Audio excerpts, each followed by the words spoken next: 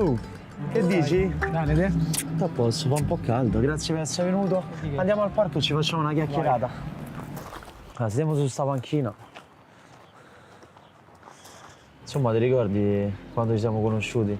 Mi ricordo quando andavamo a scuola che giocavamo a ricreazione, poi andavamo il pomeriggio a calcio. È passato tanto tempo ormai, eh? Sì, poi stavamo sempre insieme tutti i giorni. Adesso è un po' più difficile. Tanti impegni, te studi. Io ho una routine complicata, orari complicati. Sì, è più difficile vedersi, nonostante tutti questi impegni, però comunque riusciamo sempre a trovare un po' di tempo per stare insieme.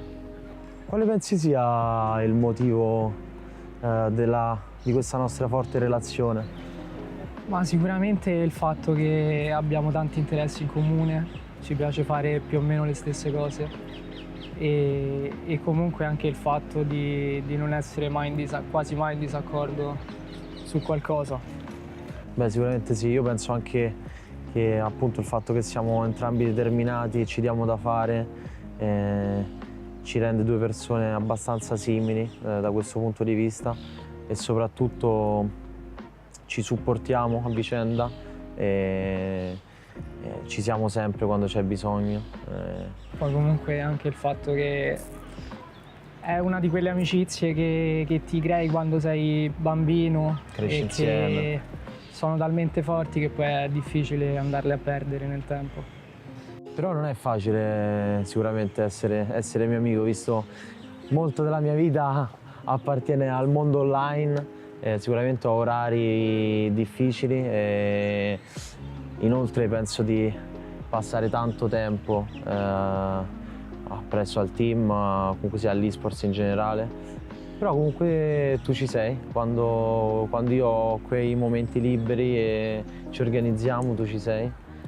Sicuramente non è facile perché comunque questo lavoro ti porta via tanto tempo e anche quando hai quel poco tempo libero hai anche una ragazza, quindi è sempre più difficile stare tra amici, però troviamo sempre il modo di stare insieme e anche se è poco tempo magari riusciamo a renderlo al massimo e a stare bene insieme in questi momenti. E poi magari anche quando non ci vediamo che però giochi, non sempre ma capita che spesso guardo le tue partite e comunque è anche quella una forma di stare insieme. Beh sì, sicuramente io sono grato che ho te e anche altri ragazzi comunque mi supportate tantissimo e non è scontato. Sicuramente proprio per questo legame che ci siamo creati fin da piccoli, io ci sarò sempre anche per supportare i tuoi obiettivi e appunto grazie. E sicuramente ci ritroveremo con le famiglie insieme quando avremo tempo. Sì, penso, visto la nostra determinazione sicuramente ci arriveremo e riguardo le famiglie sono sicuro, visto il nostro passato, che saremo in grado di costruirci la nostra e passeremo bei momenti. Magari i nostri figli giocheranno insieme, chi lo sa. Magari faranno come noi.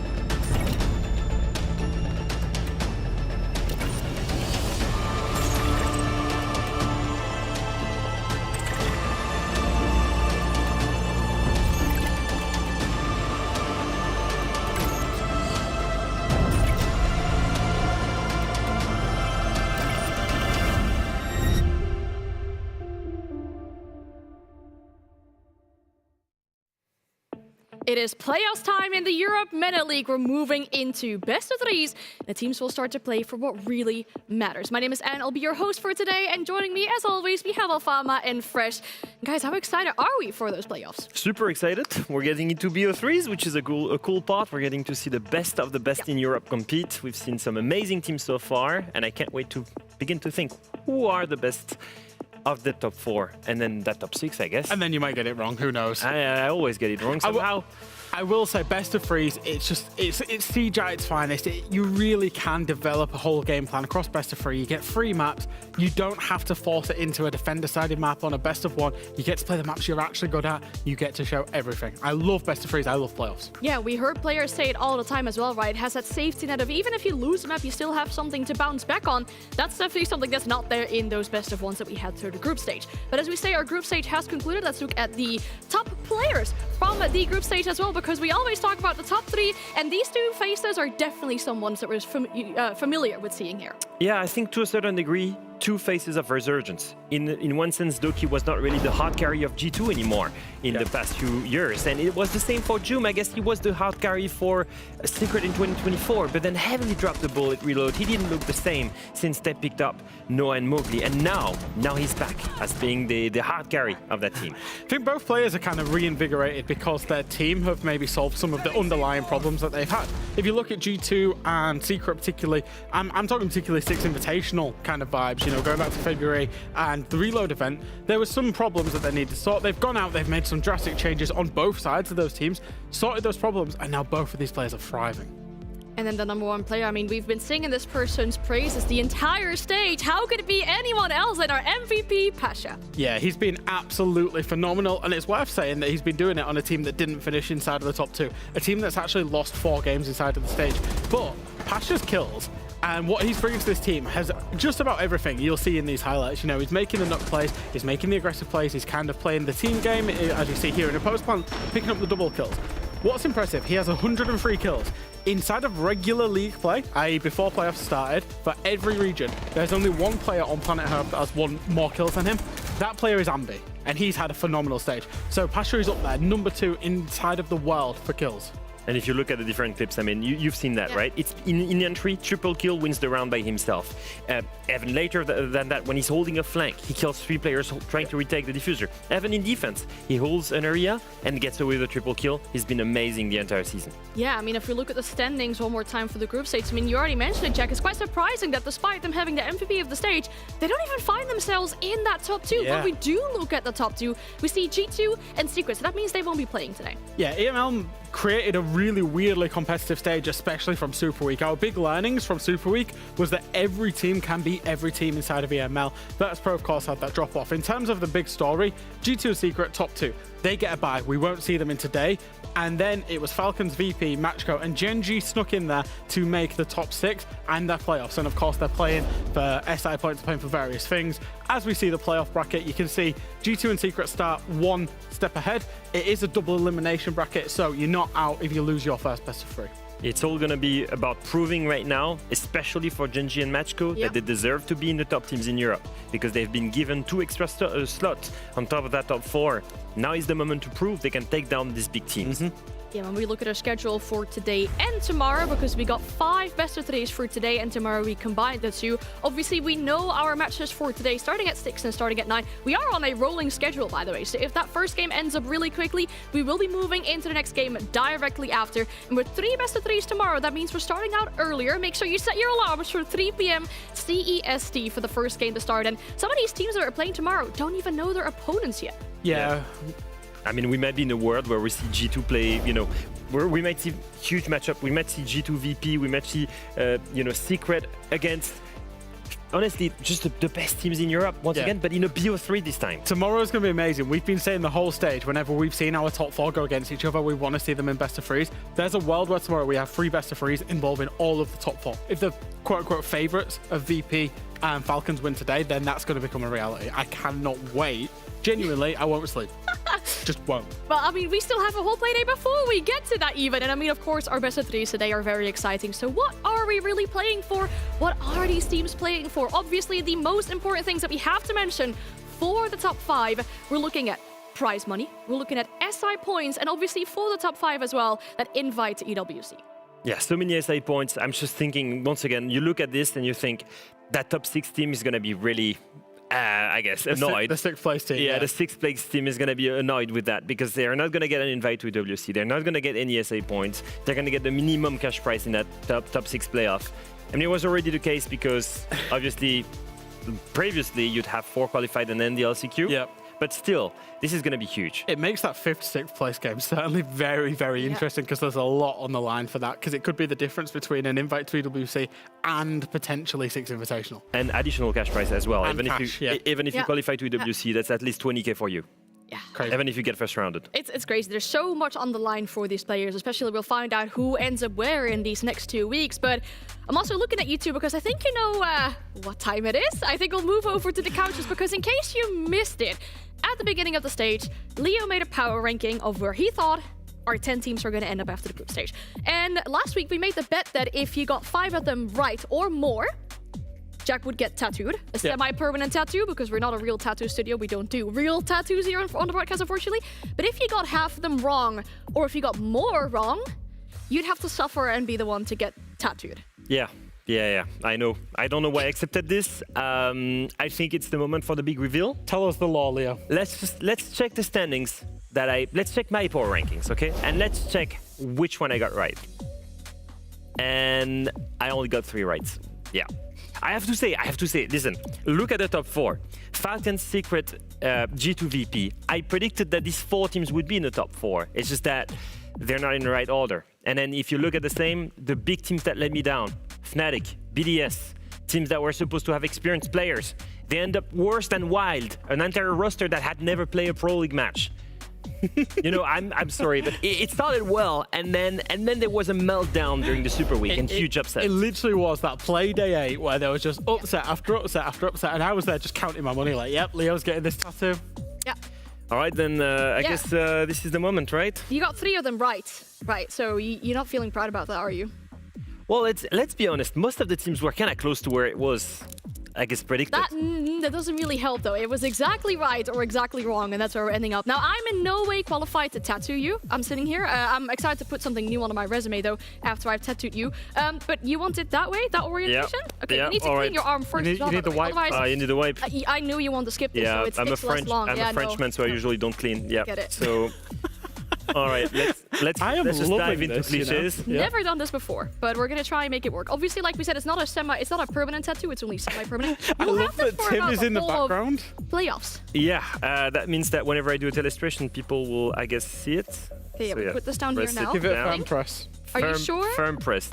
Let's go. Yeah, and then we put this on there as well. I think I'm gonna put it like that, so it covers the whole thing. For some reason, Jack committed to finding sleeve might go the worst possible tattoo design, I guess. That's me. Yeah. I'm just the worst at everything. I'm great. Like, seriously, did you try and take the worst ones possible, or were you thinking they actually look decent?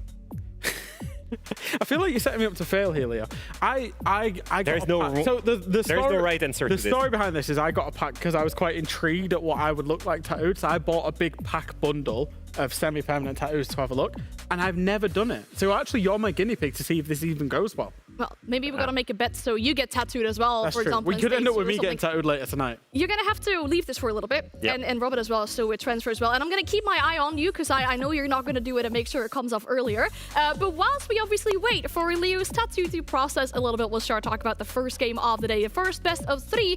And that involves Matchco, an Italian team. And if you've watched at the beginning of this show, you might have seen that first interview that we did with Teb in Rome. But we went to Rome again to speak with Teb and Dora to find out that playing for Matchco means so much more to them than just playing for an org.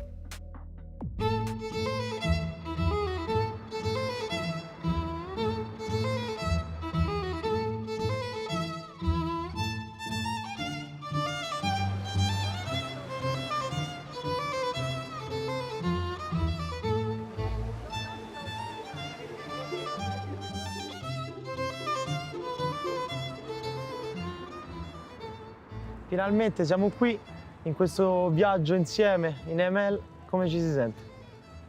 Si sente bene, oh. Io non so te, ma è il mio sogno da una vita. È iniziato bene, vediamo di finirlo ancora meglio.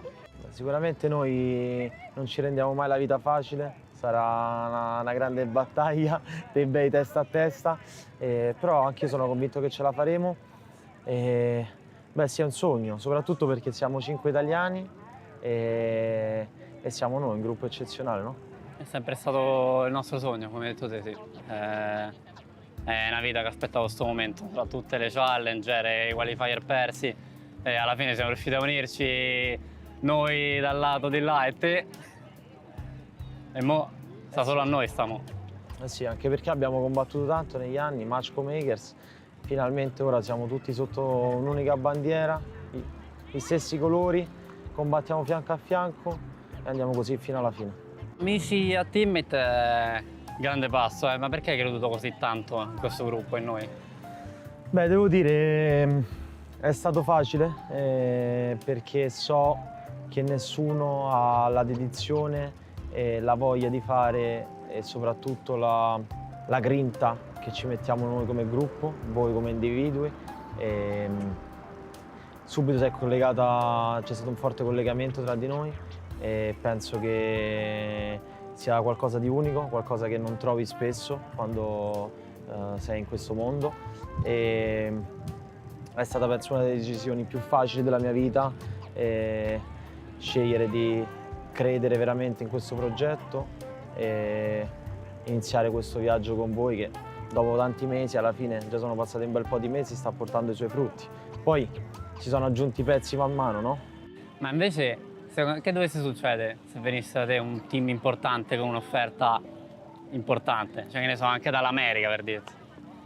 Non ci penso neanche 2 volte a dirti che per nessun motivo al mondo lascerei adesso Matchco, il gruppo che abbiamo creato, e neanche davanti ai soldi, perché penso che quello che abbiamo costruito sia molto più importante e soprattutto sia una grande chance per tutti quanti su tutti i fronti, economici e anche di visibilità. E quindi credo fortemente in quello che facciamo, è anche un po' il nostro bambino, no? L'abbiamo creato noi tutto questo, quindi non avrebbe senso abbandonarlo. No, hai ragione, è sempre stato il nostro sogno, ora che ce l'abbiamo. Che facciamo? Lo abbandoniamo? Ma te l'aspettavi tutto questo? Pensavi così tanto supporto, nonostante ci fosse, diciamo, il dubbio che l'Esports in Italia non andasse poi così tanto? Ma in realtà sì, perché comunque, vuoi o non vuoi, in questi anni c'è comunque stata sempre gente che magari se fai la live su Twitch viene a guardarti, se fai il torneo ti scrive il messaggio. Quindi una volta che fai finalmente il team serio, riesci a qualificarti per l'EML, la gente un po' di hype lo crei. Quindi sicuramente il supporto c'è sempre stato, ma adesso ce n'è molto di più.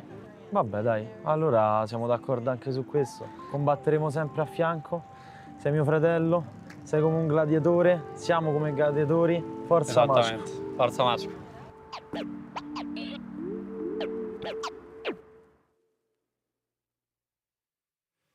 Like 2 gladiators in Rome. I mean, we talked about it. It's the first time in Steve's Esports that we have a full Italian lineup with an Italian org as well. Absolutely huge for them. But before we get further in this game, I want to catch up real quickly. You've taken away the whatever it was that was covering your tattoo.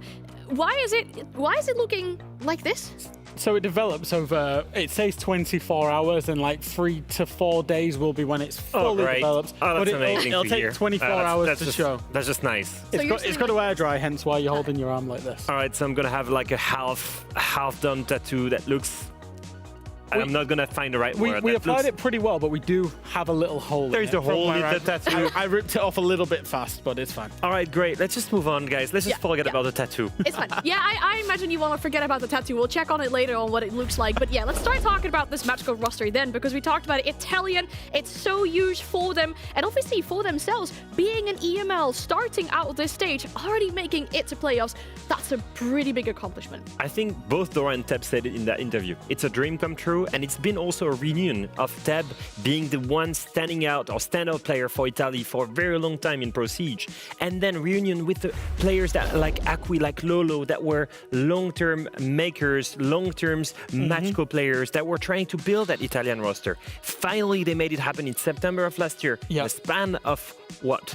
a couple of months, they managed to qualify. One of the things that I will say about this roster is it's great that they've achieved playoffs. However, I do think they've overachieved on their stats, actually. And if we take a look at just how much they've overachieved on their stats, you will be saying, Mamma Mia! Because actually, in terms of the league, their league position was 5th. So you'd expect stats around there, right? Team KD, 10th position. Defense win rate, 9th position. Opening kills, 9th position. Trading, 10th position. These are key stats for any team, and actually they are lowest in the league at some of these stats. One thing that has saved them, and this has literally won them points. This is the one thing that got them into playoffs, was their clutches. Number 1 in the league with 12 clutches, Leo. Yeah, it's absolutely insane. Honestly, when you look at this, you think, wait, 12 clutches? How many is that per game? And then you think, when was the last time? And actually, it was the only time Matchco played against VP. And they won Matchco 7-5. They actually managed to beat VP, a team of the top 4. Let's take an actual example of what happened, because this was the first time ever that VP dropped the win rate. They dropped their win streak against Matchco in that Chalet game. They're leading 4-3 right now. And it's 3v3, 20 seconds left. Surely Matchco doesn't win this. Let's take a look at this. We see Lolo right now is upstairs. They're attacking the bar bomb site, and they're forcing their way into main. Lolo is holding the hatch, and then 2 players will need to come in from this entrance, in from main, into bar right now, facing 2 anchors on site. Now, look at the way they've been playing this. Dora is the key player here. He's gonna send the green bees into the main stairs, and he's gonna prevent the only roamer that's off site, Pasha, who looks completely clueless. He doesn't know what to do. He can't do anything. He's cut off from the rest of the teammates. So then they can double up on that bar already. And when Aki dies, instant train from Dora. Now, because of the trade, he can go for the plant. His player upstairs, he's covered, will now face a 1v1 because the only other anchor decided to flank. And that's a 1v1 won by his teammate. Lolo can then drop. At this point, they know the only player is downstairs. He was stuck because of the green bees. So when another player dies, Dora trades again. That's the quality of Matchco. Their ability to take away rounds. They should never win in clutch situation, and that was the only reason why Matchco was able to beat VP in a BO1. Is it gonna be enough to win in a BO3? That's my biggest worry, because clutches, they're not reliable. No, but it's crazy to think that that could have been a 6-6, and it could have technically been a Virtus.pro victory there. I mean, the first time they really got upset in that stage, as you mentioned. So let's look at VP as well then, and that roster, because if you look at them and their improvement they made from barely making it into top 6 last stage to top 4 right now, there's 2 big difference makers. I mean, we're talking about them months in the shadows with CHX. We're talking about them playing on bootcamp with 10T ping, and it's actually worked out really well for them. Yeah, I think they've actually had a good stage. That being said, big caveat, they finished about where I expected, inside of that top 4, in the lowest position of the top 4. It looked so good right at the start. It looked really, really good for them. They were playing faster. They were playing modern day Siege. It was on CJX. It was all roses. Problem is, I think they got caught out by, once again, that underlying issue, which was map pool. They're not particularly great at Clubhouse, but they've had to play Clubhouse because of the maps that they have been banning. If you look at their map pool, left to right is the maps they dislike, the maps on the left, love the maps on the right. Now, Nighthaven, Skyscraper, Lair, and for the most part, Consulate, they've been banning it away as much as possible, particularly Nighthaven, Skyscraper, or Lair. Now, this is interesting for 2 reasons. One, it forces Clubhouse into their map pool. As you can see, they haven't won it particularly a lot. That's big attribute as to why they finished where they did. Second reason, we're facing best of 3s. Inside this map veto, they can only ban away Nighthaven, Skyscraper, or Lair. 2 out of those 3, and I would expect in best of 3s, as has commonly been the case for Virtus.pro, the team they're against will pick whichever map they leave open there. And the main problem with that is that with having such a restricted map pool, you then become predictable on the maps that you play. Yeah. And this is the reason why we see them cooking in the shadows for a couple of months, being credible at the beginning of the stage, but then people start to predict how they play, and that's why they dropped off in performance towards the end of the stage. Let's look at the map picks as well then, because I think obviously when we talked to Pasha, he said, oh, there's a bit of surprise maybe left for us when the best of 3 comes out. And like you say, Fresh, as if you are so good at predictions, the first map to be brought out. Maybe you could compliment me if this was any team other than Virtus.pro. But Virtus.pro, they will ban away Nighthaven and Skyscraper. That will leave the obvious choice of Lair to boot for Matchco to be picked. That is absolutely not a surprise. And I think also Matchco's bans are not a surprise. That Cafe and Bank are the 2 best maps for Virtus.pro by far, and Matchco are going to get rid of both of them. Yeah, which then leaves off on Border. Yeah, Border and Chalet and Clubhouse, right? 3 maps that are in the map pool of VP. I think Border is probably the best one. The one where they have the best track record. It makes sense on both sides. I will say, though, that Lair is a really good map for VP in the sense that I feel it fits their playstyle, and I was surprised they were not playing it yet. I'm assuming that they've been cooking and they're amazing at it. And then the decider will be Chalet here, a direct rematch from their first BO1 in the stage, which is not really surprising. It's not surprising, apart from the fact that VP really struggle with Clubhouse. So Matchco banning it, like giving VP a choice to play Chalet where they like it, or forcing them onto Clubhouse was a little bit of a surprise for me because of VP's recent struggles on that map. But as you say, Leo, Matchco beat VP on Chalet. They've already experienced it. They know what they're coming up against. It keeps everybody inside of that comfort zone, which probably makes it a little bit easier. But it took one clutch. But it did take a clutch. True. So we'll see how it goes now in the BO3. Yeah, and I mean, I want to highlight and zoom in rather on that first map, given it's so important that we're going to see Virtus.pro on a map they haven't even played yet. Matchco are kind of going into this blind, given that we haven't seen any footage on Lair from Virtus.pro. What are we expecting from them? I think on the side of VP, we know them as methodical, right? They like to go step by step. They've been quicker, yes, but their, I guess, core gameplay is still the same. Lair is very much like that. Lair is basically an outer rim or an outer frame that you need to break apart, and then you start working at the center of the map. That is very much step-by-step play, and it's very much about getting your entries in, doing the breaches or your vertical play, and then working the execute. It's straightforward, it's predictable, and that's why I actually think it fits VP's playstyle, so that's what I'm assuming from them. Yeah, I think so. Matchco do still have that secret weapon. Well, it's not even a secret weapon anymore. It's the fact that they can clutch. It's the biggest thing that they've got. And in case of emergency, what do? Teb, go clutch. Dora, go clutch. All the theory is well and good, Leo. All the fact the map should sit in Virtus.pro's playstyle. They might have sit and cooked on it for 4 months, but these Matchco guys know how to clutch. I mean, as an IGL, I take that any day of the week. If I could just make the call, okay, you go clutch, and it works, then all good for me. Okay, well, there's a lot that we could be really excited for in this matchup between these two. Obviously, given that it's a best of 3, we'll really show which of these two teams is the strongest going into this one. But it's time to bring our casters in as well. Today, we're joined by the lovely Ace and Des. And guys, I just want to know, how excited are we for these playoffs to start? Oh, I'm buzzing because best of 3s are in. That's what we were waiting for, right? Best of 1s are fun. You're going to get that mid-ground map, but a best of 3, like you've already seen here, VP are going to Lair. Let's go. Yeah, this is where you find out which teams have been getting away with it through the best of 1s. Starts to expose those shallow map pools. Could be the case for VP, who knows? But I actually quite like the map pick for VP. I think they look pretty good for this one.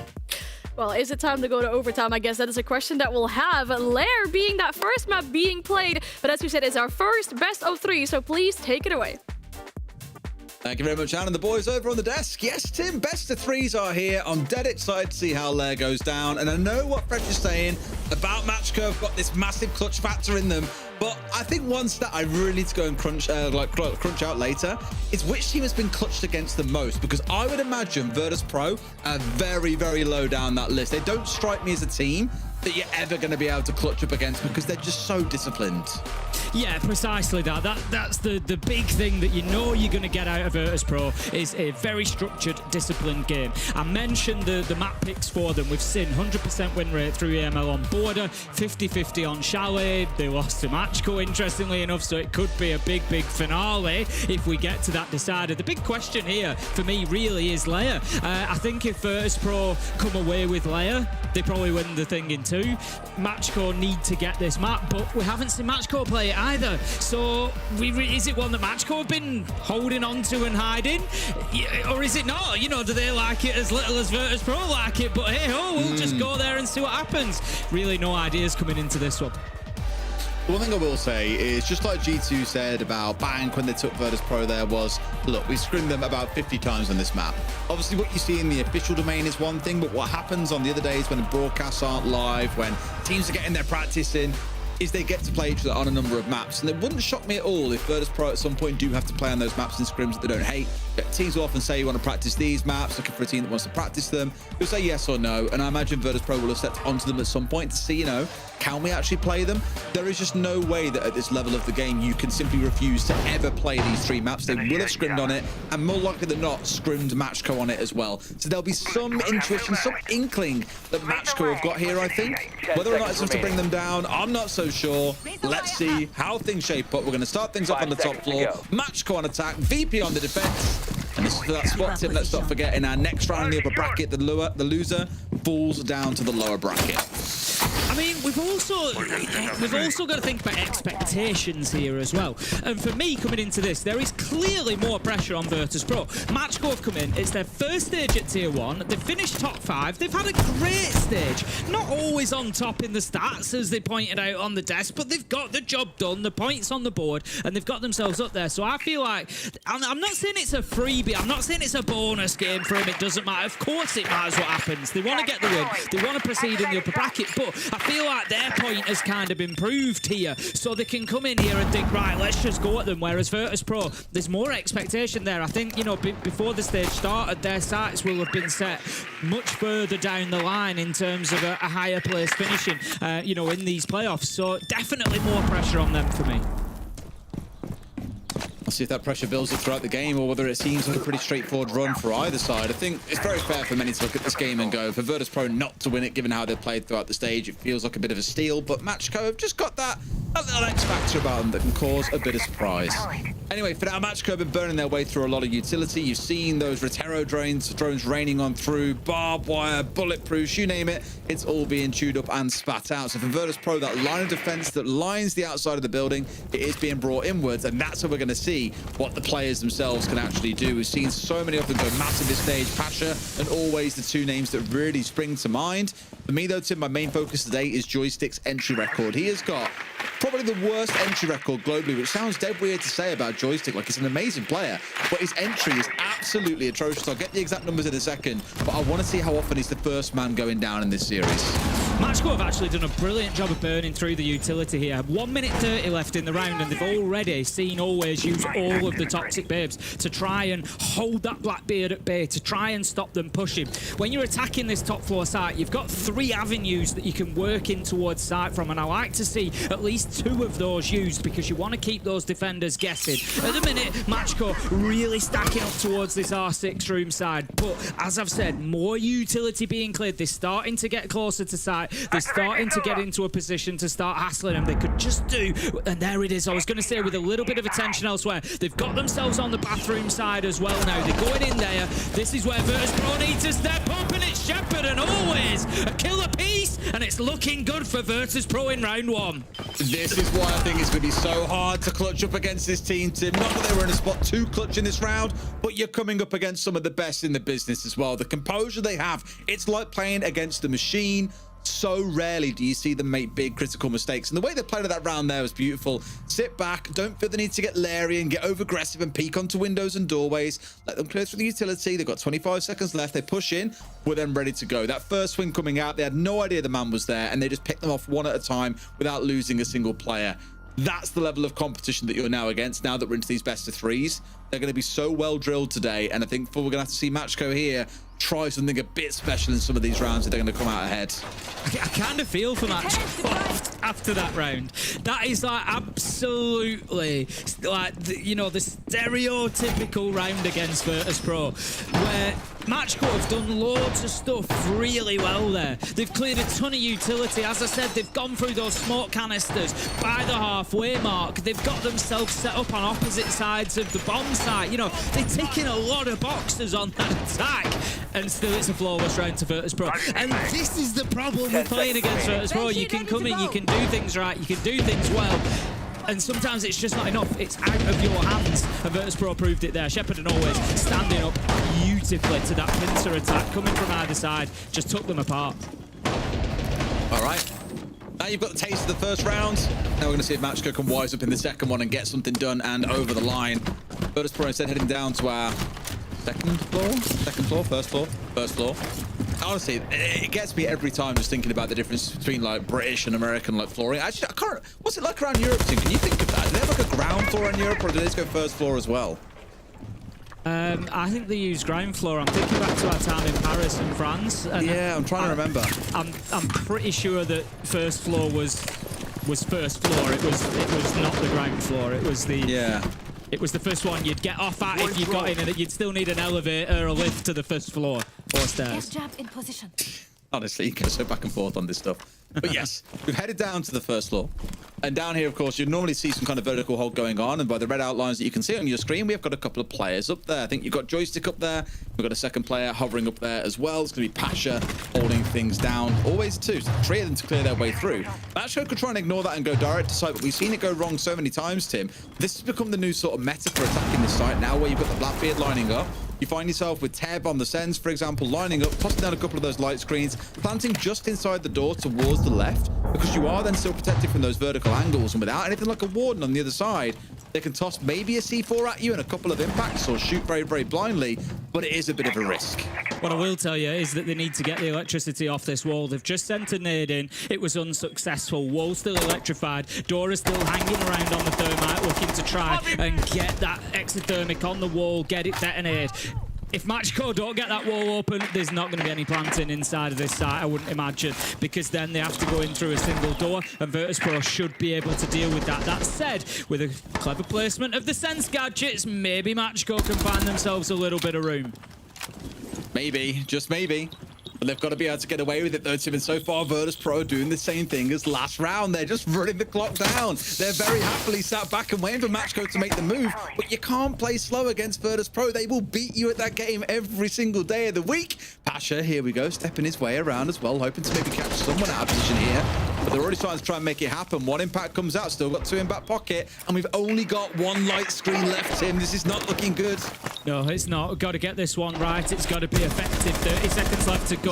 No kills yet. Dan's going to take a little bit of damage through the soft surface, but not enough to really move him. And 20 seconds left to go. Matchco just going to have to think about diving in, and this is where Virtus.pro come alive on the defense now. They start pushing and prodding, checking the flanks, hitting them on the sides. 4 versus 2 now. As Shepherd gets another. Pasha joins in on the fun as well. And this attack is over for Matchco. Akui's going to have to just try and drop into sight. Doesn't even get the opportunity. It's Joystick to find him. Virtus.pro looking very comfortable on the defensive layer, and that should be ringing alarm bells even after 2 rounds for Matchco, because those maps that are coming up are pretty favourable to Virtus.pro. They need a win on Lair. All right, time for Dez's first hot take of the night. I actually think Matchco are losing this game to themselves. They're not losing it to Virtus.pro. And it's not to say that Virtus.pro aren't playing the map well. They've shown they can play Lair. Cool. My biggest worry is, like I said during the round, Matchco hesitated 5 times on this doorway. They've used every single light screen. Watched you get impacted out. Not tossed down a smoke, for example, to try and make a play happen instead. And then let Joystick flank them, as you've just seen there with the final kill towards Aki. He was up there sooner as well. They've largely sat there and waited for Virtus.pro to beat them. The flanks coming out of Pasha, for example. It's very rare that you see Virtus.pro being the ones that go, all right, lads, I'm really bored now. I'm going for a little cheeky roam here and see what I can find. But they send 2 players out. They get a few kills between them. Matchco is sitting there waiting to be beaten, and you cannot play like that against Virtus.pro. Now, I'm not saying the answer is let's just rush our socks off in the next round here and run down Virtus.pro while there's still 2.5 minutes on the clock, but we have got to see them move a little bit quicker. Take some risks if you've got to, because playing this slow, composed style of Siege is just playing the way that Virtus.pro want you to play Siege. Yeah, like you say, you know, the basics. They've got to be getting the basics done quickly, getting that wall open, giving yourself some space. Moving, again, I'll come back to how bothered with Virtus.pro on the defense there. Not very. They were able to just play their positions. I say it time and time again. Defenders will naturally play in what they see as the strongest position for that site. And all 5 of them are going to do that. They're playing into their own utility. You have to get them moving. You have to disrupt them. You have to get them into position 2, position 3. Force them to play these more unconventional spots where they don't have that cover from the teammate, where they don't have that utility to work behind. And that's something that Matchco have not been able to do so far. Virtus.pro have been very, very calm, very, very able to just stay where they want.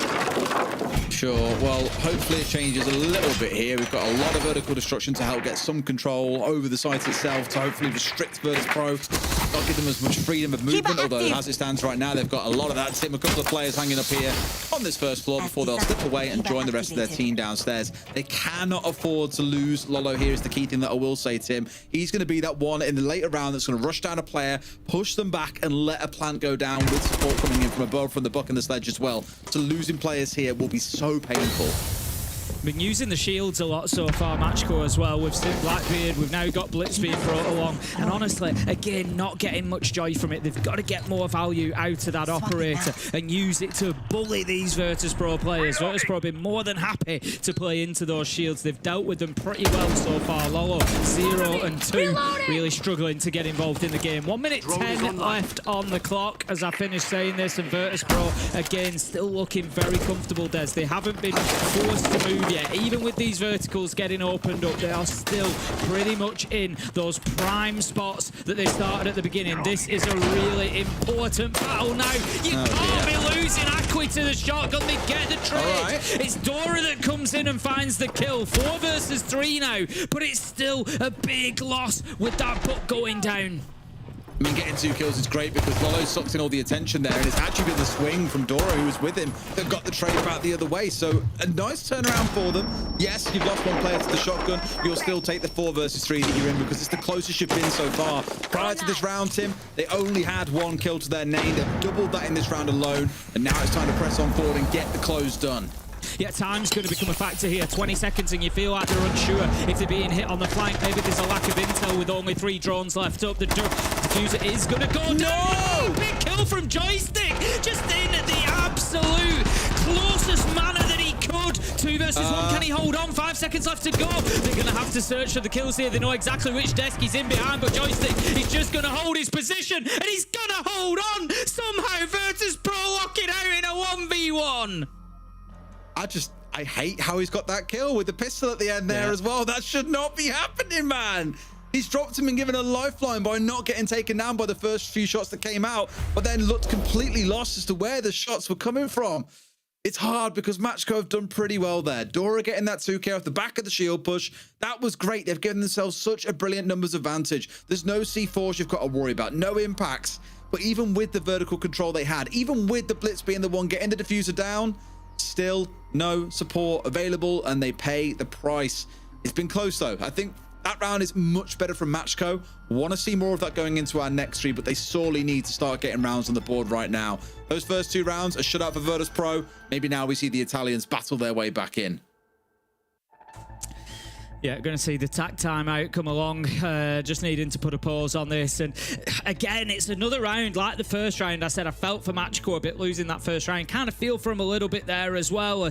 Wasn't too sure about the challenge onto the shotgun on the stairs, but they got it done. They came away with a 2-body advantage, and it got them down and in towards side. But again, it was just a little bit too much to do with too few seconds to get it done. It was 25-ish remaining on the clock before they started pushing in. And as I've always said, it gives you 1 roll of the dice. That's the big problem. You know, it has to work that time. And when it doesn't, when you've got a player like Joystick who will hit that pistol shot and will get that kill inside a sight, you don't have any opportunity to go for a second shot at it, to go for another chance. And it was the big problem for them. Ultimately, hold on, you're just round that corner. Oh! Yeah, heartbreaker, real heartbreaker. Could have been the moment they got themselves started, but alas. And now we're going to go back up to that top floor, Tim. We go back into that second quarter of the game, as I often call it. We're going to see those same 3 sites again. We've had the tack timeout. Matchco here should have a game plan to get this one over the line. However, you're also going to see Virtus Pro change things up here. You've got Shepherd going across onto the Shanky. You've got Always stepping onto the smoke. Still a lot of stall to play behind when you also pair it up with the Goyo canisters, for example. It's the pace that's the problem, not so much the operator picks for Matchco. And yes, operator picks can enable that pace. We saw it a little bit with the blitz at points to help them get control of stairs, for example. I'm just a bit nervous that they aren't going to have enough control with what they've got. They're trying to make a set piece play happen with this Glaz in play from Teb. Just don't know if it's going to be enough. Got the drones set up already, so we're going to be assisting on getting somebody inside of the building as well, I would imagine. Drones were a problem. I picked up on it last time. In the last round, they were down to 3 or less from the end of the round. It's an issue. You've got to have as much intel around the map as you can. We could see it in Matchco's movement, checking back up the steps, so we'd be in flight. Not completely sure what was going on. We've got a bit of a heart breach coming on here, looking to get in aggressively here, Aqui, and take a bit of ground. He's not going to find himself a fight just yet, and the drones are going to now start moving in ahead of Ghost as well, so that he can support. I like this from Matchco. It's kind of addressing that time issue. They've still got 9 drones left as well, a minute into the round, so it's addressing the 2 big factors factors that I've mentioned, time and intel. At least they've got those sorted. Okay. Well, let's go pretty quickly. Actually, well, looks for two smokes are going in. The Glass is stepping on boards here. This is much better. 70 seconds in. We're trying to make something happen. Here he comes, but look up nice and close. It's done. Plant's going down, but there is fire, there is smoke, and there is a hell of a lot of utility that has largely been untouched here by the Matchco side. Oh, 3 rounds they've had to play the utility game team. They've had to clear it. And this round they've said, utility? What utility? Short-term memory loss is not your friend. And now they've got to try and recover this round somehow. But to me, it already looks pretty lost.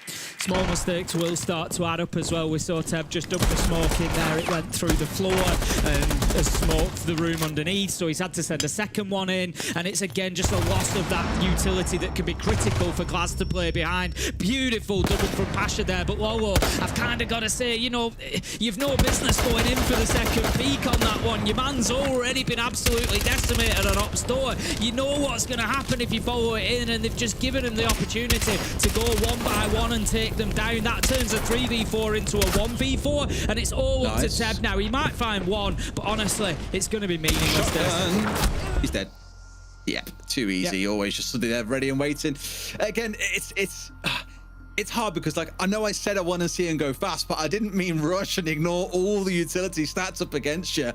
There's surely a degree of that when you're coming into the droning phase that you see, okay, they've got a Chanker on side. Okay, they've got a smoke on side. They're playing really heavy anti-plant denial right now. So we need to do something here to either clear them out, rush them down on that side of the map rather than worrying about the objective, or we've got to find some way to negate all that utility first. And that was just a little bit of a calamity is probably how I'll best describe it. Virtus.pro looked completely ready for it, and there was very little Matchco could do to surprise them. Like you can see here, look, you've got smokes going off, you've got fire on the ground. Just, it didn't really matter what they tried to do from that point. They were always doomed. Pasha doing Pasha things. Of course, we're used to seeing this by now. Matchco just don't look very competitive on this first map, though, Tim, and it makes me worry this could be a bit of a speed run by Virtus.pro. Yeah, I mean, we did wonder about Virtus.pro, of course, coming in. We said that there were maps that they just haven't been choosing, you know, that they ban out a lot of the time. Lair is one that we haven't seen them play on.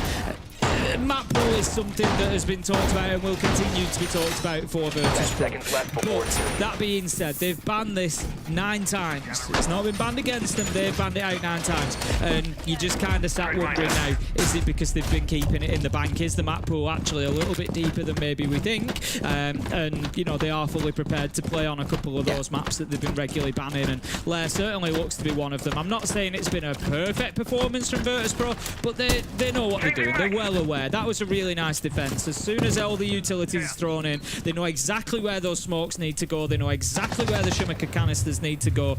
Really good stuff from Virtus.pro. I'm looking forward to seeing them on the attack and seeing whether that's for me often the real telltale of whether a team is good on a map, whether they're prepared for a map, is how well can you do it on the attack. I would love to think there's a world, and it probably is this world that we're in now, where Virtus.pro is like, oh, you guys think we can't play those 3 maps? No, we just don't like them. That's the only reason we don't play them. That's why we're permaban. We just don't like them, but we can play them. Evidently so, because they're playing this one ridiculously well so far. And I imagine there'll be a few teams who are going to start being wary of Virtus.pro's Lair. Probably go straight back on the permaban list, by the way, but everyone will know they can play it. Easy step out there from Dan. A second lining up. I thought for a second he was going to find his man. Ready for Dora, maybe joining him around the back, as we've seen quite a few times here. Lolo's gone down early on Tim. They have barely stepped their foot inside the building, and Virtus.pro are bullying them.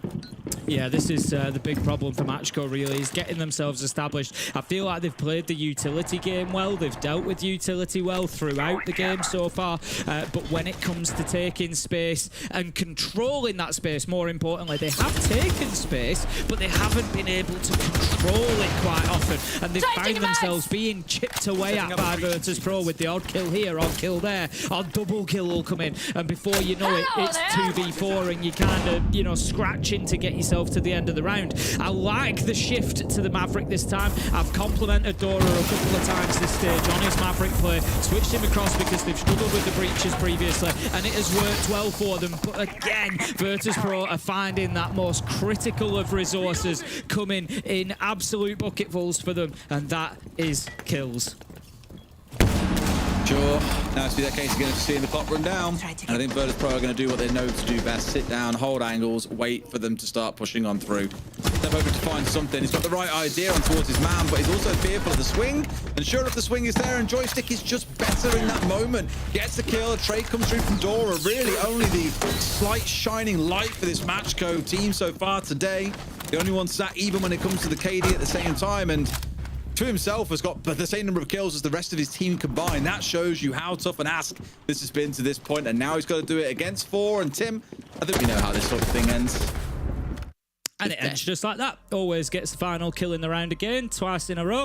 I think Virtus.pro are starting to really feel confident as well now, which, you know, they should do. They're 5-0 up and they've been winning these rounds reasonably comfortably. The reason I say that, Joystick swinging for that second one onto Dora, he was still reloading as he was swinging. And, you know, that's Joystick knows better than that. But he's kind of just like, yeah, I'll go and have a look. It's fine with 4v, I think 4v3, 4v2 or 5v3 at that point. They had a decent advantage. And you can just see it in the gameplay that they're getting a bit more sort of brazen of Virtus.pro here, and they're willing to just take the challenges on. I just think at this point, Tim, it's pretty cut. It's pretty done. It's really hard to see how Matchco managed to get around back here. Second half, maybe things change. We're always saying 2 halves to a game of Siege, but it's a big ask. Down to the basement we go.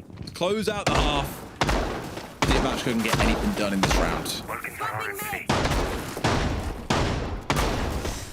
I think that, you know, I don't really need to say it. They desperately need this round. They need absolutely everything that they can get here just to try and, you know, I've said this quite often before as well. If you're going to go 5-1 in a half, and by that I mean be on the receiving end of 5-1, the best round you can win is round 6, because it at least gives you something going into that second half, going into that switch. You move on to the defense. You got that attack. It gives you something, gives you some sort of hope. So Matchco, it's the sort of a thin thread to hold on to, but at least if they can get this, it's something.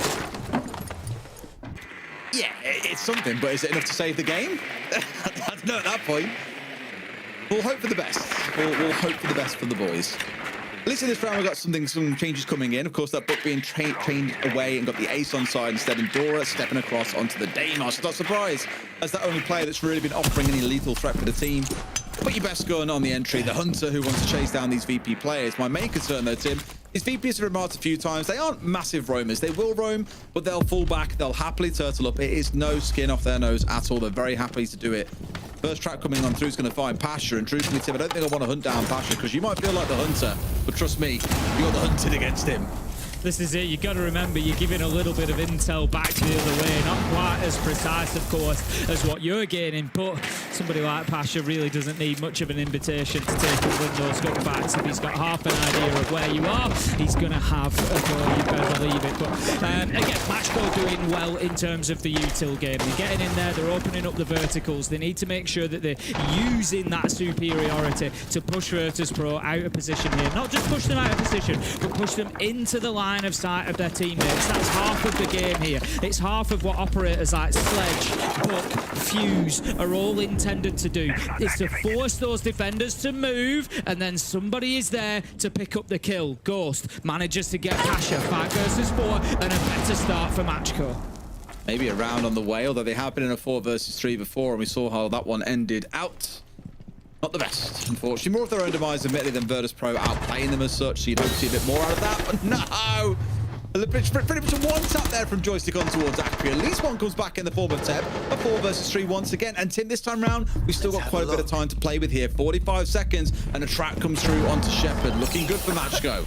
Yeah, they've definitely got themselves up to a better pace in this round. They've forced Virtus.pro out of position. They've got more seconds on the clock. They've kind of got everything going for them here, as well as that 4v2. And it's all come off the back of their first entry kill. So far, every entry has gone in favour of Virtus.pro. Look at that, much better from Matchco, pushing from multiple sides, leaving Joystick in a no-win situation. We're going to have Dan, trying to do something about it. Couldn't find even one. Matchco with a solid win in round 6. Like I said, if you're going to take only one round in the first half, it might as well be round 6, and maybe they carry some momentum forward with them. Much better. And obviously the big question you'll ask there is, where was that a few rounds ago? It was a lot better. They cleared the map well. They made use of utility. The Deimos in particular was the key one to look at there, and look at how it was helping them clear through the map. They hovered Dockerby a couple of times throughout the half. Wouldn't have been a bad one to see either. Made use of the verticals to punish onto those players that were sat static and maybe don't have the experience on this map to know about every possible angle that a team can exploit against you. Again, you'd expect VP to have that, but given they don't play it so often, maybe it isn't quite built into their wheelhouse. Either way, VP are the ones up 5-1. Matchco have got a bit of a mountain to climb here, and they're going to start that out with a double shield ban. Back the other way is going to be a Chanka and a Clash. Yeah, next 2 or 3 rounds are absolutely vital for Matchco. Need to get themselves back within touching distance before they allow Virtus.pro onto that map point. The reality is that we expect Virtus.pro to have some map point opportunities. We expect them to get an attack somewhere, get onto 6, and have those chances. Matchco now are playing a game where they've just got to delay that for as long as possible. If Virtus.pro come in and walk over this first attack, huge problem for the Italian side then. Whereas if it's 5-4 and they get the 6th, and then you've only got to defend 2 rounds and keep them at bay to get yourself to overtime, it's a bit of a different story. So Matchco, essential few coming up for them. They're going to kick things off up on the top floor. We'll see what Virtus.pro do here.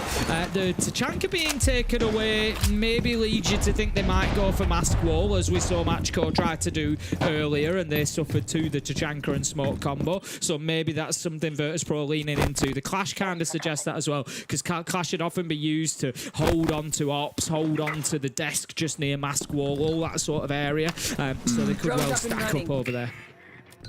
I love how, again, by the way, we're seeing always on the fuse. You've seen it quite a bit throughout the stage, and I was always like, oh, it's because shields get banned away so often. We're going to see a lot of shield play coming out of that. You won't really see the gadget get used very often, but they have found a way to make it relatively effective. And the painful thing is, no team is ever going to ban away fuse. Because you ban away fuse, they're going to run something like the Blackbeard, or they'll get around on the Blitz, for example, or a Monty. There's other shields that are equally annoying to play against, and it just feels like they know that they're always going to have this available to them. Really helps with things like utility clears. They haven't got to bring along as many frag grenades. It's just been really cool seeing a team make that operate of their own when very few others around the world are doing that right now. Yeah, it kind of removes the value from the shield ban as well, doesn't it? Like, they've used those Massively. 2 bans on shields, and yeah, okay, that's fine. We've still got the one that we always use, because like you say, nobody's really going to ban the fuse. We see the gadget being great to remove utility. We've already seen it on Op Store. Take away that barbed wire, also take away any possibility of, pre-placed nitros underneath, anything like that that could be a danger to always moving in there. He's done great work. Hard breach gadget, so much value out of that operator, and he can still keep bullying people with the shield. That was close. Yeah, almost managed to get his man, but no. But aggression not paying off this time around. At least not losing his life in the process or taking any damage. You call it quits, call it evens at the end of the day. But absolutely right, Tim. I think the space also that you get from those fuse charges is also pretty massive. Forces them out of ops, forces them back on Mez, and now VP have got control of that part of the map. Joy's just going to find one into a second. He slipped through the net, and they have no idea that he's here. Finally get a trade back on that R6 room door, but the damage has been done. It's a 4 versus 3, and Virtus.pro, as I said earlier, Tim, they're not the kind of the team to make a lot of mistakes very often. In a 4 versus 3, this should be theirs for the taking, especially when Pasha has still got 2 tracks to play with. Yeah, and especially with how much value there is in the round. That was a full, I'm inside boys come from Joystick there. He's just kind of wandering through like, oh, they've let me in. Yeah, I'll take a couple of kills. They need to get some pressure onto Ghost in this position. He's really holding them at bay here on the Azami. Maybe a little bit in from bathroom window. Try and force him out. That's a great nade. Comes in. Pasha's ready for the kill. Ted manages to get the trade. 2 versus 3. Matchco continue to hold on, but maybe not for much longer as Dan manages to find Akwi. It's all up to Ted. They're one of the most clutch teams in the league. Can they do it again, Des? And Ted being one of those players, Tim, I don't think he's going to be able to get away with it, because like I've said, if there was a leaderboard for this, and I will check it later, I am pretty sure Virtus.pro are one of the teams that you do not often get to beat in a clutch. As I say it, they find 1. There's 2 more to go, though. Always, of course, with the shield at his face, it's going to be hard to bring down in this fashion. There are only about 15 seconds left in which to make it happen and still be able to get on the diffuser here. Finding his way on towards the R6 room door. Both players are pulled way back on Virtus.pro's side. They don't want to give him absolutely anything here. Ready with a shotgun in hand, but first he's going to find himself against a shield. It'll take a second player to swing in, but he's out of time at this point, Tim. Shepard with the close down, 6-1 to Virtus.pro. Yeah, Shepard always played that absolutely perfectly. They know that they're going to hear any attempt to disable that diffuser from the corridor there. They don't need to get overly aggressive. Shepard, not being behind a shield, gets himself even further back. He's on the door just behind the corner and cuts him down beautifully. Well played from Virtus.pro, a nice attack, and that is basically worst case scenario for Matchco. As I said, coming in at 1-5 down, you need to be getting those first 2 to 3 rounds to reduce the number of map points that you need to play against. That was absolutely beautiful nade onto Ghost there. I mean, it's not really a new change anymore, but obviously we saw the changes to nades where you couldn't cook them anymore. The fuse kind of starts after it hits the surface, and now they use more in that fashion to move players out of a position. You dump it in there, it activates, you get that red warning, the player has to move, and you just hold your line of sight and cut them down as they do. And Virtus.pro just showing exactly how to use it. It's a simple thing, but we don't often see it done, you know, brilliantly well. And that was really good from Virtus.pro. All right, no more second chances for Matchco now. The Italians have got to stand up big across these next 5 rounds if they want to send us to overtime. Can't win it in regulation. Have to do it in overtime if that's where we want to get to. But again, I really don't see a world in which Virtus.pro let them get anywhere near making that a reality, Tim. Kind of heard the desk saying it might be a risk going into this map for that starting one here. You've not really seen Virtus.pro play it often. I think we're kind of seeing why now. They look extremely comfortable on it, and even though they ban it away, it's more of a don't like situation rather than a can't play situation. I'm wondering if it's even a don't like situation, or whether it's just we're just going to keep this one and use it when we need it kind of situation. You know, because they are looking very, very comfortable, as you say. What you don't know though, Tim, is that actually they've all got buckets next to them while they're playing, and after every round they just throw up in the bucket. They're just like, it's literally poisoning them to play on this map, but they know they have to do it. I really like Lair. I like that. I like VP don't. Well, it would appear not, but I bet they like it a lot more after today. 6-1, they stand against Matchco. One more round, we'll see them one map up. As a reminder for you, it'll be Border next, which was EP's choice. They've played it 3 times, won it 3 times inside of EML so far. So, you know, a great record for them. As I said, coming in here, I feel like if Virtus.pro get Lair, it's probably a 2-0. And Matchco desperately needed this one. Beautiful work from Dan on the ram. Gets the boogie drawn down and then gets himself a little victory dance as he manages to find that kill onto Lolo. 5 versus 4, and it's heading in Virtus.pro's direction. When you play against teams like this, when they're on this kind of form like VPR today, it feels like you're playing 5v10. It just feels like they're coming out of the wall, and everywhere you step, there's a drone watching you, a player ready to shoot you, an angle being held, a vertical being contested. Everything just feels like it's almost impossible to do. Here it's had about a minute and a half. We've finally got the players pushed on back on towards site here. Not bad progress from VP, but now you look eyes towards Dan to make use of that last round gadget to get it rolling across the floor and get more verticals exposed to the rest of the team to start thinking about this execute. Nitro ripped and ready. I always love this maneuver. Don't give the sound cue that it's going to come out. We're going to see it, are we? Yes. Beautifully dipped away by Always, though. Going to just be held at bay from the Vulcan canister. They continue to push and challenge onto those stairs, looking to take that ground. 5 versus 4, 45 seconds, and time could start becoming a factor as Ghost manages to find Joystick. It's the Twitch taken down, so not a huge loss in terms of an execute or getting a plant down. That's going to come behind the Blackbeard, but 4 versus 4, 4 versus 3. They managed to level it up, but the time is ticking. It is indeed. And they hold on though. A C4 still to play behind, an impact. No doubt a couple of goo mines scattered around.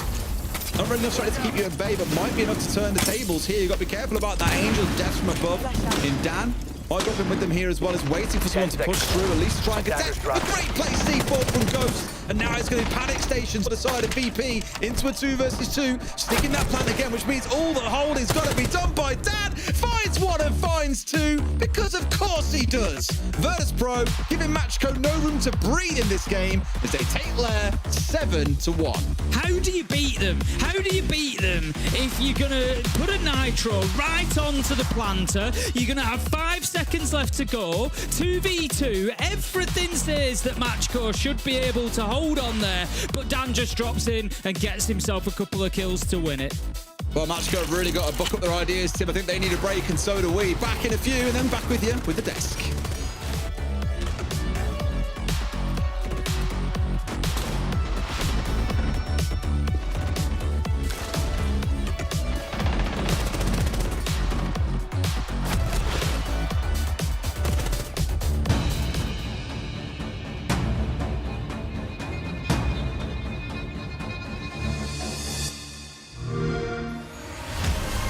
know how they say it's not the destination, it's the journey?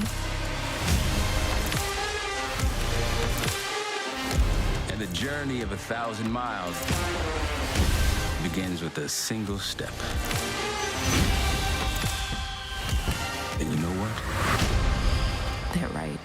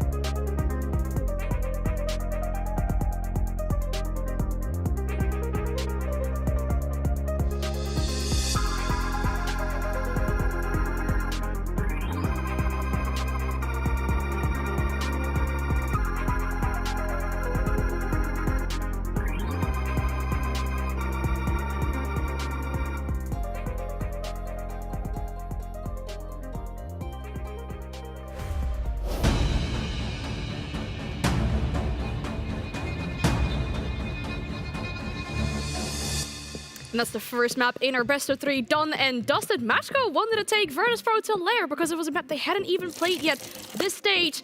They got shown why it was the case. I mean, if we look, obviously Virtus.pro starting out on defense, but I think with their first attack as well, it showed they had been practicing this. I think very clearly, and It was maybe a little bit naive of us to set it up, but Virtus.pro have banned this map 9 times in the stage. What we probably didn't mention is that Virtus.pro absolutely do play this map, and Leo did say it's a map that should suit the Virtus.pro playstyle, so maybe actually Matchco fell for the trap that Virtus.pro had set up, and they started out so well on the defenses, Leo, but really it was down to Matchco not attacking particularly hot. Yeah, obviously a 5-1 split, right? A 5-1 split, what is the reason for this? Matchco playing extremely slow, Matchco being extremely predictable and unable to problem solve even the basic stuff. I mean, the round 2, these guys are attacking, they spent 2 minutes and 30 seconds on one doorway, and they're still in the end executing through that doorway. I mean, we've seen it being, you can't play slow against VP. That's the game of VP. They're just gonna punish you for that. But then what was surprising here, Jack? Exactly like you said, the attack. Because not only did we see them actually problem solve in attack, but also switch their plans, adapt. As soon as Joystick finds the gap on that very first attacking round, round 7, they all commit and refocus the attack together on that side. And a global collective effort from everyone, whereas on the side of Matchco, utter domination, some of them on 0 kills, Lolo on 1-7. I mean, a clear gap between the two teams. I loved it. That first attack that VP put in, the plan A was not working for them, and we've seen VP just try and push through plan A time and time again. But then Joystick floating into sight, it was majestic. I was like, it was nostalgic for me actually. I was loving seeing Joystick float into sight, just open the round, and then a great shot call off the back of it, flip the attack instantly. And that's what was really good to see from VP on that map. It's really fast map though. I mean, it's our most dominant result for a map so far on the entirety of the stage. So I think for Matchco, if they do want to make sure they bounce back on this one and don't immediately drop to the lower bracket, there's a lot they have to do, but they have about a few minutes before we get into our next map.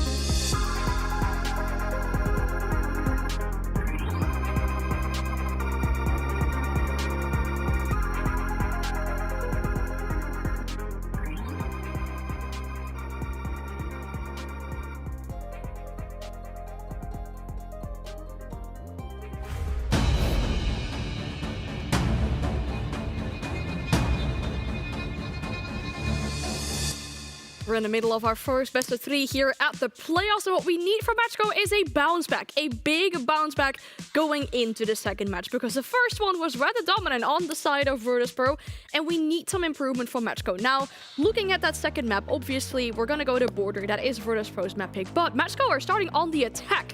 Jack, what can they do to turn this tide around? Well, if we look at what was their big problem on Lair, it was almost losing to themselves by being so slow, so predictable, so just in their own heads, scripting absolutely everything they were going to do on every attack.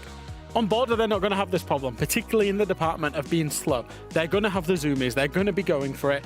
We've seen in Challenger Series, a lot of times they've played this map, pre-planned executes, just the fast-paced stuff, the blitz, the glass, the ying, whatever you ban in terms of attacking bans, it doesn't really matter too much because there's enough on the attack to still get it off.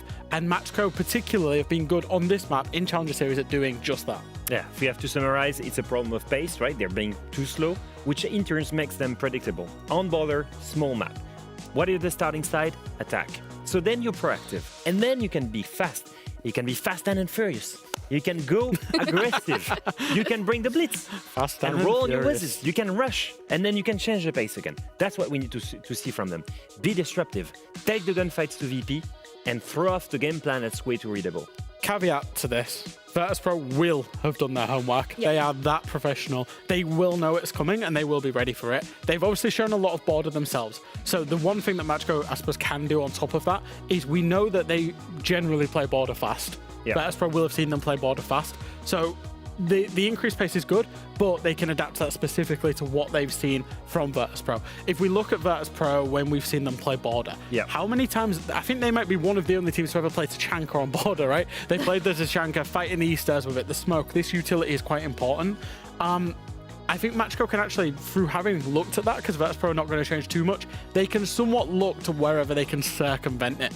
Because when they're going head-to-head, when they're, knuckle to knuckle with Virtus.pro, they're not winning at the minute. Lair has just shown us that. So maybe they've got to look to, find that weak point, find that inflection point, and then go from there. And we've seen things like this before for Matchco, right? We've seen them play against teams before where the opportunity spotting and the gap seeking is just absolutely amazing from them. Like, we've seen them play, for example, on Consulate, where they know where the gap is, they know how to abuse it very well, but like you say, they need to really switch at the pace as well. How are they going to combine all of that? But that was a pre-rehearsed rush. They had a pre-rehearsed drone, they had the Brava, and then they executed that rush. What did we see on there? They tried that pre-executed rush. Who is ready with that? Smoke Tachanka on the side of VP, and they are just ready for it. So for me, it's more a question of looking at VP's track record on Border. They win barely 8-7 against Fnatic, a team that was playing a little bit slow. Our 10th place team in the league. But were really inconsistent. And then they go and play BDS, 7-3 victory. And then they go and play Wild, 7-1 victory.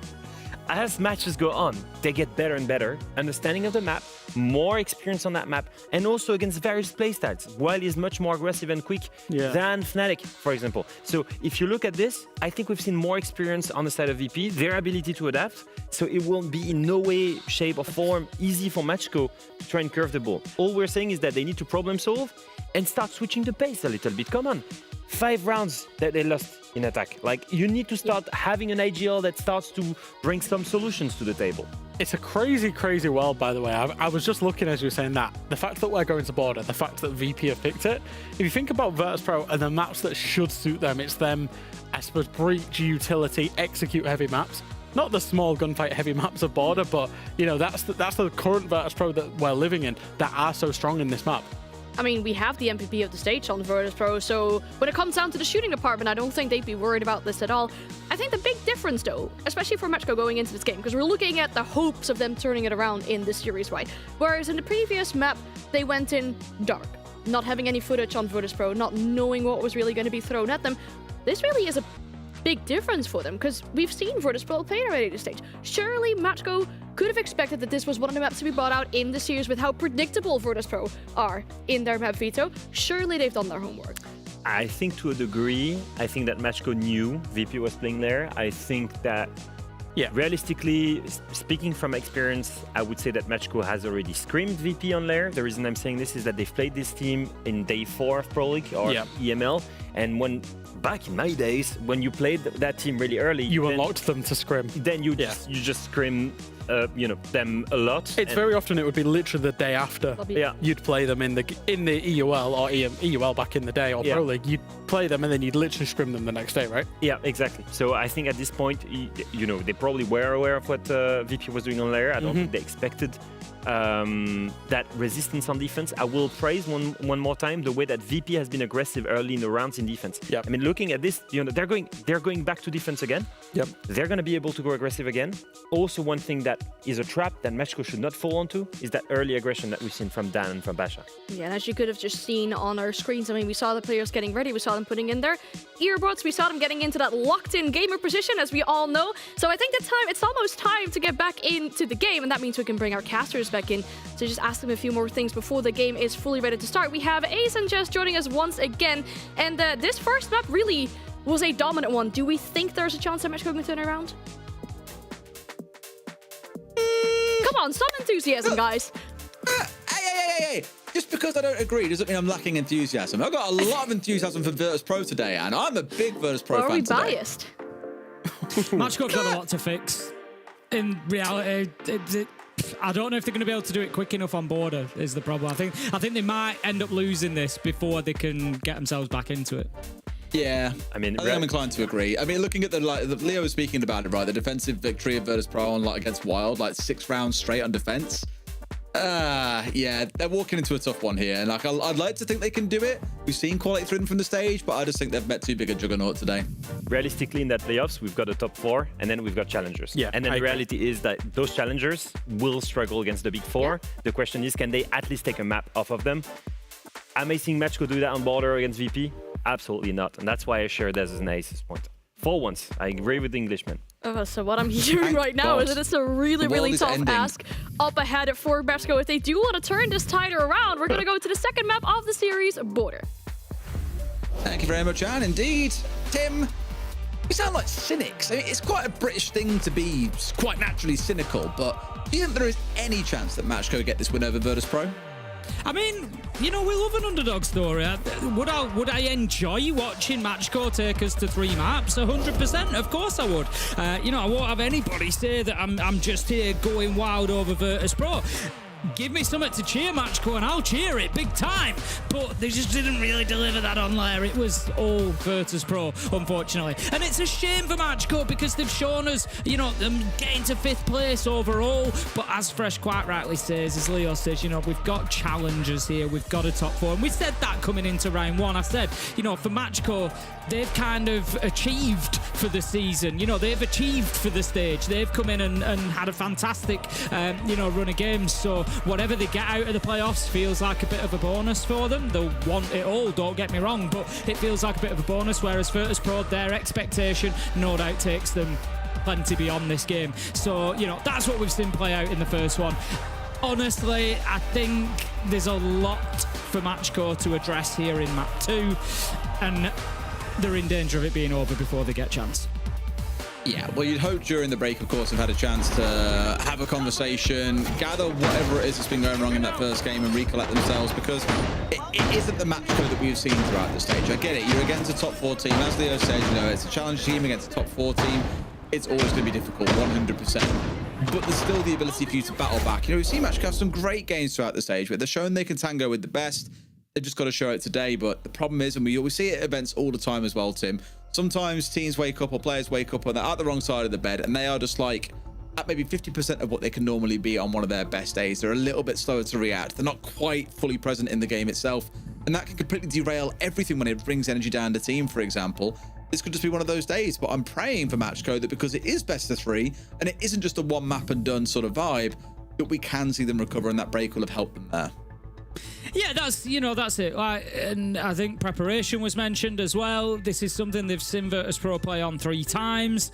There's plenty of tape there for them to have gone over. They know that if left to pick, that Virtus Pro will pick it. So, at least from that perspective, Matchco should be very, very well prepared for coming in here. I pick up on something Leo said about that aggressiveness on defense, particularly from Pasha and Dan.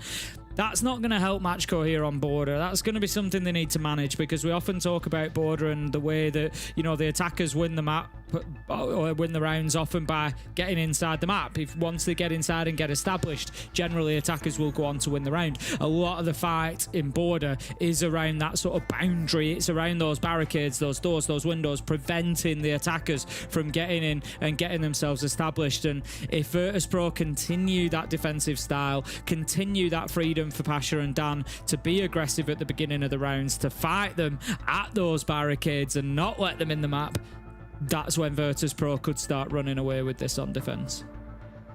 Sure. Again, we look back at that game against Wild. I don't think there was a round where Virtus.pro were anything below like 3 players left. They absolutely dominated Wild in that game. Like, wasn't even close. And you can look at that and say, okay, well, Wild, as we've seen, you know, an academy team that's been brought up here. You know, Garen's been looking good. For the rest, there's been a little bit to be desired throughout as well. Matchco are very much clearly in the standings and also very arguably the better team than Wild. But you're still coming up against a team that is very, very comfortable. 3-0 on Border in the stage. It is not going to be an easy estimate of which way you look at it. And of course, then we've got that second game coming up today, which you were referencing earlier on, Falcons versus Gen.G. But we were kind of saying during the break, that first map was a bit of a surprise because we thought that this series would be the closer one. That second one would be more one-sided towards Falcons. Maybe it's going to be the reverse instead. Who knows? Who knows? You know, we often come in here with these expectations and how we think things are going to go, and then on the day, players turn up, players don't turn up, and, you know, we just have a little bit of a surprise. I think that's another thing. You know, I mentioned players, you know, maybe not turning up. I always try to avoid singling people out. Akwi had a tough game on Lair, 0-8. He's a top player. He's a great player. He's very, very influential, very, very capable. If they can get him firing, it's going to help the team massively. You know, if they can just get that little bit more out of him. And that's up to his teammates. That's up to his teammates and his coach in the break to be saying, look, forget it, it's done. Lair doesn't matter. We go to Border now. And to be picking that energy up and trying to get him into the game as well. Because, of course, you know, the more players that you've got that you can fall back on, you're not then reliant on one or two having a big game. Absolutely. Well, bear with us for the 3 hosts. As you probably saw, there was a slight bug in the game for one of the players. So when that's resolved, we will get ourselves back underway. A reminder, you've heard us speaking about it. This is the first series of the day. Virtus.pro won the first map of Lair, one of their permabans 7-1. Border here is the second map. The map picked by Virtus.pro, it is worth stressing as well, which is why many are thinking this could be a 2-0 before we step into that game we were just talking about, which is Falcons against Gen.G. And then tomorrow, Tim, is a big day because we have 3 best-of-3s coming up tomorrow, which is going to be great fun. We'll be there as well for, I believe, the 3rd game. You'll have Emmy and Demo covering off the first couple of games. So still lots to look forward to over the next few days. Yeah, we start getting towards that spot. You know, obviously today is kind of about sort of jostling for position, really. You know, we start getting to see a few more decisions being made over the next couple of play days. So the playoffs, I always love playoffs because it just kind of gets hotter and hotter every round. Every time we move on to a new play day, the stakes just go up and up, and that will continue to be the case over the next few for us, like you say, continuing tomorrow with those big games. So plenty to look forward to, with, of course, G2 and Team Secret being the top 2 place teams from the league stage, will then get brought into it tomorrow as well. What a reward for winning this. You know, if Virtus.pro win this, well done, you've won. You get to play G2 next. What a great reward. That sounds like a great one. I mean, another good game, to be fair, it always is. Of course, not forgetting that 8-7 banger on bank that we have between G2 and Virtus.pro. I would love to see those 2 teams throw down the best of 3, and at least with the course that we're on, that seems to be the outcome we're getting. If it continues, which, like I say, match, I just think, and I said it sort of, you know, coming into round 7 of Lair, that they needed a few big rounds, 2 or 3 rounds back to back, get themselves some momentum, get themselves into it. They need it even more. It's even more the case coming into Border. They need to get those first couple of attacks. You know, they need to be getting themselves involved immediately in terms of the scoreboard, because if not, then the last result is going to play on their mind. That last result kind of exists or doesn't exist, I think, based on those first couple of rounds. If you come in and lose the first couple, then Lair is going to be front and center of everybody's mind. No matter how much you try and ignore it, you're going to think, God, this is going to get even worse. It could be 14-1, 14-2 overall. Like, this could be terrible. I think if you come in and win those first couple of rounds, all of a sudden it's like, what Lair? What, we've played Lair today? Like, you can just completely forget about it and move on. Yeah. So yeah, I think Matchco definitely need that start. Does seem relatively okay in spirits, at least from what we've seen. I wish I could say the same about Virtus Pro, but even when they win a map, you wouldn't know. You could can't lose a tell map one way or or win a another, map, can you? and they look exactly the same. Actually, that's a lie. Pasha doesn't look the same. You know when Pasha's won a round or when he's won a game. The rest of them, not a clue. I kind of wonder, like, can you imagine like Shepard winning SI after all these years, winning a 6 invitational and just going absolutely wild with a celebration? I don't think anybody would believe it. I would actually prefer to see him just stay completely stoic and just not react at all. Just stand up, walk over to the team, shake their hands, walk to the stage, lift the trophy without so much as moving a muscle on his face. that would make it for me so much. An all-time esport moment. He has the potential to do the funniest thing in esports. Tim, I've got to ask, I can't believe I'm asking this question again. How's the garden going, Tim? How's the garden going? Well, it's funny you should ask this. I've actually been a very busy boy. For anybody who doesn't, we've had like 30+ degree heat over the weekend in the UK. And it's just so coincided with me relaying my patio. So I've been like lugging flags round and like, you know, working with cement and getting it all worked out. It's been very grueling, very, very difficult. I don't know how, like, I have full respect for builders and stuff. I went to Japan last year and we were there in the summer and a lot of the construction was being done at night. You know, obviously it's not anybody's first choice because it's a very noisy job generally, you know, and you generally try and avoid doing it at unreasonable hours like that, but they just don't have a choice because it's so hot. I was there in July into August, so it was like 38 degrees centigrade, so crazy temperatures, and I'm starting to really appreciate why that is over the last couple of days, because I think I've lost about 4 pounds in weight just from sweating whilst doing the patio, but the progress is good. The progress is good. The vegetable planter is in. The patio is down. I'm probably at about, I would say, about 40% overall. Okay, still some more to go. How much will the rest take in? What's next? You see, I don't really want to do the next job. So the 10% that'll get me to 50 is easy stuff. There's a couple of flags left to lay on the patio. We need to put a little bit of edging in, put some decorative slate down. Dead easy stuff. It'll take me like probably a day to do all of it. Maybe a day. Dead easy. It takes a day. Yeah. Dead easy stuff to do all of that. Then I move on to having to clear out my old lawn, and it's more digging. And I've had enough of digging. I don't know how people. Maximum respect to anybody who digs for a living, because it is hard work. I've been digging through clay out there. I've got like quite a clayey ground, and good heavens does it take it out here. You know, I maybe need to remember that I'm 40 as well, but yeah, so I'm not looking forward to the next job because I need to take out an awful lot of earth. I need to get rid of the lawn, get rid of a lot of earth, and then decking is going in, and I'm gonna have a nice area to chill, gonna get some nice furniture, a little pizza oven, barbecue on the go, nice umbrella for some shade. When it's done, it's gonna be glorious. Sounds riveting. It is. You asked. I know, I started that. I'm really sorry. You know, I think my brain needs a bit of recovery, Tim, and I think yours needs to cool down a bit. I hear we've got a G2 video we can tune into for their R6 share skin. Let's take a look at that now.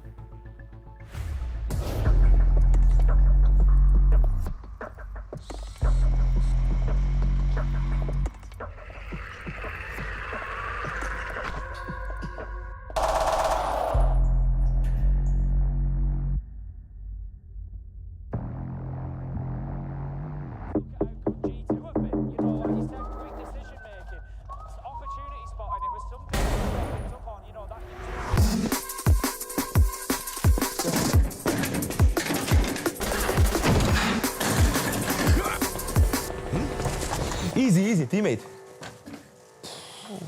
Jesus. Nice. All right, listen. There's a few guys left. I'm going to entry. You're with me. I need you to stay on cams and support us if we need. Got it. All right, with me.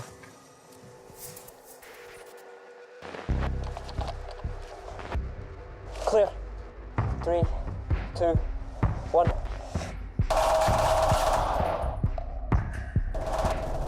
Cover me. Jack. One on the right. Oh, shit. No, call! Get off your cams. We need help.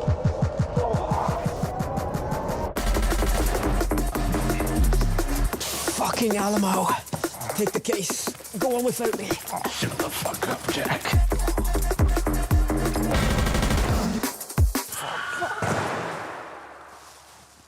What?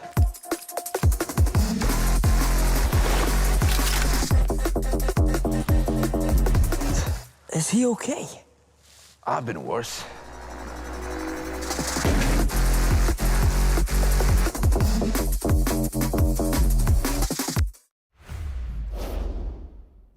And here we are. We are straight into game, which is good news for those of you who are sick and tired of hearing our voices droning on while we stare at players looking a little bit impatient. Now you get to actually watch the siege. Here we go then, Tim. You know what I love about that, Tim? I went to that break thinking, you know what? I get to ignore Tim's voice for a couple of minutes. Then what do I hear as one of the first things in that video? Your voice. I'm everywhere. I'm everywhere, Des. Especially when it comes to Siege. Let's catch up on those bans. We did miss those on the way in. We've got Clash and Castle being taken away by Matchco on the attack, and Virtus Pro taking away Monty and Ying. They're going to be two big bans for Border. Ying, yeah, Ying really powerful on Border, on any map to be honest, but you know, great spots for Ying to assist with the executes and getting that diffuser down and creating space on Border. So yeah, good ban from Virtus Pro. We're going to see a persistence from Matchco with the shields. There's, I did comment on it last time. They didn't get too much value out of it. Can they do better? No, is the answer. Always, and Joystick managed to take down Ghost and Lolo. That's the blitz off the forward. Pasha, Shepherd, Virtus Pro coming out strong on defense again. Well, some things never change, Tim. Turns out it doesn't matter what map you're on. You're still going to run over if you're not careful. Seb getting one back, but Joystick is there for the trade. Blink and you'll miss it. This could be one of our fastest best of threes yet, Tim. It really could. I'm not going to start talking about 14-1s just yet, but one round has just whipped past our eyes. Virtus Pro go 1-0 up, and again, it was, you know, as I said coming in, they are going to fight them at the boundaries. They're not going to let them in the map. They're not especially going to let them establish themselves. And what did they do? Playing on that CCTV door, looking for the run out. They jump in with the blitz. They try to get aggressive. They try to take CCTV control, and Virtus Pro just cut them down and shut it out. Great play from them. Really, really nice defending. And in all honesty, Matchco, they didn't stand a chance in round one. And coming in, this is where I said they needed to be getting the first few rounds, because if not, Lair is going to be sticking right in their mind as well, and how difficult Lair was, and that it's just continuing here. So Matchco, you gotta get round two. They're going to be attacking into workshop and ventilation. 10 seconds remaining. What I do like that we've seen from Virtus Pro today that's worth noting is they've banned away the Saints operators across both maps so far. The Monty is one of their permanent, it's their most banned operator by a country mile. When you then take a look at the Ying, it's actually not one of their most banned operators. You don't see it banned away all that often by Virtus Pro. I think they're leaning in towards us to try and counter off against Matchco, and in doing so, don't feel the need to play Warden. We haven't seen it picked once by them so far across either map. Of course, only 2 rounds of this one played so far, but they've largely ignored it, whereas at times we've seen them lean into that Warden quite extensively. So it's an interesting one to observe there, that they're obviously making their banning strategy around both targeting their opponents, whilst also making sure they've got a little more flexibility in terms of what defenders they get to play. Reloading. Okay then, again, stacking up on those boundaries. The sort of point for success for Matchco to kick things off is getting established inside of the map here on Border. without losing bodies. They need to go in, take ground, get an entry kill, and then start working from there. So far, they've done a little bit of that. They've taken some ground. Taking top east there is really important. They need to make sure they're not going to get hit on a flank from the bottom. I'm sure they've got that dealt with the drone or similar, and now they can start pressuring Archives and through into Armory, which will give them the verticals down into sight. So I love the use of the shield though, because that's obviously a main part of the map where defenders like to rotate through. Now it's really hard to play inside of that southwest side. Can't you make use of 90? Can't easily rotate back in towards Fountain. It's just going to be a bit of a headache. Not that it seems to stop them for now, because Joystick Tim, I said I've been watching his entries throughout this series because I did go and look. He's 6 to 18 on the entry. He's our second worst player in all of the league for entries, exceeded only by Krex, who's 7 to 21 on the side of Wolves. But in this game so far, he's been going pretty good. In fact, the entirety of the team have really had Matchco's number, as we know at this point. Nade just coming in, trying to move down, but he manages to avoid it. Dora does pick up always, leaving us 4 versus 4. They're starting to use that Vert a little bit. Virtus Pro need to do something. They need to fight back here, but Matchco have dug their heels in. They've got established. That was the first step that I said they needed. Now comes taking that control, getting the kills and getting those vertical angles so they can think about and execute. But with only 50 seconds left on the clock, and Virtus Pro still having a presence in Armory and in CCTV, there's a lot of work for them to do. There is. Winnable, but we said that so many times back on our first map, Tim, when they had this man advantage and still managed to give things away. At least trying to make use of the scan here in Tez's back pocket. We saw Pasha ignoring this previously and paying the price of the scan on does. Thought for a second we were going to see a spin through the softball then, and a kill maybe come out from Shepard. He has no idea there is someone literally sat on the other side of the wall to him that could result in a kill. But like this, yet again, Tim, Matchco are giving away a man advantage. It's down to a 2 versus 1, and they have crumbled when surely it looked like it was a round they could get over the line. Really unfortunate for Teb there. As you say, Shepard has no idea that he's on the other side of the wall, and then he puts a vendetta shot through the soft wall. Shepard finds the kill, and then the last one comes in there to close out the round.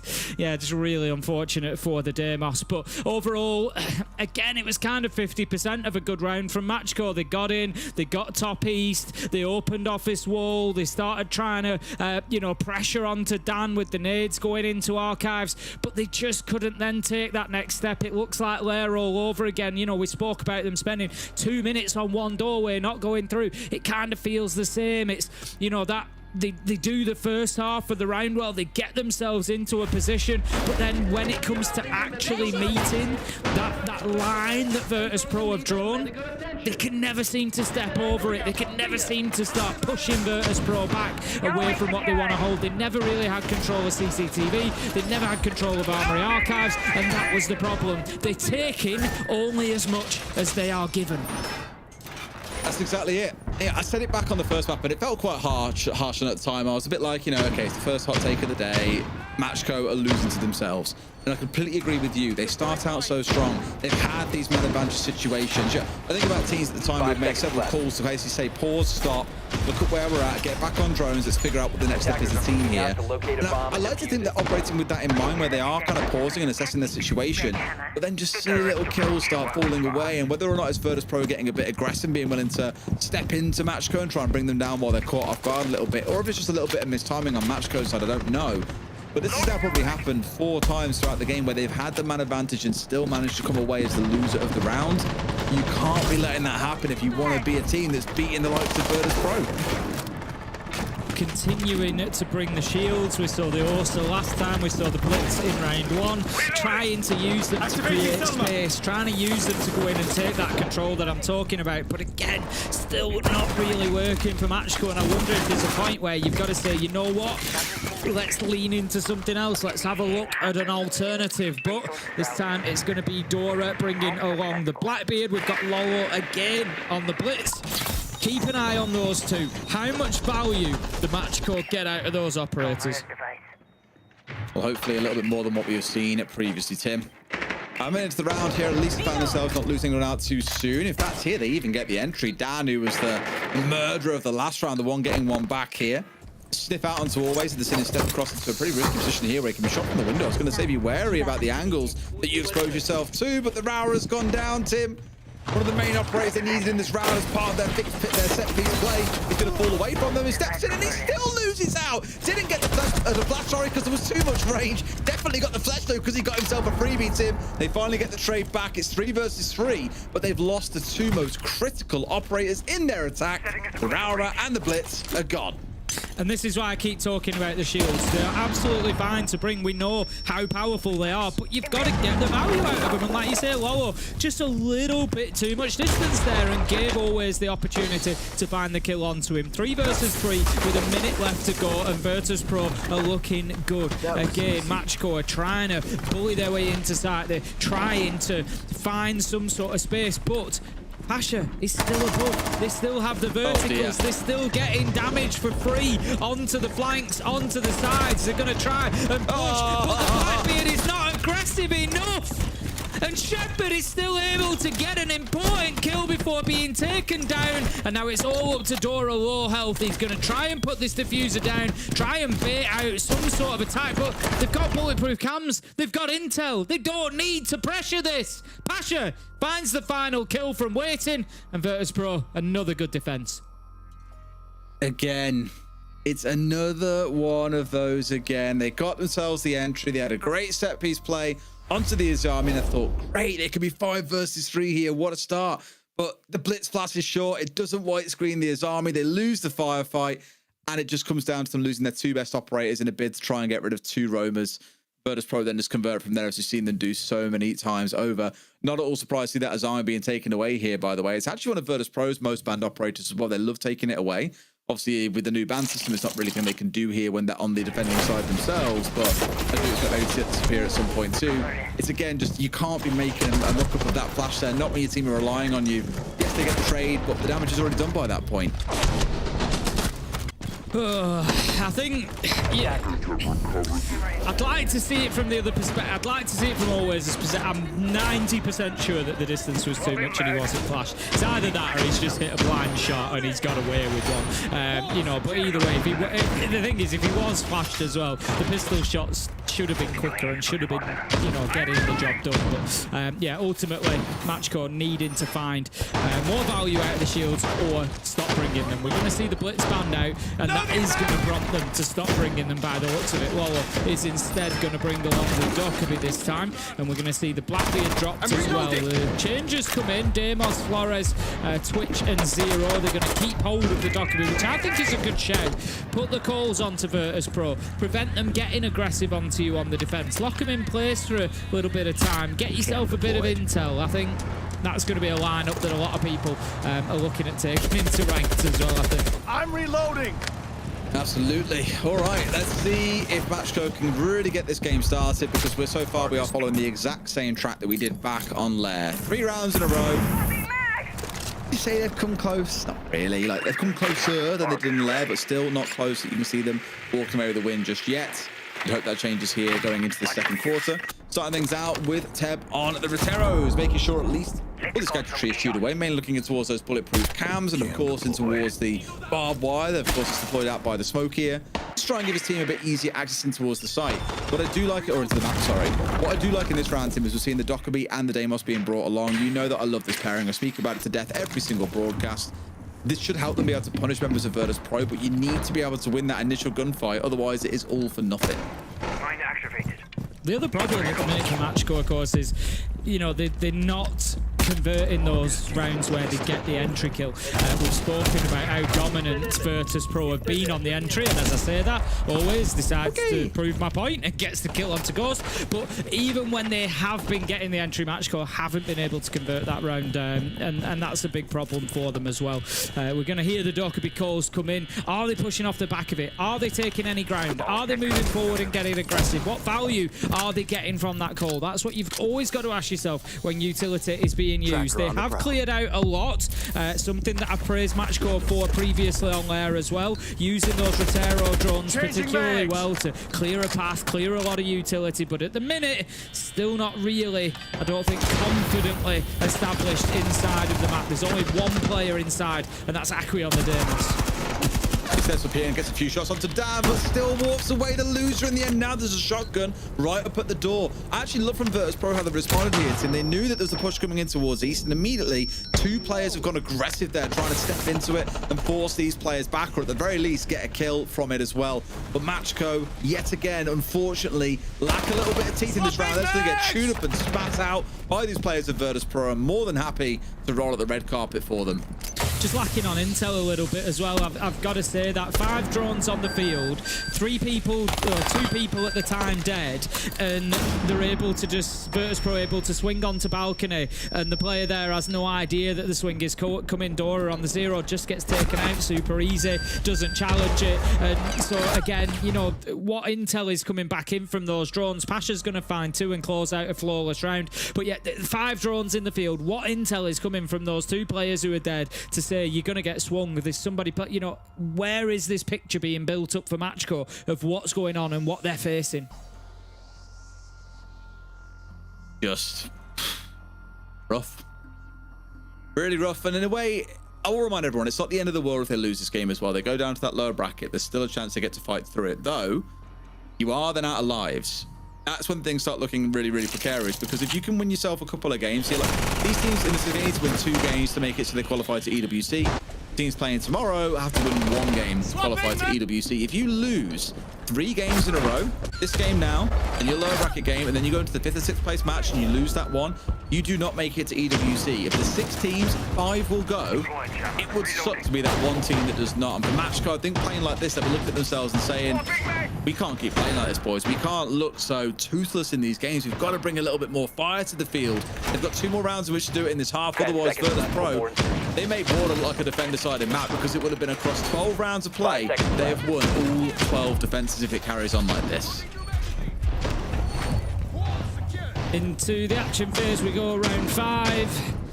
Matchco in serious trouble, backs to the wall, as you quite rightly point out. There's the numbers just not stacking up for them at the minute, and it feels like Virtus Pro are cruising towards another easy victory here on board. This was after the map pick, you know what I said, really, they need to get Lair, because you feel like border is going to go to Virtus Pro, so that then kind of takes us into Chalet. It felt like if Matchco could have got Lair, the game kind of becomes winnable for them, because, you know, yeah, you think Virtus Pro probably take border with the way they've played it so far through the stage, but then we go to Chalet, where Matchco have already been able to get a win against them, so it's kind of anybody's at that point, but it's not going to get that far, given that they couldn't get Lair, and it's not looking good for them on border. They do manage to get an opener. They take down Dan, which is big, because Virtus Pro have made really great use of the Toxic Babe canisters of smoke throughout both Lair and border so far. So taking that utility off the board, really good for Matchco.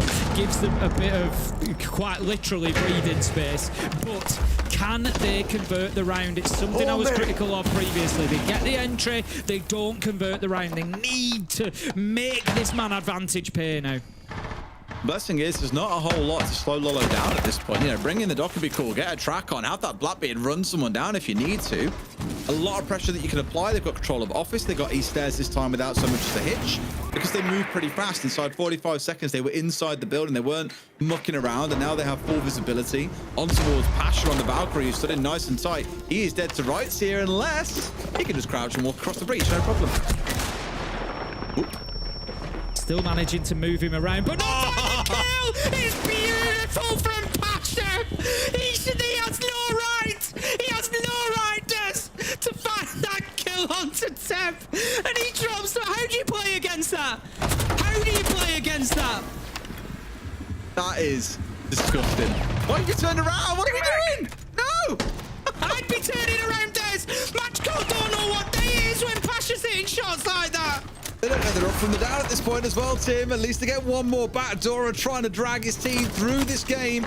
Yet again, he has as many kills as the rest of his team combined. It was the same back in that first half of Lair. And the trend, sadly, is continuing. Not one the rest of the team will be too happy about. They've got to win a 2 versus 3. But that Pasha shot is still living in my head rent free. Like, Oh, he's quite dodged the green one here. Tim's not too careful. Gonna find himself stepping on 4, but no, he's right up against his man. Hasn't got his foot, my bad. Gets at least one for himself, and now they're down to a 2 versus 2. No C4s in back pocket, it's worth stressing. But at this point, you can spit up Lolo and he'll die, Tim. That's exactly what Pasha does. 2 easy kills for himself, and Virtus Pro take 5. That headshot that he hit, though, I swear he must have seen about 10% of his head and still got the first time headshot. Just completely and utterly disgusting. Nobody has any business hitting that shot. The fact that Pasha comes out, I feel for Matchco, because I can't even really be critical of him. They've sent the nade in there. Pasha's moved. They've hit a couple of shots onto it. Like, they're doing the right things. They're doing it the right way. And then Pasha's just going to hit this shot. And then just drop down the hatch and get away with it. Like, he cannot keep getting away with this, Des. He can't keep getting away with it. Absolutely one of those moments. It really is. He cannot. But it's another one of those situations where, for Matchco, like, you're in that position. You feel like, okay, we've got something going here. We've got a guy under pressure. Like, surely we can win this one out. And as I said before, like, reverse clutches, like Virtus Pro, I put very low down the list of teams that have been clutched against. Again, I really want to go and check those numbers, but I just don't see it ever really being a thing, because they're just so disciplined, so hard to beat, so capable as a group of players, as we're seeing yet again today, that they're going to be hard to beat. I've got a question for you, Tim, actually. So during the break, I became aware of a tweet. I don't want to know. I don't want to hear about this. I don't. Called Ace of Toronto. Now, you're called Ace of Pyrite, are you not? I am. So why did Ace of Toronto tweet at Ace of Pyrite talking about his garden during the tech pause is making me stay tuned in? Only you would write that. No, it's not my alt, Des. That is not it. That's just somebody who enjoyed me explaining what I was doing with my garden. But because in the talent group chat, you all keep rinsing me, saying I'm going on about it. Now you've just got a perfect opportunity when I say, look, see, the people want to know. You've got a perfect chance now to say that it's me. It's not me. That's exactly it's not what someone who has an alt would say. No, I'm not playing. Well, Ace of Toronto is just a very good fan. Nah, of course you'd say that. It's your alt account. Anyway, a smoke coming on towards this window here, going to force them back at least for a second. Zachary takes it a couple of breaths at the same time, but we're back to the same woes of Lair almost here, Tim, where Matchco just look. There's 4 players outside East here and outside this window that have been sat static for about 20 seconds because they can't do anything. They're going to get the opener. Can they convert it this time? Difficult when you're going up against a team with Pasha, who's going to hit shots like he did in the last round. 5 versus 4. Stan that's taken down with the lesions. So a few goo mines that they won't need to deal with, but no shield to try and work around them this time. 4 versus 4 as Joystick manages to find Dora. Virtus Pro just always have an answer, don't they? But I'm just going to say, as they get that advantage again, but no always finds Ghost at the same time and proves my point. They always have an answer. 3 versus 3. Pretty close to start here at Matchco. They've got themselves into waiting area, but feels like they're kind of having to cut corners a little bit. Beautiful from Lolo. If we're going to celebrate Pasha's, we've got to celebrate that. Tep manages to find Pasha. 3 versus 1. Surely this is the round for Matchco, with the plant going down as well. The final kill comes in and Acqui locks it out. Matchco get themselves on the board. This is following Lair a little bit too closely for my liking, Tim, because it's gone exactly the same way again, where they get the 1 round of breathing room and then they got slapped in 2 rounds on the other half back on Lair. And I'm a little bit nervous now that with VP swapping over to the attacking side, that is exactly what we're going to see. It was much better from them, granted, but I'm just a bit worried that it's too little, too late yet again. Exactly that. I would completely agree. I think that Virtus Pro's aggression is going to really help them on the attack here. They're going to come in, they're going to get aggressive, they're going to try to take ground, they'll get opening kills. I'm going to say the same as I said for Lair. Matchco need the next 2 to 3 rounds. They need to get as many as they can before Virtus Pro inevitably, and I will say I think it's inevitable that they find that attack that takes them onto the 6 point, that gives them the map point opportunities. It's not to say that it's inevitable that they win. Matchco can overturn this, but it needs to be best foot forward. And that round sets them up for it. They were much more aware of what was going on. They hit a couple of really nice shots. Lolo and Teb, where I know we waxed lyrical about Pasha's the round before. I'm not going to get into a debate of whether it's good or Pasha's was ludicrous, but there was 2 really nice shots there from Lolo and Teb that got them into that one, gave them the 3v1, and they got the round done. They've just got to forget everything else and build on that one round. Oh boy, oh boy, oh boy. Okay. And almost as if following the trend, Tim, we've got always straight across on the fuse. We've already seen what the fuse can do on Lair, and Border is another map where there are a lot of soft furnishings and floors that can be smashed to pieces by those fuse charges. Probably what you're seeing on Matchco side, they're trying to lock things down a little bit. They've got the castle on side here, was not banned away by Virtus Pro. That clash has followed him once again. And here it's that Azami going away. As I mentioned earlier, it's one of their most banned operators, and not all surprised to see it taken away from Matchco. But it does mean things like a mirror or like a castle, those other two architects can get brought along. I like this bit of aggression from Matchco. You know, having a look, can we catch anybody out early? Can we get aggressive? Can we take a leaf out of Virtus Pro's book on the defense? Don't let them get comfortable. That's the last thing that you want Virtus Pro here, is inside of the map and comfortable. The Roteros will start rolling on in. Pasha taking those castle barricades out, just removing these defenses one piece at a time. But the big thing to watch out for here, bottom right of your screen, those player cards. At the minute, Virtus Pro not inside of the map, and that is the big thing. Can they get in? Can they get established? As long as Virtus Pro are mindful of the potential for some aggression to come out of the break door itself, they'll be completely fine here. Imagine probably Matchco feel a little bit hesitant to try and do so themselves when the pressure is building up out here. Dan sniffing around below as well, just waiting for that head to appear. They know that he's there, sees the gun, but not quite the head, and that's what he's looking for. That's what he's hoping for. Is it another going to be a Pasha case where he gets the shit out of Pixel and gets a headshot? Oh, there it is! Oh, he's done it again! Virtus Pro, you give him a literal pixel and they will take the whole damn screen, Tim. Another 5 versus 4 and they're off to a flying start. Just beautiful stuff. Just beautiful stuff from Dan. I don't think anybody in the world would want to play this Virtus Pro side today. You know, yet we can talk about Matchco missing opportunities at times, but Virtus Pro have just been on a different level as well. You can see that they're feeling it. Nice. They do miss Lolo led prone though. And again, a good kill from Lolo, just keeping Matchco active in this one. Might just get aggressive on the challenge here, but no, can't find his shots. Dora taken down on the door, and that's going to be, again, that worst case scenario for Matchco, finding themselves 6-1 down and needing 5 rounds back to back. It's not looking good for them, Des. They are stood on the edge, and it looks like Virtus Pro are ready to give them a shove. Yes. It is, again, looking like a perfect mirror replication of what we saw back on Lair. Rather than a round 3 or end of round 3 tack timeout, here it's coming in when they are 6-1 down. 6-1, Tim. They got to win 5 in a row here if they want to battle their way back in. Otherwise, it is lights out. They go to the lower bracket, and they'll have to wait to see who it is that they play against after tomorrow's games. Yeah, this is going to have to be one hell of a timeout, Des. I think that's fair to say. Gonna have to be one hell of a timeout. We've seen better performances from Matchco throughout the EML stage. I think ultimately they've just met their match today big time. You know, Virtus Pro have, like I said, just been on a bit of a different level. I don't think anybody in the world would have been desperate to play against this Virtus Pro side today with the way that they've played. You know, plenty of multi-kills thrown in there, some beautiful shots. Pasha down, we've seen them. You know, just taking every opportunity to punish Matchco at every turn, whether they've made a mistake or not. You know, I think it would be very harsh to say it was a mistake, you know, to leave your head showing above the balustrade there, because let's be honest, it was a couple of pixels. Like, it's not a mistake. Like, that's just Dan being Dan. But yeah, Virtus Pro looking great. It's kind of difficult not to praise them at the minute and not to, you know, go on about how good they've been, because it's just been a pleasure to watch Virtus Pro today. It has. They've really turned up and they've played in their fine form, as we know that they often can.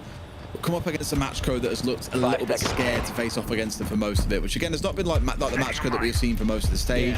One team just looks like they woke up on the right side of the bed today, the other one a little less so.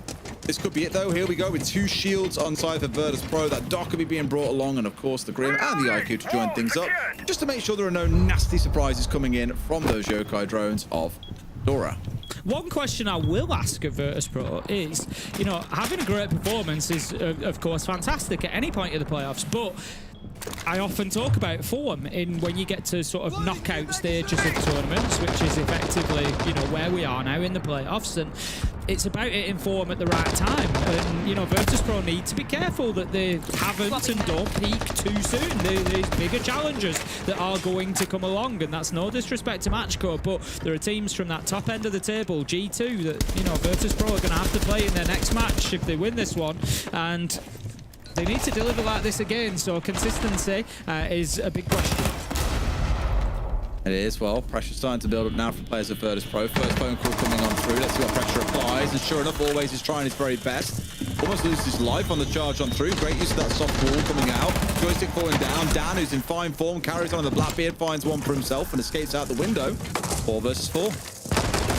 Come on, Yep, not a terrible start for Matchco. Aku's taken some damage along the way there, but can certainly still play his part in the round. They've got the intel. The Yokai drone is just going to ping out Dan at main door and just let them know that that's where the Blackbeard is looking to get aggressive from. But he's actually headed back up to the top floor now. Maybe looking to, again, use that shield to create space and get on in. Pasha again with a double. Lolo and Teb taken out, and it looks like it could be the last breath of a dying Matchco here on Border.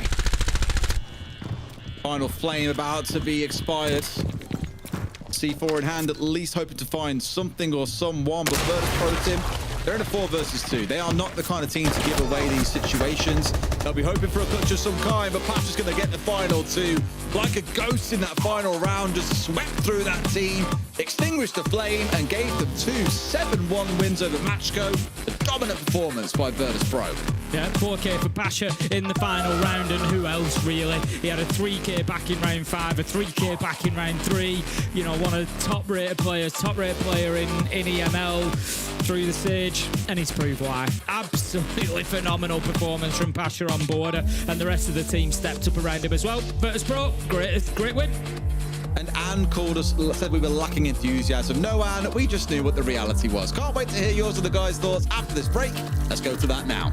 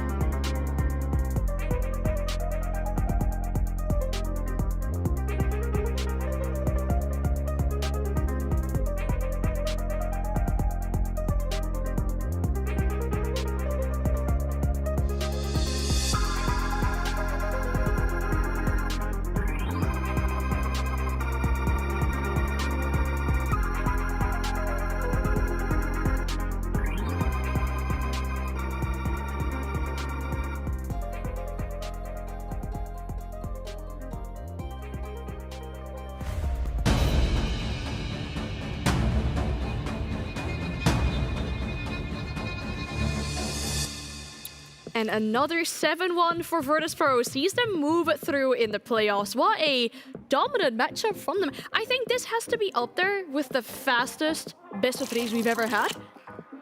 I mean, 14-2, so yeah. And also in a speedy fashion, in the sense that yes, the attacks on the side of Matchco in the first game were really slow, but also some huge failed rushes. Yeah. Some great reactions from VP.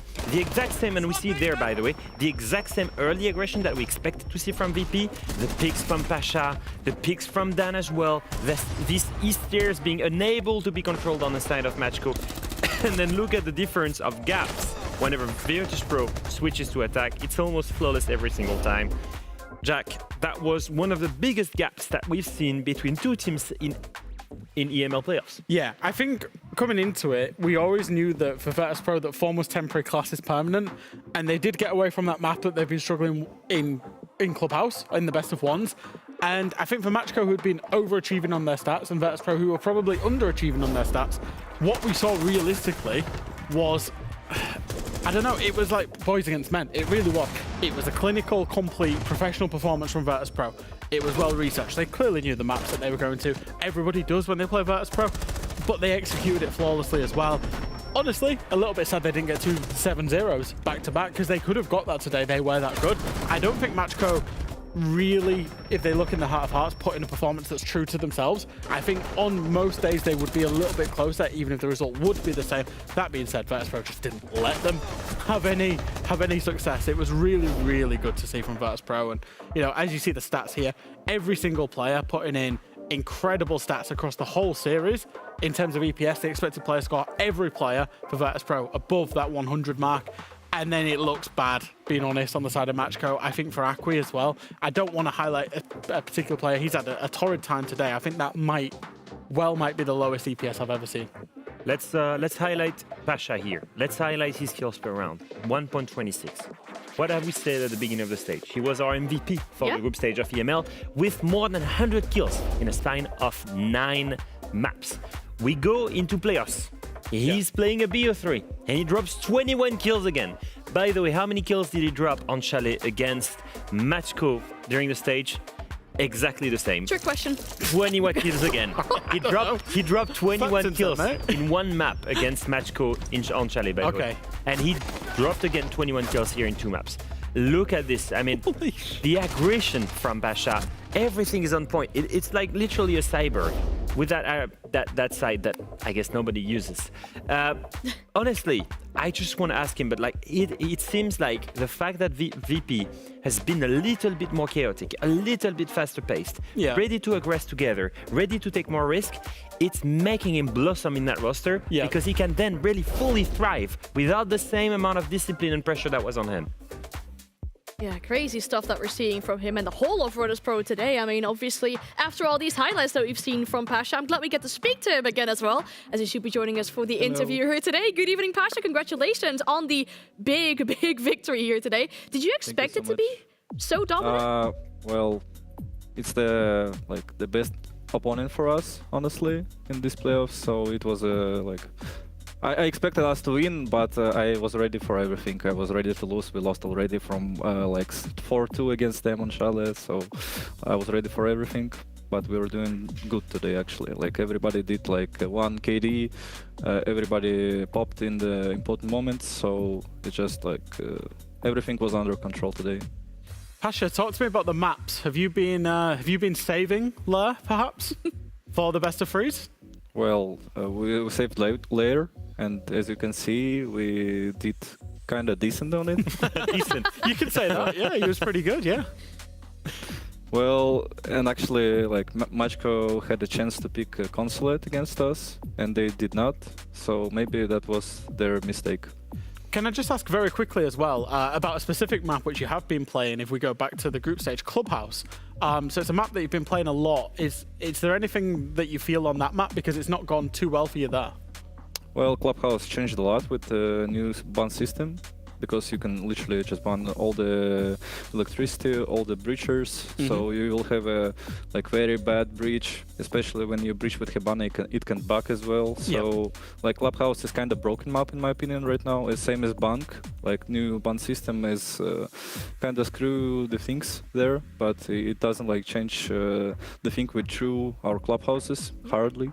Like we still play that map a lot, we like it, but we basically just can't win it. Okay. We just troll so much, like we keep choking. That's it. Pasha, I need to ask you, what do you think is the main reason for your individual performance this stage? What are the guys doing to enable you better previously to other stages, I guess? Well, I changed back to my old setup, like old mouse, old mousepad. I think that's the reason. Maybe like it gives a lot of confidence to me. Like I can do basically I played whole time on Superlight, like first model. So I changed back to it. Like Superlight 2 is kind of bad, if you know, you know. So I just that's it. Like new system we did with team. Like it also can kind of like reveal me as a fragger potential. So maybe that's it as well. Do you think that more aggressive play style, the faster pace, is helping you also thrive as a fragger? Yeah, obviously. I usually can pick the like any operator I want and play whatever I want on the official game. Like when we're trying to win actually. Like I can see the gaps, I can see the like strong positions, strong operators, and I could literally pick it just for myself and do like my work, my 20% work, so team can win the round basically. Now, a question that I've been wanting to ask you for a little while. Cybertruck, I think people call it. I can hear you now. Oh? Yeah, we had a brief cut, and you can ask again. Okay. Well, I mean, good that you can hear me now. But a question that I wanted to ask you about the scope or the sight that you use, like the Cybertruck one with the two like dashes and the dot in the middle. Not a lot of people use it, but you do use it on a lot of guns. What is it that makes it so good for you? Well, first of all, I steal it from Dan because I thought like Dan dropped plus 50 on the last SI when the whole team wasn't on point, like wasn't performing at all, and he played this crosshair and literally killed everybody. Like plus 50, we placed at 9th, 12th, so like I don't know. Dan was popping up. I tried it. I liked it. I basically using it on. Mostly on the defense because I don't know, sometimes on defense I literally can see people because of hollow A, like it's how you can say it, like the frame is so bad, like it's too big, it closes a lot of area you can see, so I tried hollow C, it works, so yeah. All right, cool. I'm glad you enlightened us on this tech that you and Dan have been running a lot and has been working for you. Now, one more question before we let you go. Tomorrow you have to play against G2. And that match you two played in the group stage was a very close one, 8-7 on the bank that then went in the way of G2. What are you going to do to make sure that you do actually have the upper hand on G2 tomorrow? Well, nothing can say, like literally we'll see it tomorrow. Okay, well, that leaves a lot for us to guess then and find out tomorrow. Pasha, we kept you here for a very long time, but thank you so much for answering all of our questions. Thank you so much. And good luck tomorrow. Thank you, bye. There's a lot of insights you're getting from him, all kinds of different things on that whole matchup, the run from SI to here, it was great. And I know what I'm going to do. I'm going to get rid of my mouse when I'm at home first and foremost, go back to an old setup. I'm going to use the site that Dan's currently using, 100% win rate. do my 20% and not tell G2 anything. Done. Yeah, that's a checklist. Whenever you need to go and win and go undefeated just like VP. But it does tell us one thing. The triggers for professional players to trigger the confidence, what are they? Sometimes just in your own head. Yeah, it's confidence. Comfort zone, getting in there, using the mousepad you've used whenever you were grinding Challenger League for some reason, getting on a site that you've seen your teammate pop off with 50 kills. It's actually funny to see. It's like a lot of placebo effect going on, right? Yeah. How do you call that when you you do certain actions because it gives you luck, or you think it gives you luck? It's like superstitious. Superstitious. That's what I knew the English word. I'm really glad. I speak good English, but you better. Yeah. So yes, superstitious. All right, yes. I think we need a bit of a break here to really regather ourselves as well after that really, really quick best of 3 we have just witnessed here. But don't worry, we have another best of 3 that hopefully for us, I guess, won't go as fast as the first one just did. After the break, it's Falcons and Gen.G.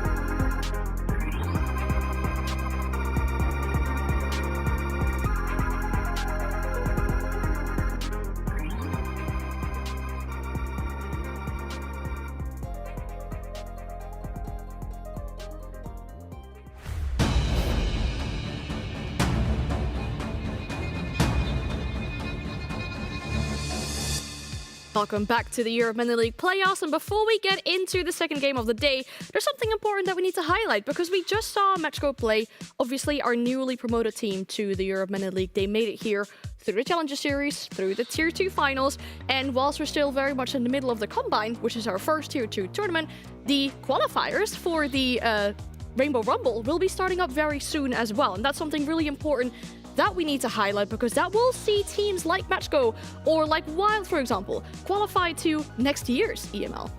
Yeah, I think if you look at the results of Combine last year and then the results of Rainbow, the Rainbow Rumble, you look at the players that are highlighted there, most of the time, they're the best looked prospect for European team to pick up.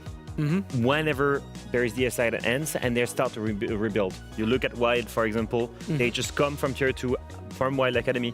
They're right now 7th place in group stage. They've outplaced BDS, they've outplaced Fnatic, they've outplaced Wolves, full of players that are extremely experienced.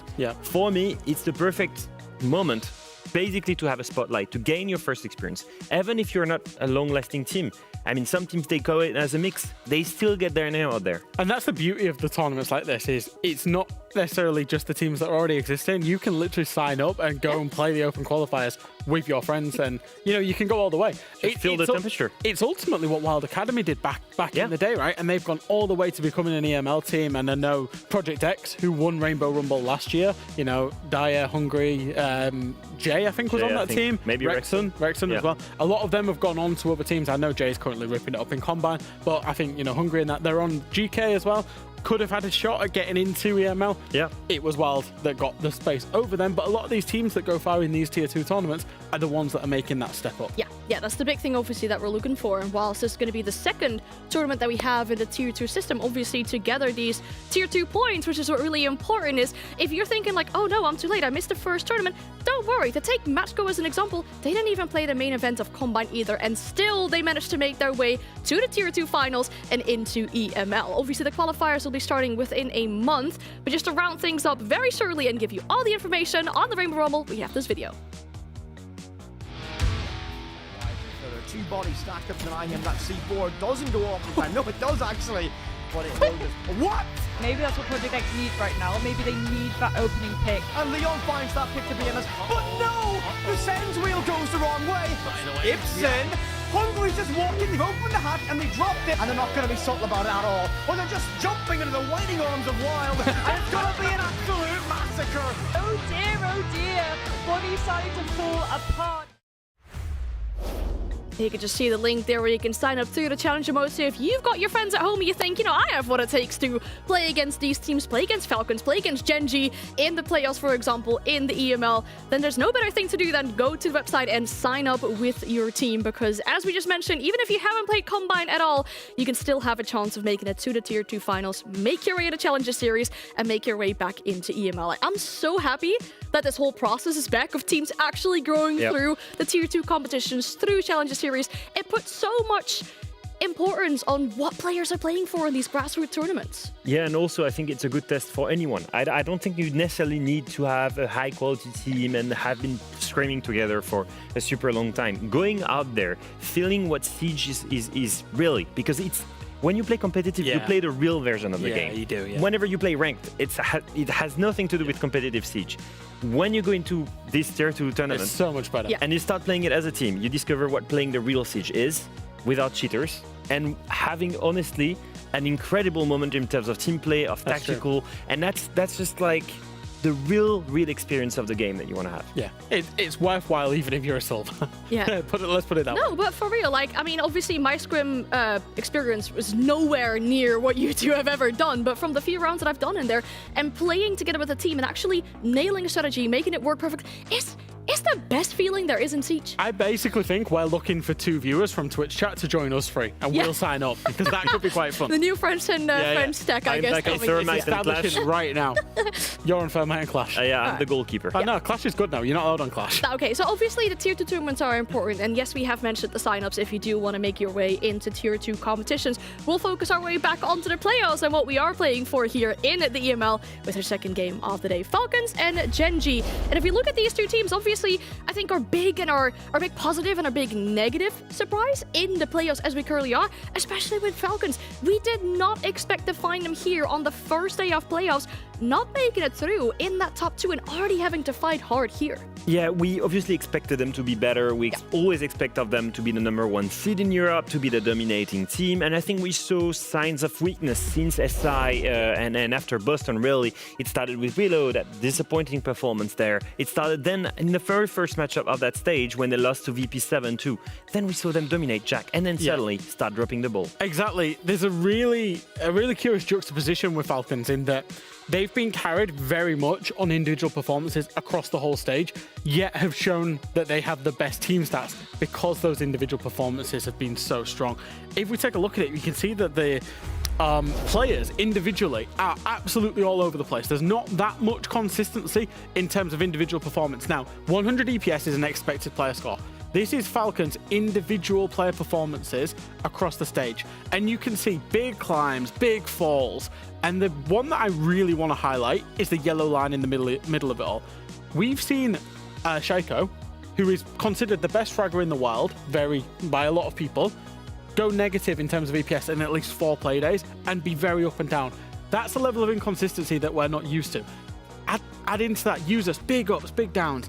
Leakifak and the blue line, a big grow and then a big drop off. Yeah. Individually, they've all had individual moments inside of games that's been great, but it's just not being consistent from this roster, even on a personal basis. And I think that's really a reason why we did see that drop off. I think to come back to that graphic, you're going to notice that you have 3 players that went to the highest highs, and then the same 3 players went to the lowest lows. Yeah. And that, I think, is the biggest example of how inconsistent Falcons have been, relying on individual pros to get away with those points. And they're so good. They're so goddamn good that when those players pop off, there is nothing. It's like a tsunami. You just can't do anything against it, but you can't rely on it. And I think Falcons maybe have relied on it a little bit too much. Yeah, you need to make sure that you are stepping up as a whole and as a team on the playday when it really matters the most, especially in these best of 3s where, you know, survival in the playoffs is on the line, or whether you're dropping down to the lower bracket or not.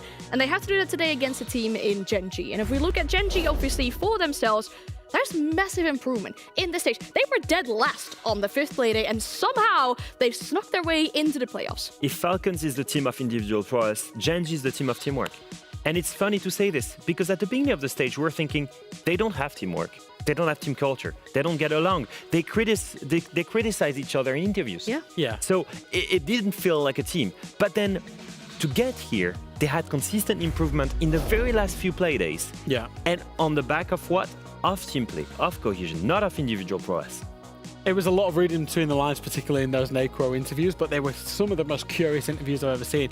And it did feel like a fractured team, and it felt like there was a change towards the back end of the stage, where they managed to string it together.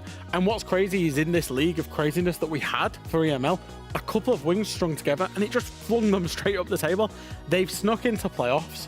I would say they are probably the weakest team by a distance in playoffs so far, but the one thing they've got going for them, which a lot of other teams in this playoffs don't at the minute, weirdly, because of all the upsets, is the fact that they do have form at the minute. Momentum. Yeah. Directly. They do. I mean, obviously, when we look at them, I mean, it seems like this team is a diesel engine, right? Even last stage as well. They need some time to warm up, and then when they finally do, they really take off. I mean, look at the face of Neko in these interviews. look at the evolution on his face when he starts winning. Yeah. Look at the way he opened up time and time again. I mean, when he beats wide, he was barely happy. He was upset, and you haven't confirmed it with him. When they beat Wolves 7-2, by the way, he started to look a little bit happier. Okay, my team's starting to play together, and then suddenly when they beat Fnatic, all right, they made it to playoff, and that's it. They have the right team culture. Yeah. I do have one concern, however. Yes, Gen.G have done a great job in getting into playoffs. My one concern has actually been the opponents that they've faced and the wins that they've got. Yeah. Is that the teams that they've generally beaten have generally been on the weaker side. As you can see, the average EPS and the team KD, when they're against the teams below, which is the right-hand side, the white section of your screen, they have been good. When they have played against the better teams, it has been a big differential. You know, the differential between 84 EPS and 106, essentially, is massive. That's the performances differential that they're putting in against what we would class necessarily as a good team, a team above them, or a bad team, which was a team below them. Yeah, and obviously we're seeing Falcons on the left side there with the teams that are above them. This means that it might be a really tough matchup for Gen.G. But the good thing is, when we last spoke to Naku and he was really happy in the interview, he mentioned he was looking forward to the best of threes, to having that kind of safety net, to fall back if you end up losing a map, to be able to bounce back in that same series, not have to cheese off a best of one. So let's look at that map veto as well then and see where this best of three will be taking us, as we are in our first map pick from Falcons going to Bank. Yeah, so curious one for me straight away is that Gen.G have banned Chalet, which was a map that Falcons looked horrible on. That left open Bank. Now, Falcons did end their 3+ year win streak on Bank just last playday against G2.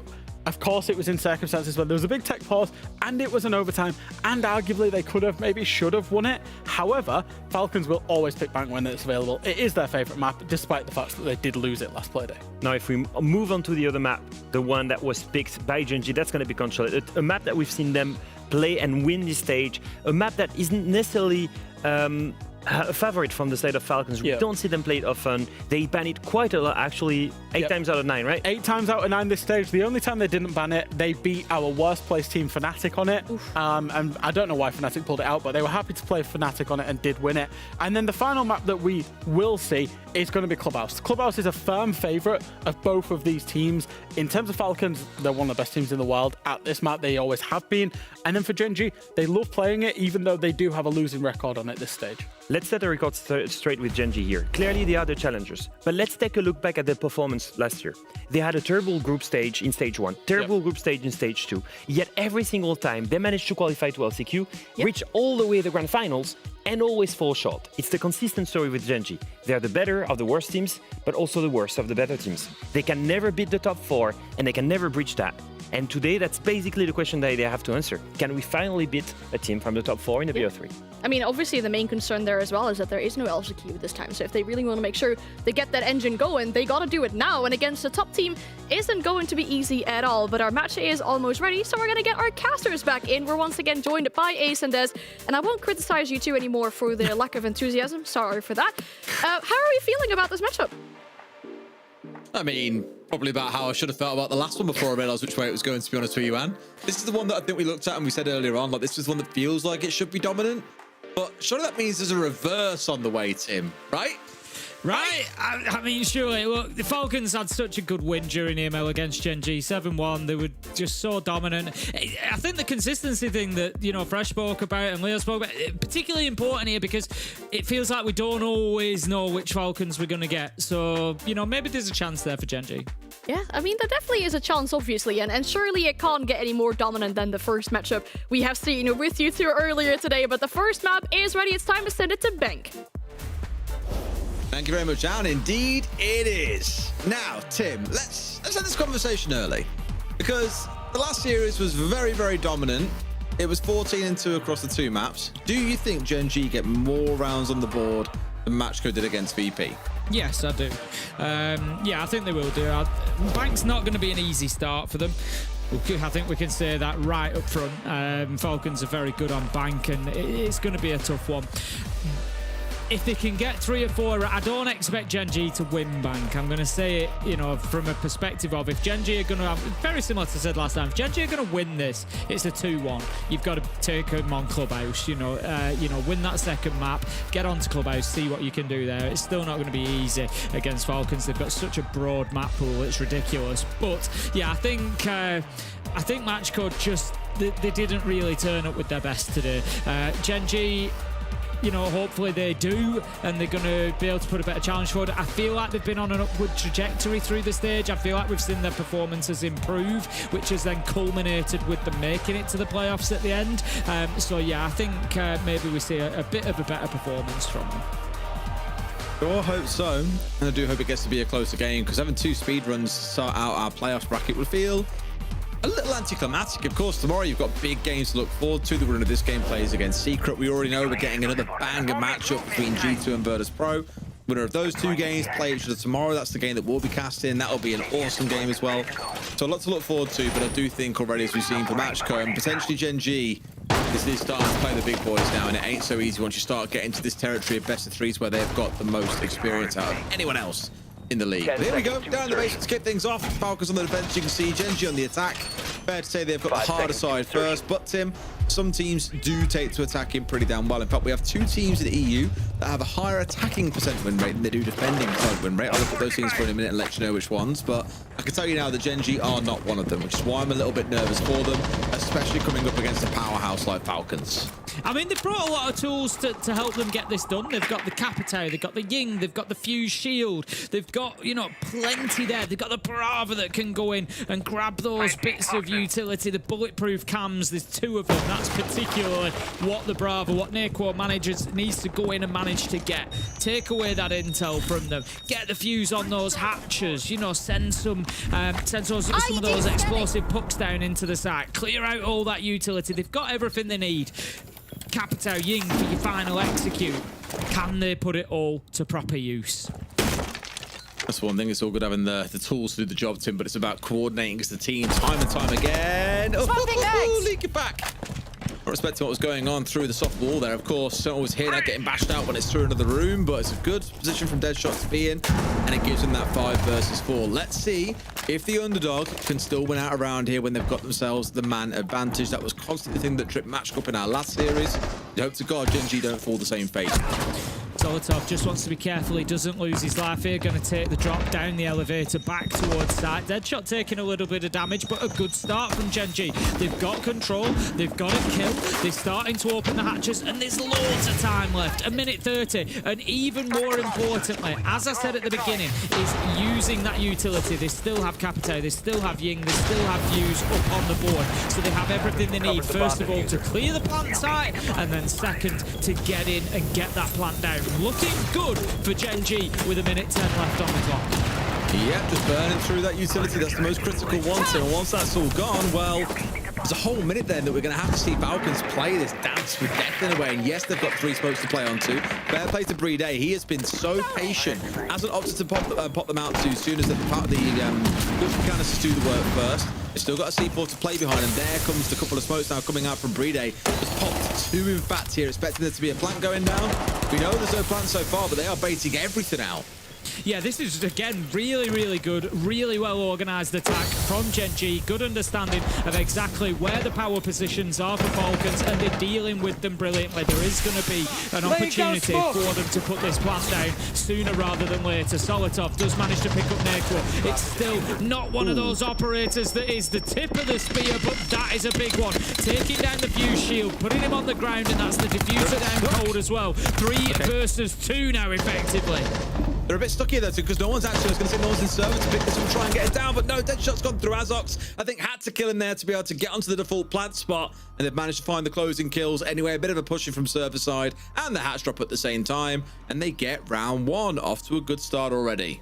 I really like that from Gen.G. Really good attack, ticking boxes. You know, nothing spectacular, nothing crazy, nothing wild, but they located all of the players on the side of Falcons. They knew exactly where they were. They went in and dealt with them. Good entry onto Leak Effect. That's another box ticked. Forced Solotov out of elevator. Dealt with the utility with the fuse. The operators that they brought along, you saw that the game plan there was perfect in how it sort of went through step by step. They used the fuse to clear all the Vulcan canisters. They had the Brava go in and hack the bulletproof cam. They had the hatches and used them.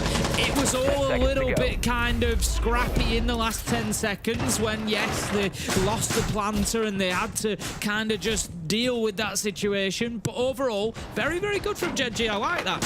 10 seconds left. What I like most is how they showed they could recover when things were starting to go south. So it's maybe showing a little bit of resilience there. The ability to turn things around is what you want to see. For Falcons, though, now the attention turned towards them. They're the ones who've got a show something in these starting rounds, Tim. Yes, they lost that entry early on. It was leaking back. He was out on the road. It wasn't the end of the world. But they knew they were played, they were beaten at the utility game, despite having those Vulcan canisters, despite having smokes and everything else to play behind. The C4s, there was always an answer from Gen.G.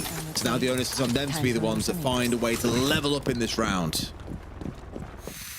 Straight away we see those castle barricades being taken out. Solotov looking for a little bit of safety inside of there, but is going to have that removed. In position to hop over that balcony if the opportunity presents itself and to be able to pressure these players that are out on rappel. Of course, going out of the windows is not quite so attractive anymore. That the animation has been changed, so you don't ADS on the way down. It just gives that second of delay where you can't really fight with those on the rappel. So we have seen a lot less of that. Not to say that we never see it, but we've certainly seen a lot less. The Yorkar drone just having a look around there, seeing what intel can be gathered. And of course, they're shot on that IQ though. Again, showing that perspective to the side. Normally, you'd see like a Valkyrie on side to justify having to bring along an IQ, or maybe a whole bunch of bulletproof cameras alongside a Valk. Here, I think it's more about those Yokais and just wanted to not have any nasty surprises coming out from Falcons the later we get into these rounds. So, nice ideas. Also, not a massive lean on towards flashes in this round, I was going to say, because we've got the Warden on side. However, maybe you got to worry about that Warden regardless, Tim, because it's Brede and he's just found 2 kills. Shaiko a third as well. This round might be over for it, even had a chance to get started. Yeah, it's crumbled a little bit for Gen.G there. They wanted to get aggressive and get themselves into Janitor, but as you say, running into the Warden did not pan out for them. Brede able to hold on nicely to that key area. We always see this top floor site really is determined by Janitor and whether the defenders can hold it or not. Hang on a minute though, Skies manages to find Leak. In fact, there's a lot of time left on the board. 2 versus 3, it's doable, but Deadshot is so low health. Uses peaks around and gets his kill, and then from there on, it's plain sailing for Falcons. They level it up. It's 1-1. Actually like that final swing coming out there onto the player who was stuck by the windows too. Like they knew that he was pinned in because of the castle barricade, and rather than sitting and holding these angles and hoping to try and time a 2 versus 1, they actually went in and tried to force out that 1 versus 1, and the expectation timing was then on their side, and they could make the 2v1 swing if they wanted to, rather than let him manipulate the situation and force out separate 1v1s. They knew Deadshot was dead to rights, stuck out there on square. He had no HP to his name, held down by the Janitor player. Nothing really more to be said. But for me, it was Brede here. This second shot, like, can't even see the man and still gets himself a freebie. That was the round done and dusted at that point. Might get a nice shot or 2 back from the players on Gen.G, but nowhere enough to see it wrapped up at that point. One apiece. Falcons showed they are here to play. Yeah, continuing on that rotation, they're not going to go back to basement. It will be open area and cafeteria for them this time, and then they will, in the next 3 rounds, just do the same rotation again. This time we are going to see the Valkyrie brought along. Solotov will be the one that's going to be deploying those black-eye cameras. Deadshot was on the IQ. Interestingly, he's going to take the 6-bit this time onto the Ash. So, you know, the time that you really do kind of want that IQ along to deal with those hidden cameras is going to be the time that they don't have it.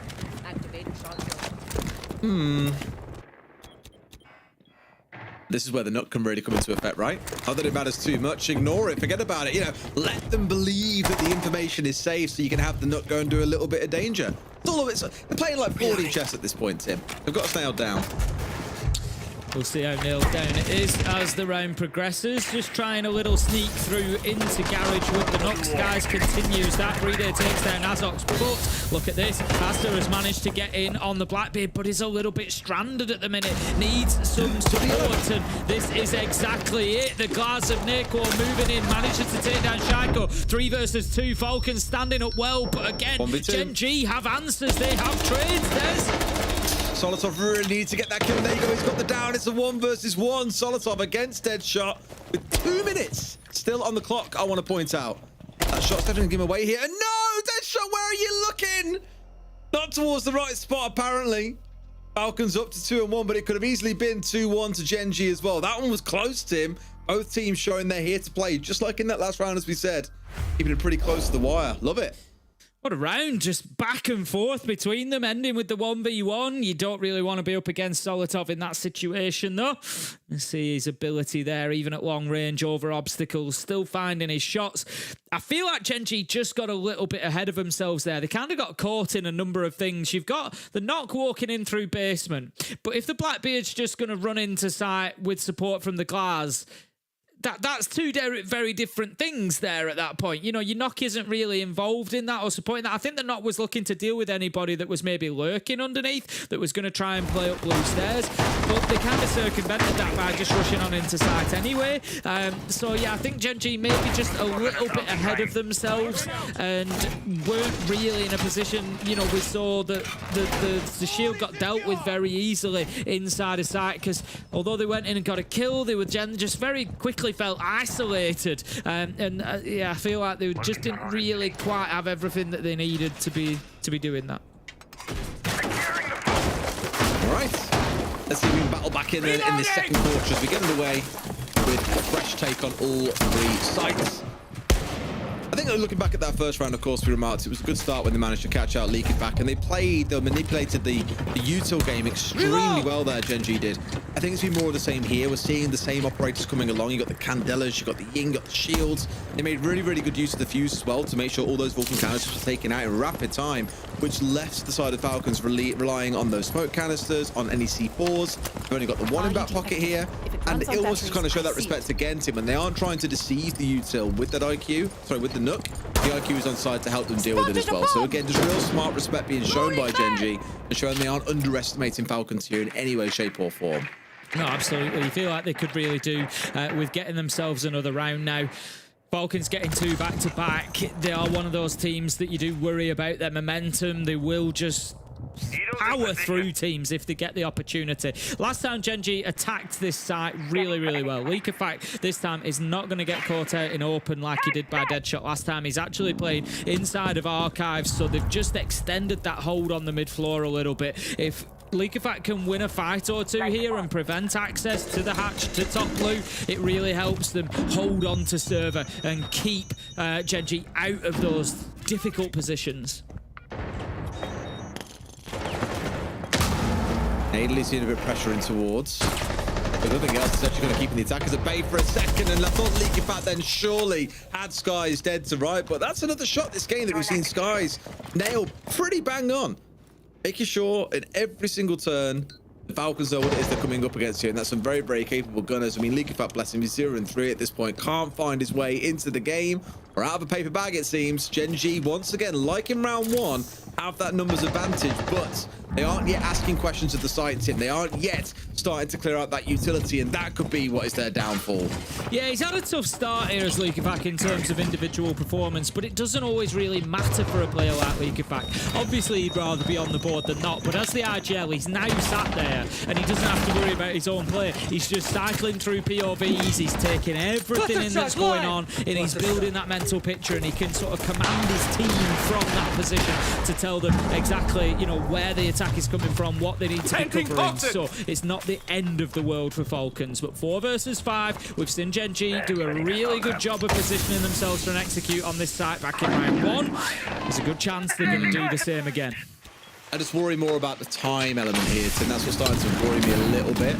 Still got 2 smokes to play behind here, and that could be enough. Breeday's being so patient. One's come out, hasn't yet tossed out in the second. I thought he was worried for a second there, had been shot out, but no, he holds on. We've got a C4, and we've got a smoke to play behind here, as these Candelas now start raining on down. Another smoke coming on through. C4 still in back pocket. Plant is going on down. Usis has got to be the man here, but he's still inside the gold at this point, so he can't move because of the fire. C4's coming out, but it's a little bit too late, I'm afraid. We'll get half a C4 down on towards Azox, not enough to finish him off, and now it's panic stations for Falcons. Yeah, with 5 left alive for Gen.G, there's no way that they should be losing this post plant. They need to get up above, hold on to it, which is exactly what they do. They know that the retake is going to come. We see users cut down Solitov, manages to find one. Asa's there for the immediate trade. Another good attack onto basement from Gen.G, really showing, you know, how to do a default plant. They got the fire arrows in exactly the right places. Under Red Hatch, stop the push from Garage.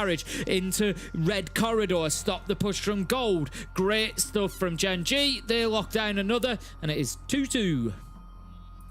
Wonderful stuff. Yeah, looking really, really put together. And again, for me, it's also how they know what the other side is going to do, that they've kind of set up a plan to manipulate Falcons a little bit. They know what the util game plan is going to be from them. They make sure they completely drain them dry before they start worrying about making the execute happen itself. And in this post plant, they've played it absolutely beautifully as well. Again, really showing a lot of discipline. And we joked about it during our previous game that, okay, because the game that we thought would be really close hasn't been close. The next one that we thought was going to be really, really like far apart in terms of quality is actually really close. And so far, that's exactly what we've had. Really happy to see Gen.G being competitive here and staying with Falcons neck and neck. So far, so good, really. I think if you're Gen.G, you're on the attack of Bank, you're going to be quite happy if you come away, especially with a 3-3. I mean, the trend wouldn't suggest they're going to have to overturn that because Falcons, of course, won the next 2 sites in the rotation. But yeah, for Gen.G on the attack, 2 is going to be the minimum, 3 is a little bit of a bonus, and then they can see what they can do on the defense. So far, so good, and they keep themselves active in it. So back up to the top floor we go. I'm going to raise the question again. Janitor. I always talk about Janitor when we're up on this top floor stand. It's because it's so important.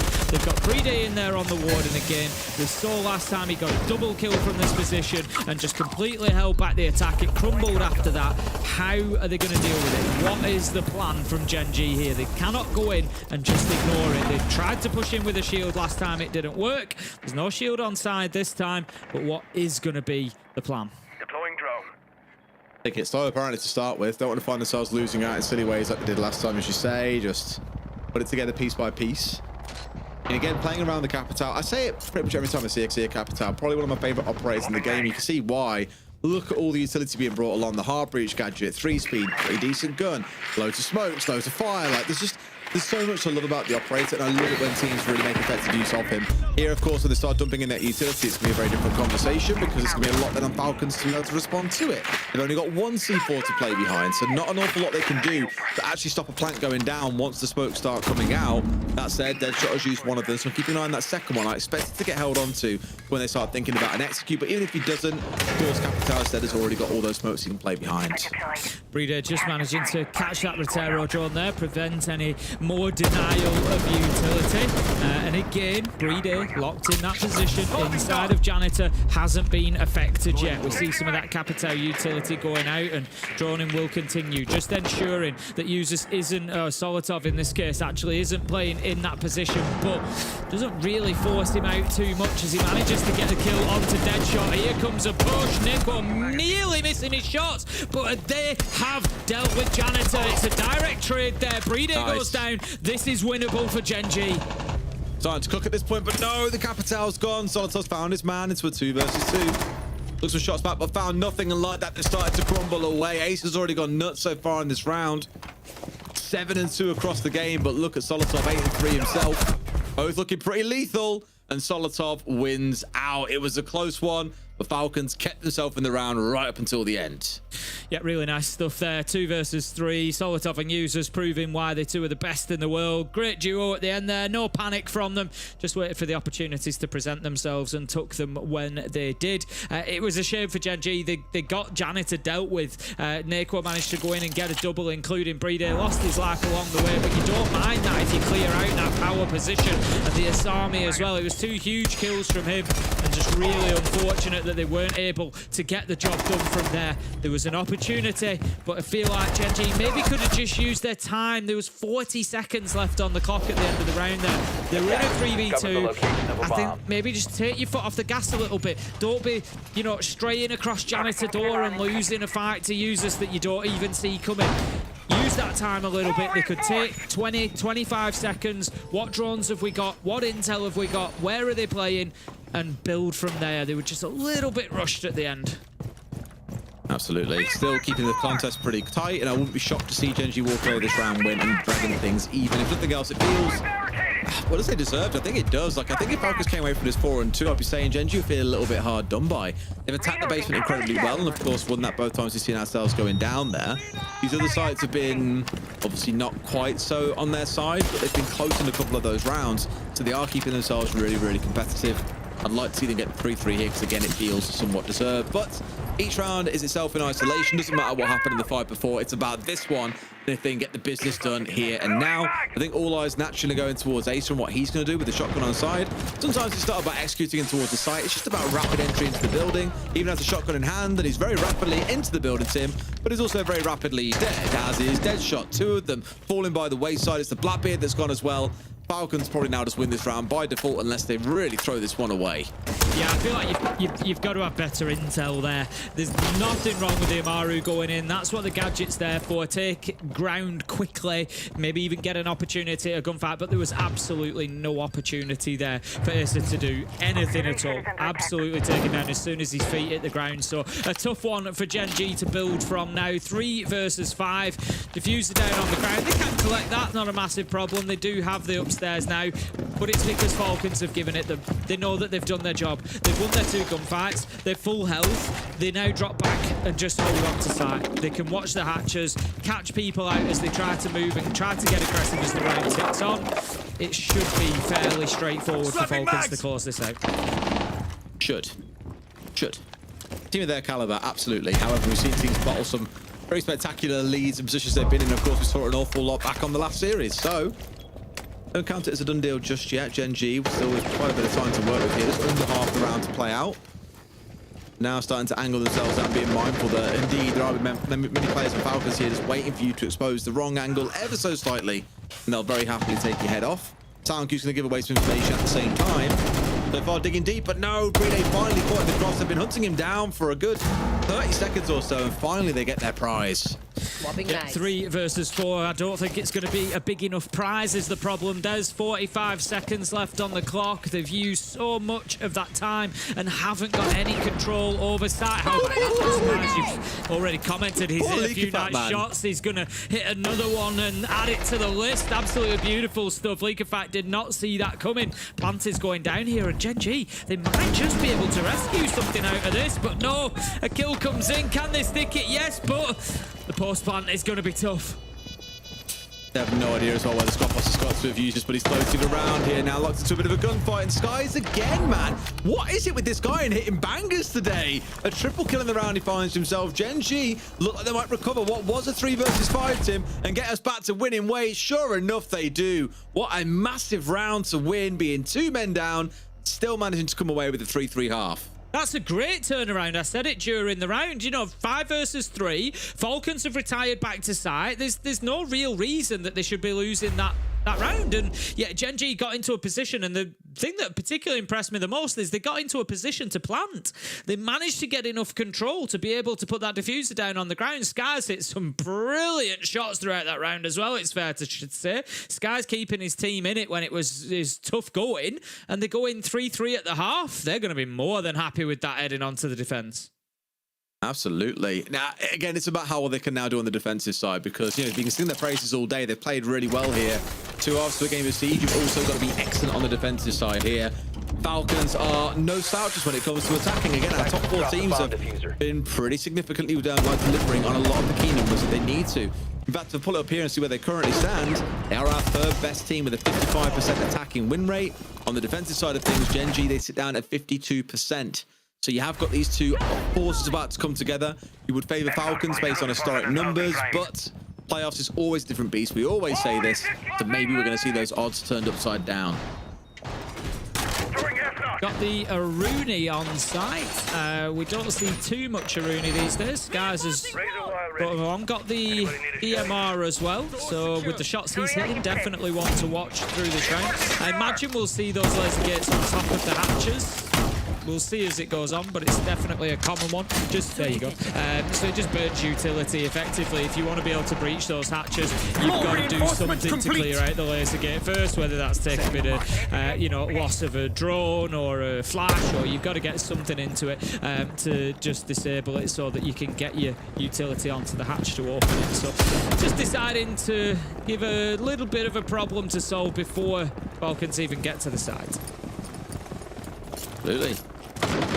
No, one of the remark on, of course, is no Dockerby on side. Now, you know me, Tim, and this team in particular, I love their Dockerby Deimos pairing. When they get to play it, they are so unstoppable as a team, because the moves they make off the back of a Dockerby call is, one, somewhat of a crutch. You see them rely on it an awful lot, but when they do it, they also do it with absolute beauty. It looks fantastic to watch them play it out. With only the Deimos on side here, you'll still take that. Shoko getting one of his favorite operators, of course, no problem at all there. But I do love when we see those 2 things come together, especially when there are aromas or aggressive pieces around the map. For this site, maybe you don't need it so much. It's more about getting yourself ready to set up and execute as well. You've got the Capitao on side, for example. But just one of those, I'd really love to see that pairing come out during this half, and it really helps them deal effectively with roamers or actually execute onto a site itself, but no one can do anything about it. Drones are going in for fun here at the minute. Azox has taken a couple out, and they knew that he was inside of Archives Tellers, but now seeing him inside of open area is going to allow Falcons to push forward and get a bit aggressive and take that ground, which is exactly what they do. They are not waiting around here, but are they aware particularly of Azox wandering up those main marble stairs? If he can get up above them, this could be a real problem because of the double hard breach ban. They're not going to be able to breach the wall that you would look down from vending and down that corridor. You wouldn't normally necessarily open that wall on this clearance. You'd be looking more at top floor and on cafeteria and open site to open that wall up and get advantage from it. But again, the fact that it will be closed more than likely, it just provides Azox that little bit of safety to go for the flank. They have baited out a couple of smokes from Acer as well off towards blue stairs, so there's only one now left of the actual site execute itself. And I was about to say, Skies now surely has to drop. Gave himself away, got out of danger. Speaking of danger, Falcons are starting to walk into it, Tim. We're down to this last 45 seconds, and yeah, there's only a smoke and a single C4 to play behind, but as we saw, Gen.G found a way around it. There is every world in which Falcons can do so. But that chance goes down as every second passes here. So we've got to start looking at the execute. One more set of Grim Bees to go. All that Capital utility. A couple of smokes. Lots to play with, but they've got to pull the trigger soon.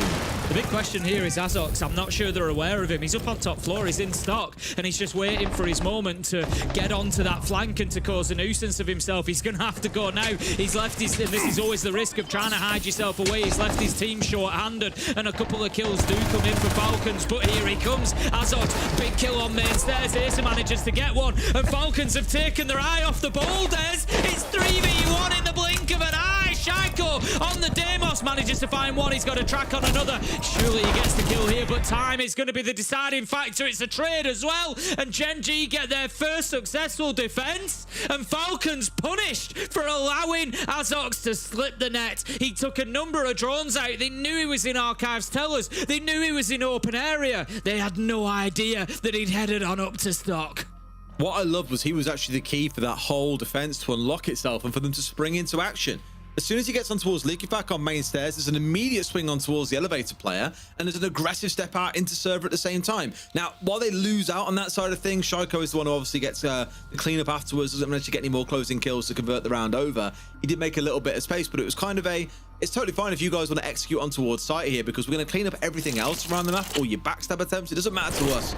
We're just going to sweep up and clean house. It was really, really well played by Gen.G. Very, very, like, bringing a trap on towards the other side as well. Love seeing it. The Falcons are the ones who've now got caught with the ideas, Tim. Dare I say that, to a level maybe underestimating Gen.G here. Whether it's underestimation or not, the top and bottom of it is they are being punished by a team who are well prepared for them. You know, we speak about Falcons, how good they are on Bank, how they had a 3-year win streak on Bank that was only recently ended. It looks like they might not be starting a new one anytime soon. Gen.G 4-3 up. This is now the big challenge. Gen.G have had their basement defense. They've got it won, and I'm not going to say it was touch and go, but it was winnable for Falcons. They were 5 versus 3. Gen.G, let's not forget that as well, by the way. 2 rounds now that they've won 3 versus 5. If they don't do that, it's what, 5-2? Big difference, big difference. So Falcons have got questions to answer in that sense as well. But Gen.G now have to win that second and third choice site. It's going to be open area that they go for first. Yeah, all right, fair enough. Sorry, means still quite a bit of vertical control to work through. It's why we've got the Ram coming on side from Solotov here. Otherwise, not so much in terms of drastic changes from what we might expect coming out of this side. When Breedo's on shield duty, he just goes across and towards the hard breach. You might look at the 0 and go, huh? That's a bit of a weird one, and it sure is. So I remember a good long while ago, our good friend Leon Geard said to me, like, this actually is a map where he's actually really, really strong, like really powerful, worth bringing along in most lineups. And I think because there's so many spots that you can hide those cameras in, he is just ridiculously flexible and very, very powerful. However, in being focused on their own camera, look what Mr. Observer has showed us. We've realized that there is a black eye camera ready and waiting to see everything that happens from this point forward.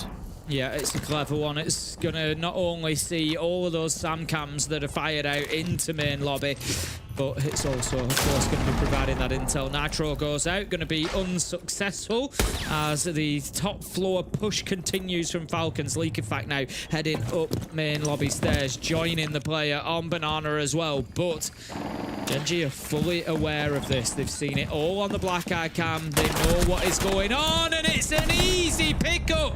They knew that they just had to wait. Neko opened his arms, and League of Fight ran on into them. That's happened a few times this game now, across both sides, of course, where League of Fight has just been caught off completely unawares. And it's very unlike him. Obviously, as the IGL, and many by default assume McKay IGL might not be the best gunner. No, League of Fight was one of the best players across the last couple of years, but look at this side swipe Naquo's found here. That's made life really uncomfortable for Brede. He can't plant until they manage to get rid of Naquo. But again, League of Fight, we've really got to see a bit more of him, unfortunately, Tim. 2 quick kills come on through. The last 2 players are coming from bottom square. 1 towards Naquo, and Ace has got to do it all against 3. One of them being a shield, and Uzius is simply not going to let that happen. Falcons still keeping pace here, 4 apiece. Yeah, better from Falcons there. It was, again, a little bit of an easy opener that they gave to Gen.G, but they recovered well. And it's like I said, with League of Fact being, you know, the first or an early death in a round, it really isn't always the end of the world. He's a great gunner, he's a great player, but having your IGL able to focus on everything around them is never a bad thing either. So Falcons, they managed to get that one done, and as I said, the big challenge for Gen.G is going to be that second and third choice site. They have taken the double hard breach ban. They couldn't get open area done. I think top floor might be a better site for them because they're going to have, or should have, a lot of that freedom now. I think they've been waiting, you know, to be able to get up there with no Hibana, no Ace. They can play in and around stock corridor. Nothing can really disrupt that. So this is going to be a tougher round for Falcons to get the winner. Unless. We saw a few teams make some really interesting adaptations to this site overall because, you know, as you see, like the hard breach is being banned away. Speaking about that white corridor is fully useful by defenders. It's not easy to threaten them on there. However, we've seen some, I want to say it was it PSG Talon? No, maybe it was VRX. It was definitely one of the Korean teams. When they had like 4 or 5 players all on Windows, still managed to pull off a beautiful execute onto the site with these exact same bans. And it was just like, there are ways that it can be done. You have to get a little bit creative, but there are certainly ways you can pull this off entirely from window play. But looking at the other side, Tim, they really aren't trying to make it hard. They've got an answer to the Capital with things like the Warden. But the Yokai's on side against you in a little bit of panic. They've got the Clash to play behind it. Of course, didn't have to worry about backup reload. Lots still that Falcons are going to work their way through. So it's certainly not as simple as get everyone on the windows and let's make the play. There's a lot more that needs to be done to make this possible. I always like the mirror for this site, if available. Gen.G opting not to bring the mirror along, just relying instead on Skies, who has been very reliable throughout this game, on the Warden inside of Janitor. But a Warden behind a mirror window in Janitor just doubles the power up, but we will see basically that position is all about denying any sort of plant going down inside a CEO, which is most commonly where we would see the plants happen on this side. But a lot of droning going on from Falcons at the minute, getting a good look around site, a good idea of who is where. But again, it is going to come down to 2 things. First and foremost, Skies in Janitor on the Warden. They've got to deal with it. They've got to have an answer. Second problem is that Clash in stock corridor. No surprise to see them playing there because, as I've said, without that ranged hard breach ban, it's going to be very difficult to move this player out of that position. And guess who that supports? It supports Skies inside a Janitor. Yeah, most thing really get away with here, I think, is more trying to control the Clash, right? Making use of firebolts, for example. We've only got 1 left, or using nades to force them away. Of course, probably thankful at this point that it doesn't do damage, but enough that it can still feed information across. Could be a bit of a threat. As I say that, a nade comes on through, and I think that was fire burning underneath, and it wasn't fire. Not it was, but he was slowly getting chipped down either way. Now he's down on his backside, 2 versus 3, and Ace gets the reverse. Oh my God! Him and Skies today have been absolutely magic. Leak, in fact, maybe awakening in this round, though. A 2 versus 1. Ace gets far. I thought he only got in there for a second, but no, it's Shaiko on the swing.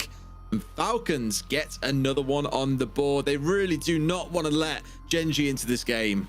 No, and this is where I thought the problems might come for them. Like I said, great defense down in the basement, but you've got to be able to do it all over the map, because if this tracks, as we've seen over those last 3 rounds, then Gen.G go back to basement now. They get it won. It goes 5-5. Falcons then win top floor open area, and they win 7-5 and take the map and move on. So Gen.G have got to improve on those two defenses that we've just seen. I'm not sure exactly how Skies ended up dying inside of Janitor, but with the clash behind them as well, I think there was a bit of work from below which didn't make it easy for them. We saw the Grimbees going in there. Falcons definitely had a plan to clear that position, and when they did, it allowed Leakyfact to get inside of sight, and that's where we saw the challengers coming through. Acer actually picked up a beautiful kill onto him, but still, it pushed people out of position, and Gen.G ultimately lose the round from there. So a good back-to-back bit of scoring coming in from Falcons there, getting themselves 2 rounds on the board, and they currently sit with a little bit of an advantage. It's a little bit of one for sure. I mean, eyes already falling towards the latest pickups of this team. It sounds weird saying latest pickups. It's not like they've enjoyed super recently. It's been a couple of years now, but Solotov and News is the ones really flying through the game. 12-6, 8-5, both not lost an entry duel so far. Really high cost. Schalke having one of those quiet days. One of those quiet days. Sorry, and we interesting combination of days and games. There is dames. Interesting. But first, speaking about this in the pre-game a little bit, when we had the graph up on screen showing what has the EPS variety been for each player on this side throughout the stage. And Schalke have been the one that sort of had a few high moments, and you could see him being the kind of Schalke level performance that we're used to. But then towards the end of the stage started to drop off, had a pretty weak start to the stage as well. Today, at least, is one of those days where, although he's getting a few numbers on the board, his overall contribution hasn't been quite as strong as what some others on the team have been, but it's getting them results still. They're up 5-4. All eyes now go to Gen.G after that timeout to try and fight this one back in.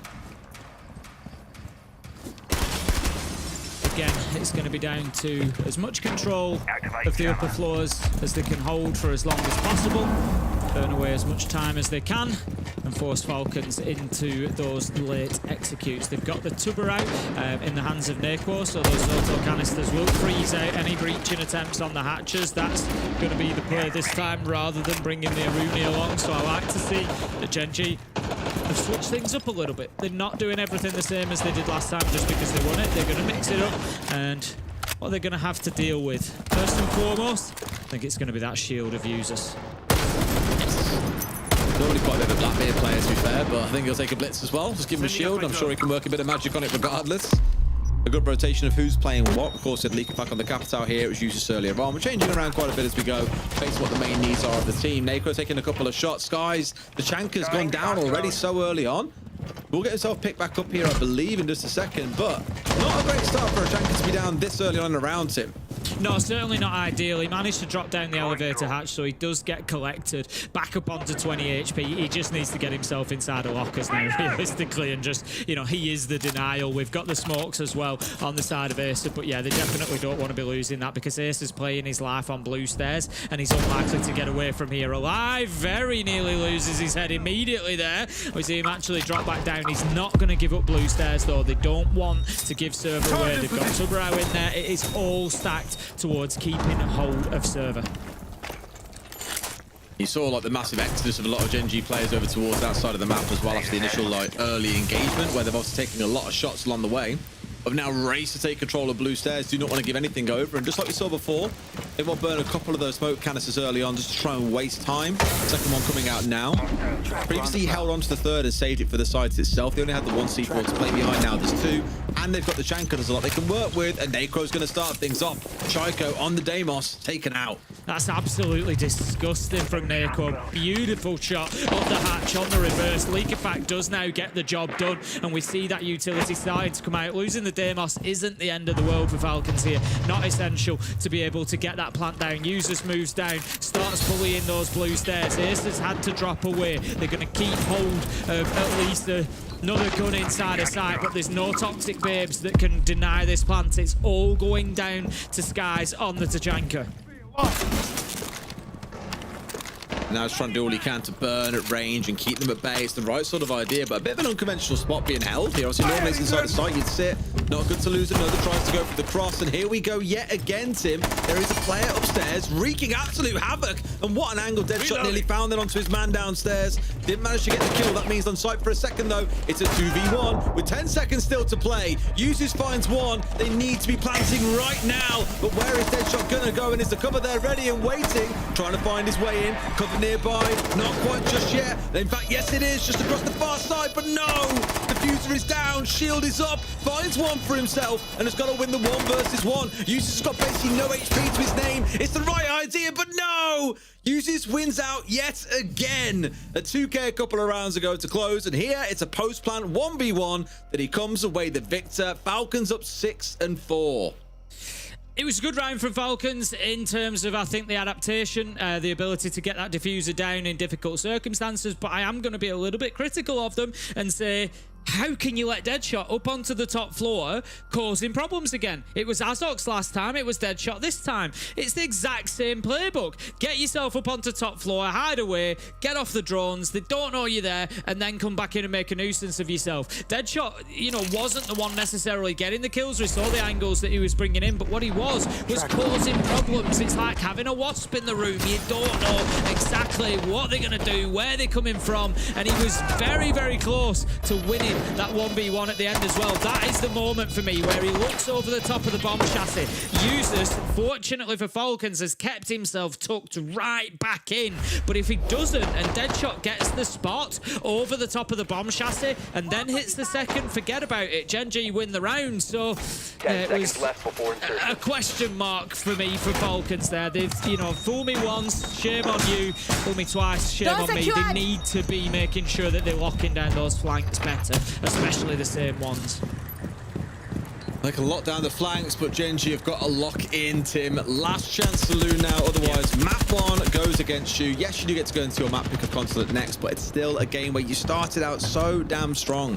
Really can't stress it enough. Actually, they played really well this map. They've been unfortunate in a couple of rounds where there's been, you know, clutches coming out from the players of Falcons. Not to say that we haven't seen Gen.G win their own. Round 7 was a 1v1 win from Azox, for example.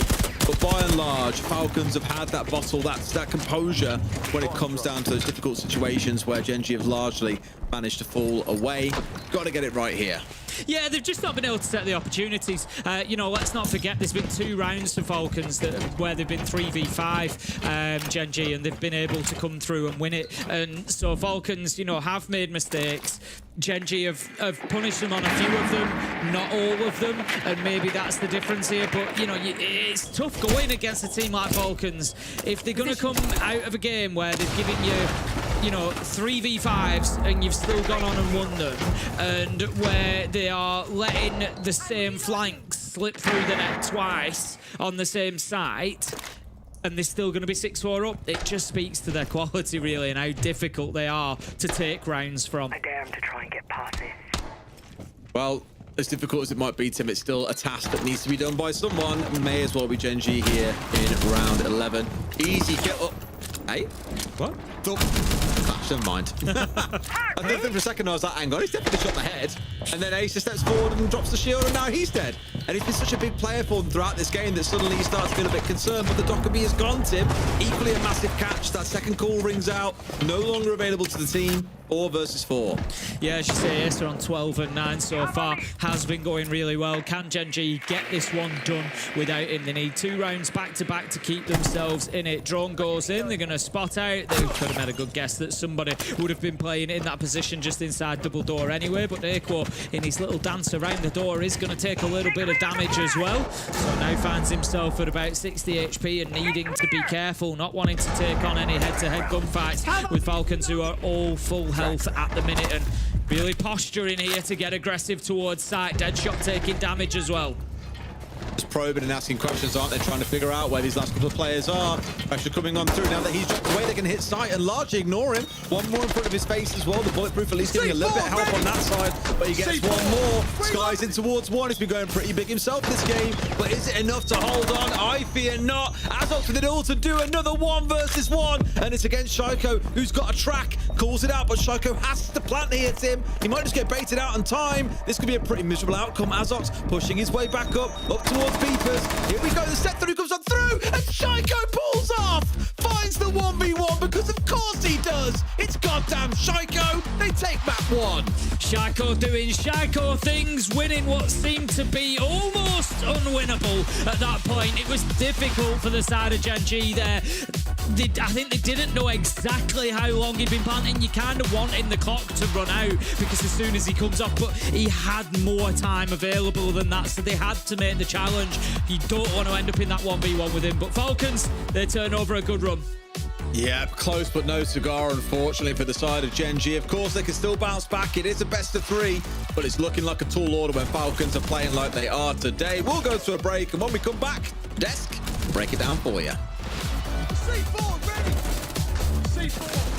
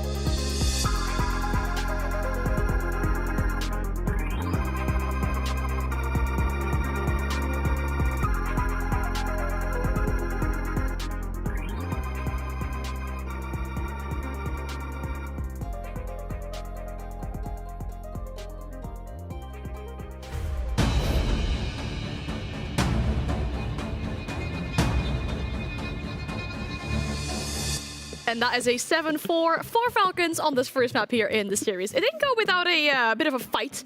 I guess we can say Gen.G really put up a fight to them on this first map. Listen, I'm proud then. Okay. I'm proud. It's not a 7-1. We see Gen.G stepping up. We see actual fight. We see a team kill. But we also see some great stuff. Okay. What do we see? We see Sky's carrying the team. We see Asa stepping up. Despite being negative the whole season, he steps up again. Look at this.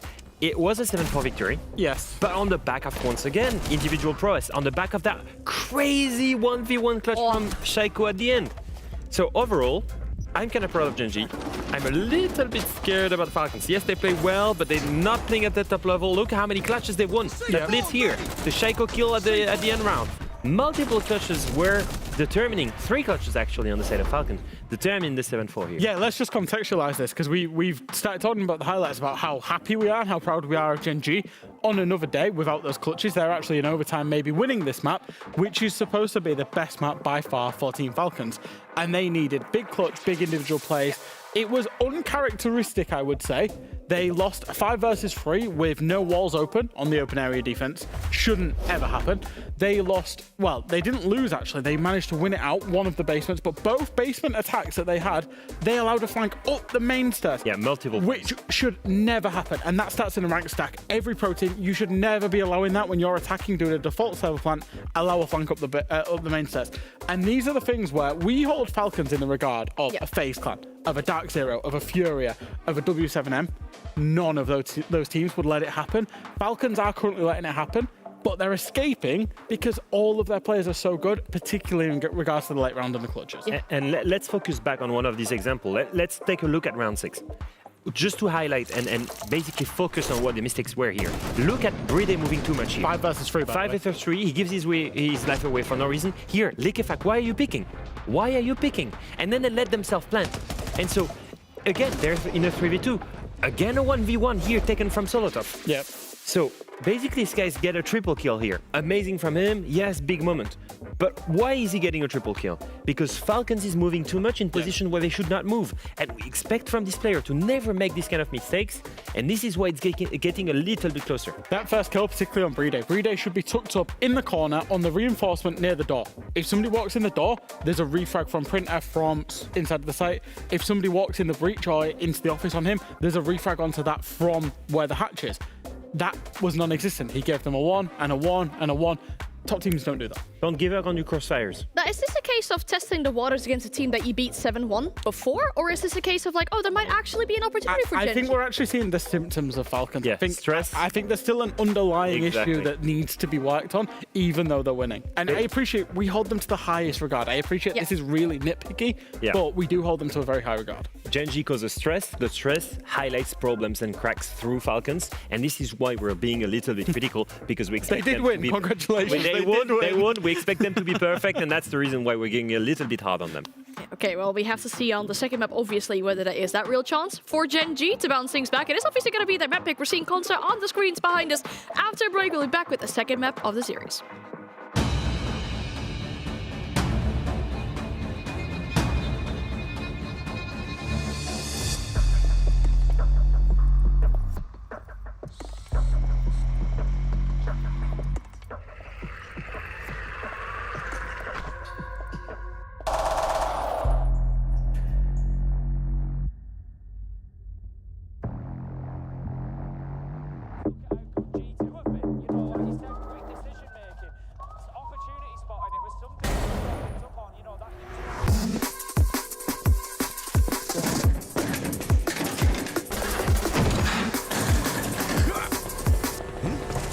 Easy, easy, teammate.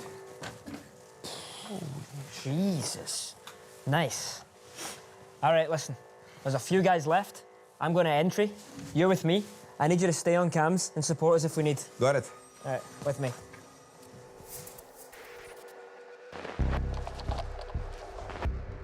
Clear. 3, 2, 1.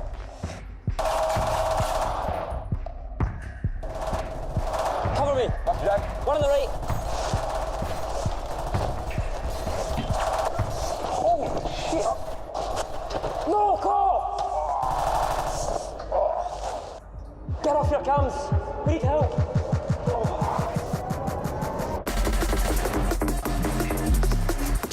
Fucking Alamo. Take the case. Go on without me. Shut the fuck up, Jack.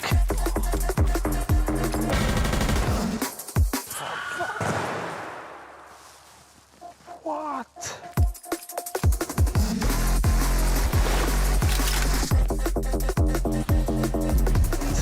Is he okay? I've been worse.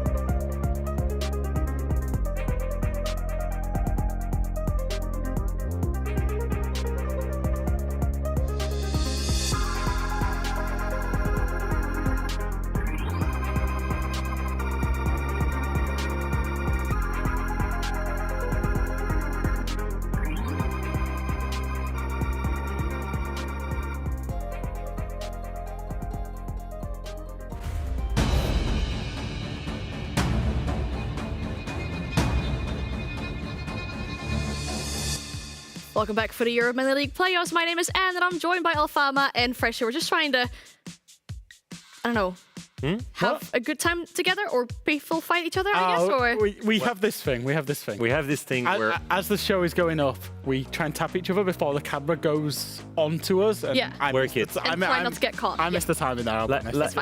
Honestly, like the chat message that I saw earlier today, Anne and her two dog sons. That's basically the show, and it should be renamed like this, to be honest. Yep. But yeah, instead of the fortress on interview, it's Anne and the dogs. Yeah, exactly. Well, the good thing is that Anne and the Dorks are going to set you up for the second map of the series, because we do indeed go to Gen.G's map pick. This is going to be Consulate, and I think we're seeing some Falcons players right now, obviously, because the main thing that we talked about before this break was that, yes, Falcons won that map, but still we need to see more from them, and I think on your opponent's map pick, that's an ideal situation to do that. I think we see a lot of the good things. If you look at their attacks, mostly those split takes on Bank were stellar. They were really good, most of the time good executes. But we see a critical loss in the fundamentals, in the not moving too much, in the not giving away your man advantage. Like the kind of stuff that should be basics for these pro players, especially at the levels that they are playing at. So I think what I'm expecting to see from them, improve at least, is Improve on those fundamentals. Go back to your core strat, especially in Consulate. And starting in defense. Yeah. I'm glad that you checked. I had to double check there. Defense, arguably for a team that has such talent, should be better, because in defense you kind of hold your powerful positions with the utility and teams have to attack into you. But when you're giving away such freebies, it's not. And I think we saw that on Bank. Like, you know, Falcons arguably could have closed at least 2 more Bank defenses. And again, you know, we are being hypercritical on them because we want to see them operate at a high level. And I think that extends to the fact that we think they're our best shot in Stash Lair getting over the line for a European and MENA region. In terms of Gen.G, I think just a reset is needed. Yes, they lost their opponent's map pick. They were always expected to lose that. This is the map that's theirs.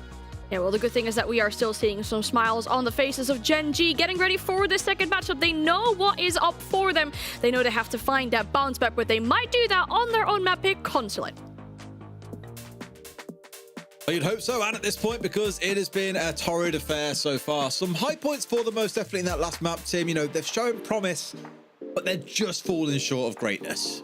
Yeah, you look at it and you think, can they come here and take a map off Falcons? I think they can do. I think they've definitely got it in the locker. They've turned up and they've had a good start to things. The problem is the message, like I said, that Falcons sent in that first map, and that is, you know what? We can play in perfect siege. We can let you flank up the main stairs. We can let you win a couple of 3v5s. Not suggesting they were letting them do it, but that can happen, and we're still going to come out and win 7-4. And that's got to be tough to take if you're Gen.G, because you kind of feel like every time a mistake happens and you don't punish it, you know you're getting nothing out of Falcons. But even when you do punish it, maybe you're still getting nothing.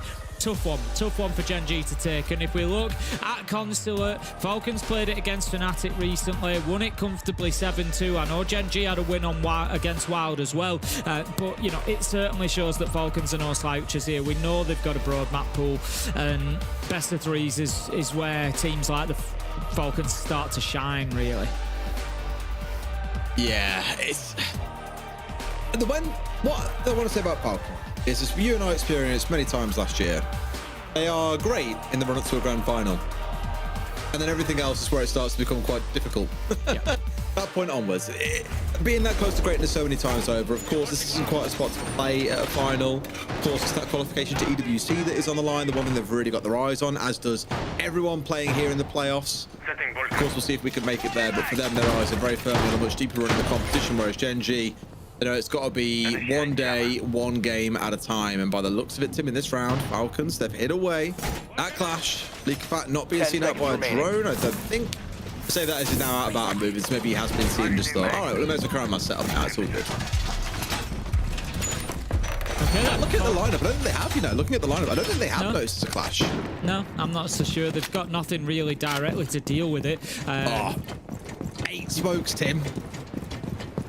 Okay. They're cooking. They're There's cooking. a plan. With a There's Raura, a Des. Ying, there's a plan. I can confirm there is indeed a plan. Let's see how well the plan plays out. They need to get themselves into the correct positions to begin with. Immediately going to be breaching meeting wall, so that will give access straight into the closet. Nobody playing aggressively in there from Falcons, but they will have definitely heard the exothermic go off.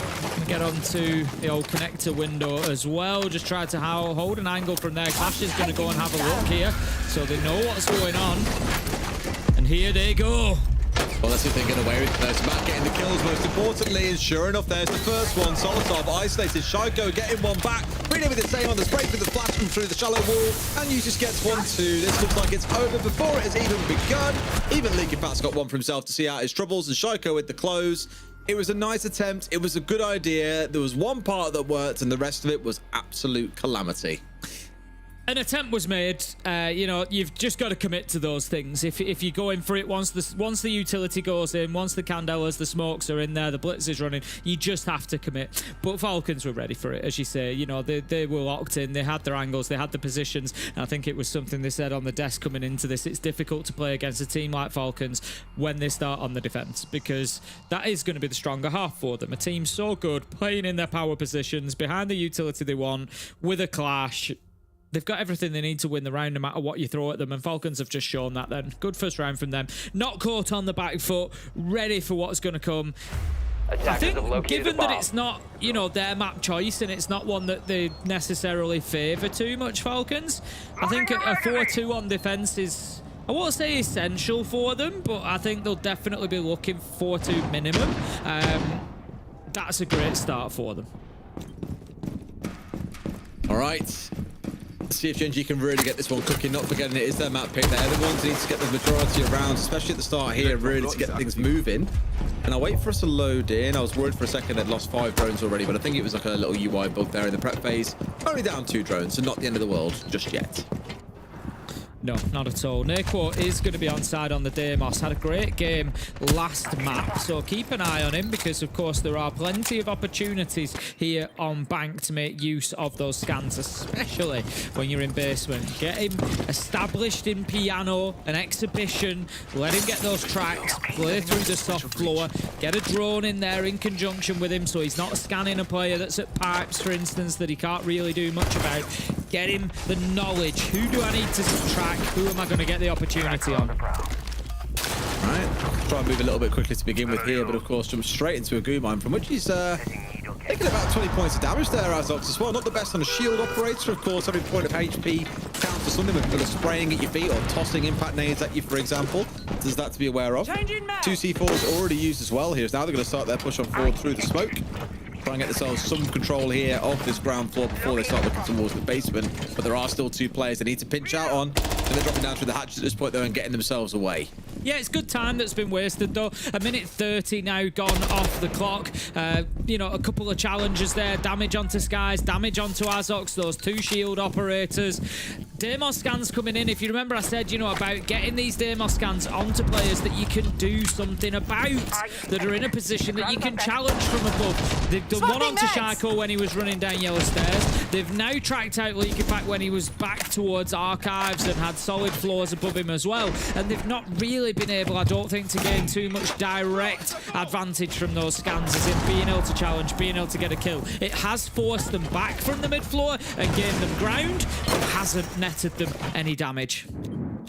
No, not just yet. But again, it's always asking the question, right? It's keeping Gen.G on edge that there could be someone about to push up on the flanks, for example, that could try and do a bit of damage for you. There's another track coming on towards Shaiko here as well. Respect or fear? I'll let you decide. But it's enough for now that for Falcons, they have dug back in. They've largely conceded control of everything, and they're waiting to see what the play is going to be from Gen.G. No C4s, no impacts, no smokes, nothing to stop this Monty just marching on forward. And that is my main worry, because now he's in a spot to get the plant down. They've got a challenge, and sure enough, they challenge in reverse. It's a trade between the 2. Azok's also going down to 4 versus 3, and they're up on top of the Monty. Hello? What the hell is going on? They had no idea about the push up towards the Monty there, and yet again, Gen.G have done something pretty good. They've pulled out a good plan, but the actual execution of it, especially towards the end of the round, is where they've fallen short. Surely, Nako doesn't hold on against all 4 here. Now they know where he is, and he can't even get a single kill. That is unfortunate. Falcons going to go 2-0 up. Yeah, Falcons just waiting in numbers under the hatch. They knew it was the only place really that Nako could try to hold on from was above, so they knew that one of them would at least win out on the challenge, and it was a good round again from them. I like the try, I like the thought process from Gen.G. I love it when teams base their round about getting the diffuser down. You know, it's, I won't say forgotten about, but it's so often overlooked where teams will just get kind of wrapped up in these gunfights and trying to get everybody killed. And, you know, there are so many more ways to win it. Shaiko just couldn't get the pistol out quick enough, could he? You can see the you can see the pain that he's got Deadshot right in front of him, and he's just trying to switch quick enough to get the kill, but couldn't. But ultimately, it didn't matter as Falcons get the job done. They're going to head now to their 3rd choice site. It's going to be Piano, and this really is not the start that Gen.G wanted. All right, still time for them to claw this one back then, Tim. It's still only a couple of rounds in. And I think the most important thing, again, from those 2 rounds is we've seen a great idea, middling execution, and an awful outcome is the way that I'll probably describe it best. And this is the thing against these big top 4 teams like Falcons. They will not let you get away with murder the way that you might be able to against lesser opposition, should we say. But Gen.G know that. They've definitely played against these guys a whole ton through scrims. They know that it's always going to be a tall ask to get anything away from them. Still not going to stop them from trying, though. Here we go with another round with that Monty lead the charge once again. Lots of vertical control being desired here with Nako getting across on towards that ram. And they are a little bit sick and tired of the antics of this Falcon side out on the roam. Got a gridlock on side for good measure as well. Yeah, I'm kind of feeling a similar sort of problem to one I pointed out for Matchco as well. And it feels like it's if shields, then shields. Like, yes, they're available, so yes, we're going to bring them. And I get it. They're super powerful, of course. But I just don't feel like Gen.G or Matchco tonight have got enough value out of those shields. You know, at the end of the day, you are bringing them at the cost of bringing other operators. And so you've got to be winning rounds on the back of them. And so far, Falcons have dealt with them, I won't say very easily, but at least reasonably in the last couple of rounds.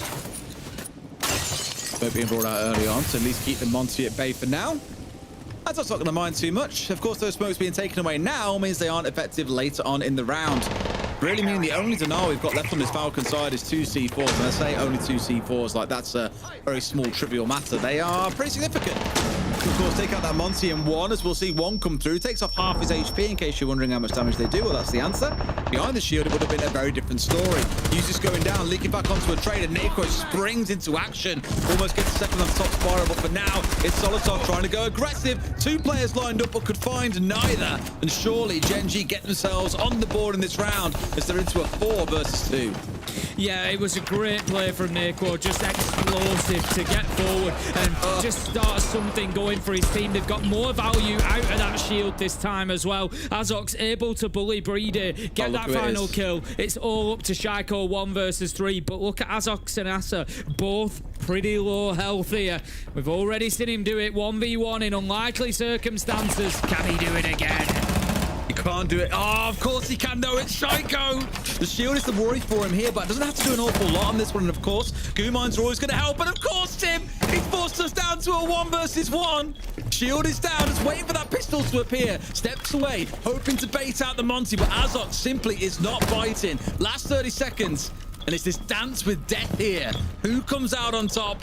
Azok or Shaiko? But now, it's Shaiko that has got the pressure. Diffuser not being down only helps him here. And he's waiting for the shield to be dropped fully and the pistol to come out.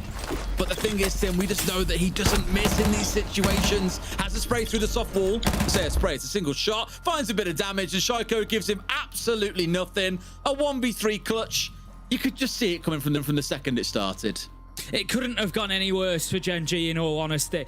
You know, Shaiko, gets the first spray down. And from that point, the problem is, and I talk about this with Monty and with the shields, they are powerful when they have teammates with them. Every teammate that is lost along the way reduces the power of the Monty. I wouldn't say necessarily the same for Blackbeard and Blitz, because they're a little bit more self-sufficient, especially the Blackbeard. But for the Monty, everyone who dies around him removes a little bit of his power, because you can see that moment coming where in the 1v1 he's going to have to go to the pistol, he's going to have to drop the shield, and that's of course when he is his most exposed. So it's always tough when your teammates are dying around you and you're on the Monty. And Shaiko getting these two, just absolutely beautiful. And from that moment where he's in the 1v1, you think he's got the win here, because it's just so much to ask of Azox, especially on low health. It's just, I couldn't even find myself sitting there going, oh, surely he can't do it. Because I was like, it's Shaiko. He absolutely can. It's Shaiko. It's just Shaiko. Of course he can. Heartbreak after heartbreak, because once this now starts to feel a little bit like our first series today, where it's one team that's starting to really run with it a little bit. And again, I feel sad for Gen.G, because that's 3 rounds in a row now where I like the idea they've had. You can see a set piece play coming out where they've isolated players on Falcons, where they've got a couple of kills, but the end result is just not going their way, despite all the things they do well in the first half of the round or first half of the execute. I'll try again here with that shield, the glass this time being brought along. 4 smokes in back pocket to play behind. We've got to see quality in the execute. We've got to see, and I keep saying it, more value from those shields. 3v1 with a Monty on side. I would argue it's not enough value if you're not winning that 3v1. So, Azox, keep an eye on him. How much do they get done with or behind the Monty? No surprise to see Falcons not actually bother to ban it out. I was going to say that. Don't bother banning the second shield because they're not winning rounds with it anyway. So, you know, take away something else. Take away a hard breach, maybe a thermite for that basement wall. Take away a Ying, something to execute behind. And yeah, I think Falcons have actually played that perfectly. So 5 versus 5 still as we are a minute into the round. Only 5 drones left alive. Falcons have done some great work on the intel side of things. Been able to remove a lot of that in the first minute of this round. Great first nade coming in from Nako as well. Has fully forced the player out of coffin and let him get inside this part of the map. Completely uncontested, none bothered. Nade tossed out there. Good for Leakifat to be able to dip away here ever so slightly. But look at that instantly. A challenge from Solotov, but that fire is going to give away his position. Nako knows it's being pushed, but Solotov just don't miss those. 5 of the best players in the world, Tim. Always going to be a hard ask. I feel like Falcons were... oh, this is not good. You're going into a problem. So, what are we doing? What are we doing? After just having to run as soon as his feet touch the ground, the kills come in. Brede finds him, and Skies is now in a 1v4. He had a great game on Bank, finds a 1v3, but pushed from both sides, shut down by Leakifat, and Falcons go 4-0 up. I feel like Falcons weren't fully awake on Bank. They were making mistakes. They offered Gen.G some opportunities, and not getting that map won, I think is really going to cost Gen.G, because right now, they're against the more peak version of Falcons who are just running over them. Yeah, and very understandably having their own time out here. You know, 4-0 down on your own map pick. It doesn't feel good. No. And I'll say it again, I feel pain for them because they're not a team that are like waddling up here and being solely battered about by Falcons, and they're not offering any kind of contest.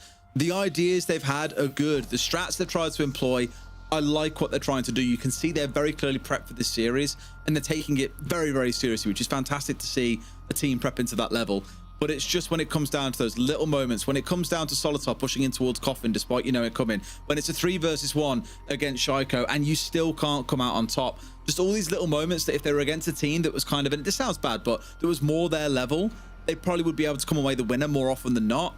That's how they managed to squeak their way into playoffs in the first place, let's not forget. But against one of the big boys, they are absolutely flailing. And I think to this point, Tim, we have 4 players on the side of Falcons that have 100% cost. They are absolutely cooking right now. Yeah, they really are. I don't honestly know where Gen.G go from here, because even, you know, when they have those opportunities, the 3v1, it's like I said, I feel like the opportunity's already passed them by. I feel like if you were going to win a map, it was Bank, where Falcons weren't really quite as sharp as they normally are. They've woken up now, and you've got a serious problem. It's, you know, you've missed your opportunity, and Shaiko hitting a 1v3 with a Monty included just goes to make that point for me. If you're going to have opportunities like that as Gen.G and you can't get them done, you're in serious trouble against a Falcons side who are just really now feeling confident. So 4-0, keep an eye on Shaiko. I'm going to say it now. He's looking for the spawn peak. He's on the score post. He's 8-1. Just keep an eye on him. Keep an eye on him, like that's the easiest thing in the world to do, Tim. Come on now. I think he's going to give us some teleportation magic at some point if they don't go in and find where that second shell is. Absolutely. It's always again that high fantasy that you have for the operator, in the same way that other operators have certain moments that you just think of when you think of them. And one of those for the Skopos is getting that teleport up to the shell, then getting a hit on the flank is like, it's great to see, but so rarely do you get to see it actually happen. The IQ should be helping out with that, but as it stands, Gen.G keeping it pretty shallow, Tim. Not looking to push around the map, and mainly focused here on the breach itself. Away we go. Put themselves this up over the top. That's a nice little trick, actually. I like that. Rather than letting the 2 Brawl freeze things off. I still think he's actually got away with this. They haven't opened the breach yet because another one came through straight away. But it was a good way to potentially catch Falcons off guard. If nothing else, it's bought you sort of about 15 seconds, really.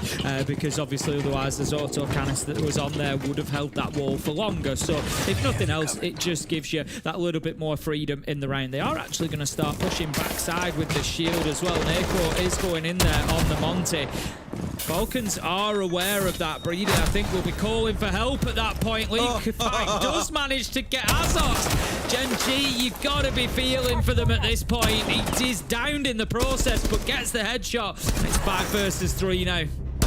Oh, like, it just doesn't matter, does it? Like, no matter how much you try, you're not the ones coming out on top in these gunfights. Falcons move up once again to 5-0. I think all Gen.G can do is look on in horror here as they get absolutely decimated on Consulate. It's not over for Gen.G yet. They do have the defensive half to come, but I would don't know, say... Tim. I'm a big fan of the two halves of Siege theory, but I don't say know that I think it's 90% over at this point. I think, you know, it's going to take a miracle for Gen.G to come back into this. And I don't say that because they're 5-0 down. I say that just because of the manner of which Falcons are winning these rounds. Like, they just look absolutely clinical at the minute. Whether that will continue on the attack, we know Consulate's not their favourite map, but the point is, if they get a 5-1, a 6-0 half, they need so little on the attack that it's just really not going to matter very much. Yes. Yes. Not looking the prettiest of likelihoods for Gen.G to win this one. Of course, it's not all over if they lose here today. As a reminder, they do get to play again 10 seconds to insertion. Tomorrow, well, not tomorrow, sorry, actually it's next week. On Monday, they play their next game. They'll be playing in the lower bracket against the loser of tomorrow's game, who, horror of horrors, actually, Tim, could be Falcons. If they lose their game tomorrow, so of course they win this series, they will be facing off against Gen.G or whoever the other losers of that game tomorrow. So they could actually have a rematch here and have to face this horror all over again in a week's time. Not ideal. Not ideal for that was almost horrific. Shaiko again, just looking. We've already seen him having a look at the spawn peaks. Doesn't get any joy again. But if nothing else, it just puts you on the back foot, doesn't it? Straight away, Gen.G know what they're in for the rest of the round. They are going to make some good quick progress, get that meeting wall open. So just very aware of the possibility of a run out. I like that from Gen.G. Again, they're still paying the due diligence, still paying attention, making sure that they're not giving Falcons anything easy. The problem is that Falcons are quite equipped to take even the most difficult of chances at the minute. They are. I'm probably feeling very emboldened with how things are playing out. So I just don't really see a way right now where Gen.G will be able to build up the confidence across even one round to get themselves battling in this half. Again, maybe like you say, when we switch sides, we'll see a bit of a difference building up. But we remarked on it earlier on, the attacking stats and the defensive stats between these teams. Falcons do kind of clear ahead at this point. Even when comparing their attacking side to Gen.G's defensive side, they still come out in the clear. But now that we'll see how things play out, Falcons definitely enjoying roaming around the map. I think that ban away of the dock will be certainly helping them to be a little bit more free in pushing around the map. And also knowing that Gen.G have ran Monty the entire half, it does mean they're going to be quite slow. They can't push through the blitz and be incredibly rapid in trying to push you down, for example. And so they're quite happy with the slower pace the game is playing at. They get to command the tempo a little bit further, get to take engagements where they want, rather than having Gen.G choose when they want to come away with them. I'll say that, Solotov gets a little bit too mobile and pays the price. Ace are getting out on the entry, who, for the most part, had a decent game. That's one on his team so far. More still to come as the gridlock goes down, forces these Falcons players back. They've got the control they needed him, but it's taken them 2 minutes to do so.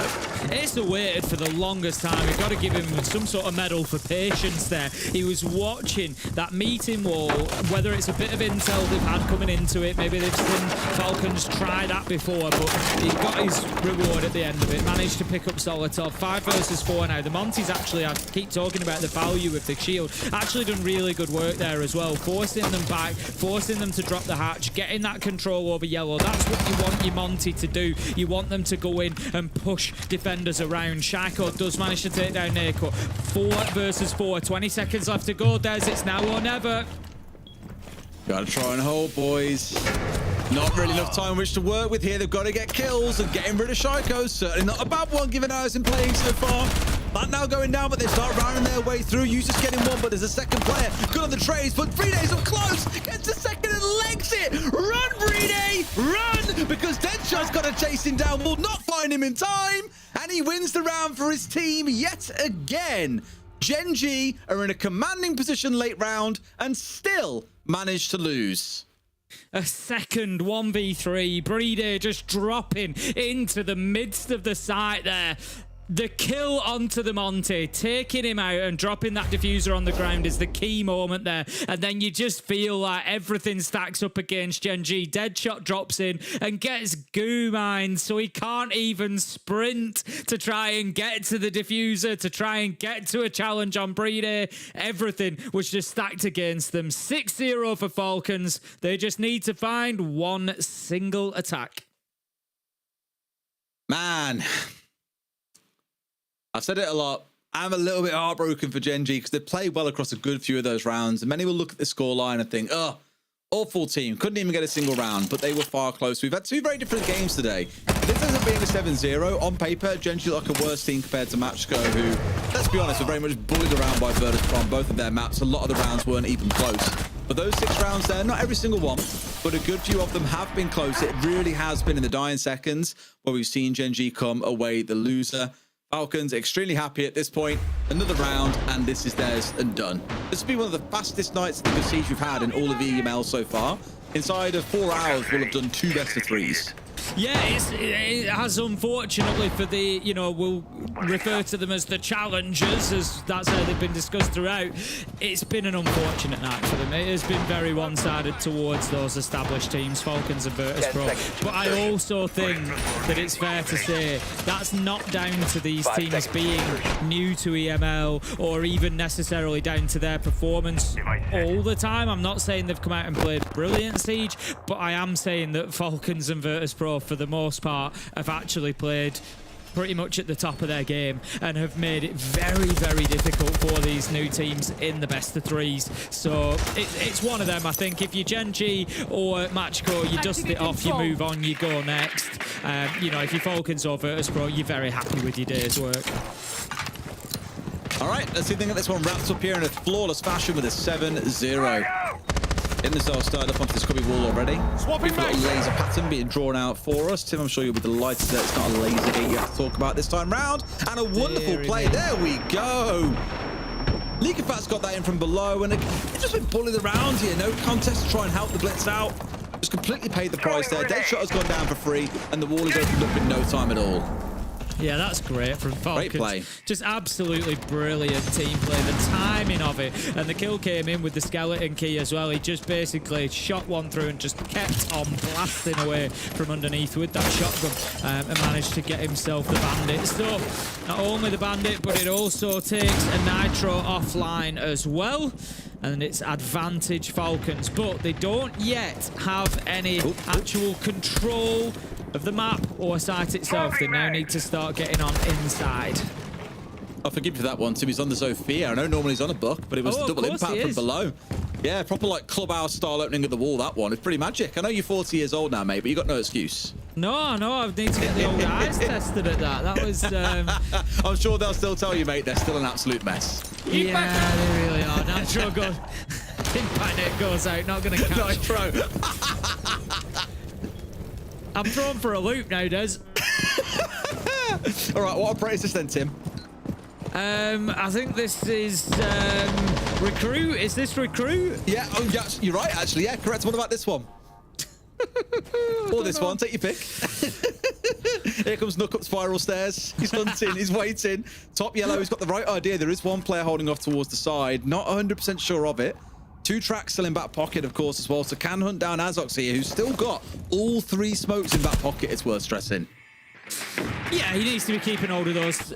I mean, until he knows where the push is coming from. As soon as he knows where that is going to be, we get a direct trade there. The Daymaster is going to be taken out. Until he knows where Breeder is going to be putting that down. But he should have a good idea of meeting door by now. So he's keeping an eye on Azox for that first smoke canister going out. He's kept him in pocket. They've been wasted as Solotov gets a really important kill. 3 versus 2 here. Solotov on another. And surely it's all over for Gen.G. It's going to be a 7-0. It's a triple kill for Solotov to close it out. And Falcons, they take an emphatic 2-0 win and move on in the playoffs. Neither result tonight will surprise anyone. That one, you'll look at it on paper and see the 7-0, but you've got to acknowledge Gen.G there. They've really tried, and I hope we see some more out of them in that lower bracket. But as you say, Tim, an emphatic win that I'm sure our desk cannot wait to speak about. Let's go to a break and head over to them soon.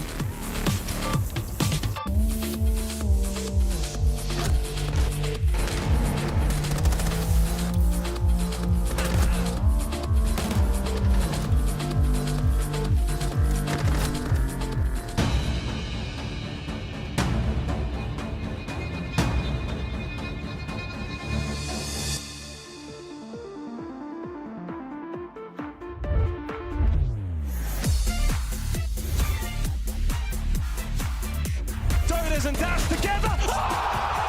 Unbelievable. Can he get there in time? Cameraman's going to complete. Big ET finds a huge 4K and Gifro. There's only 4 seconds left. There's no way. Whilst not easy, is potentially winnable. No. They've given him a 1v1 and they've given him both guys. They find the down as well. Yesterday they took the crown from NA. Today they take their kingdom from Blackout.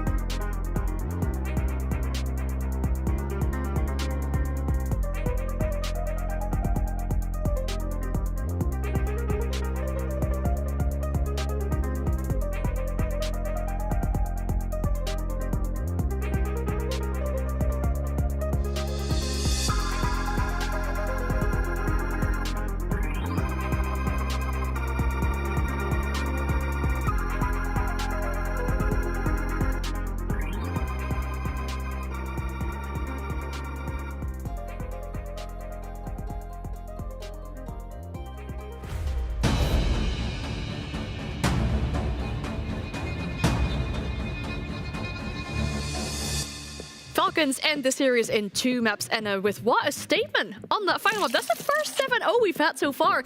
This stage really showing up to what we were asking from them, showing that perfection. Do you know what? I think we spent longer hearing from Ace of Pirate about his garden and his berries and whatever else he's got going on than we spent inside of this map, because Falcons absolutely obliterated Gen.G. It was a great performance. There was a couple of clutches thrown in there as well, but they were confident, they were aggressive, they were holding their positions. We challenged them to be better in map 2 than they were in map 1, and they rose to that challenge and more. That kill with the banditry. I was actually only saying it the other day, I was saying it off camera, but we've not seen a double Sophia impact in a long time for a kill. We finally saw one today.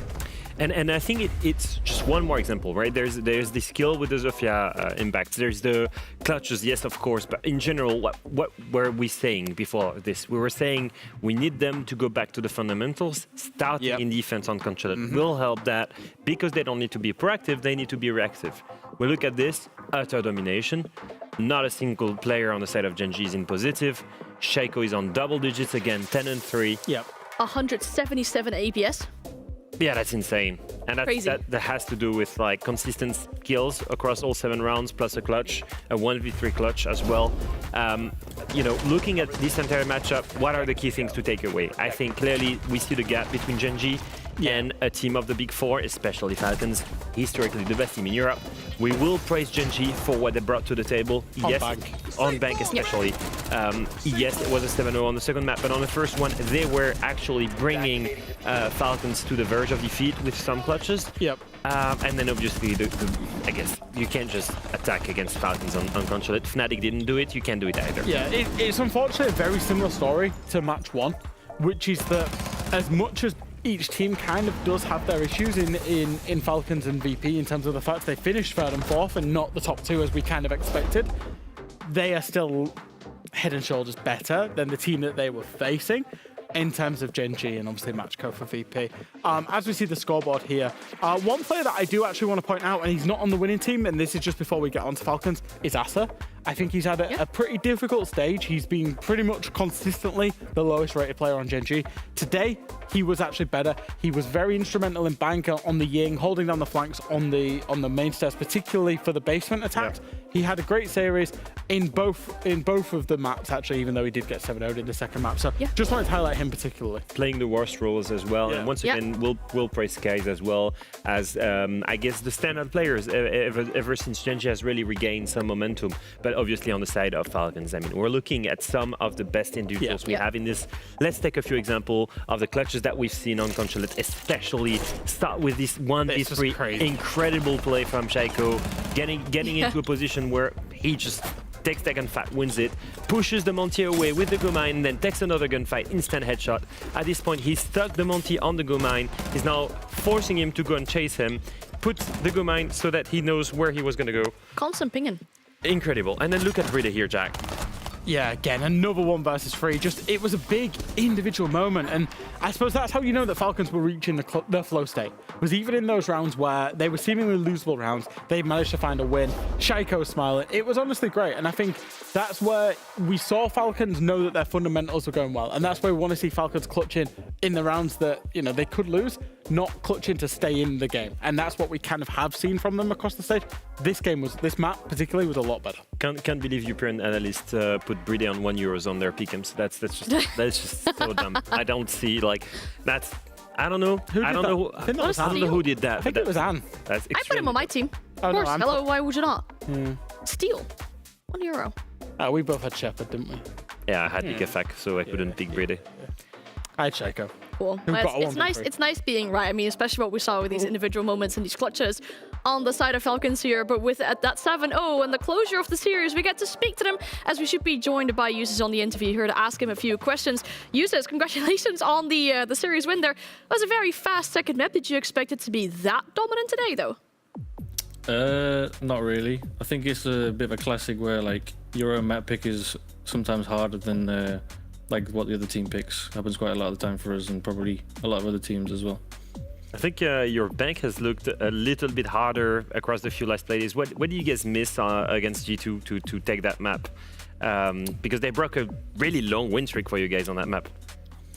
I think the G2 game, we didn't adapt very well in the game, which is why we lost. I think we made a lot better of adaptations against Gen.G, so we came away with the 7-4. How do you think the team play's been, users? Because I suppose for us on the desk, we see these big individual moments, right? And of course, every player on your roster can have them.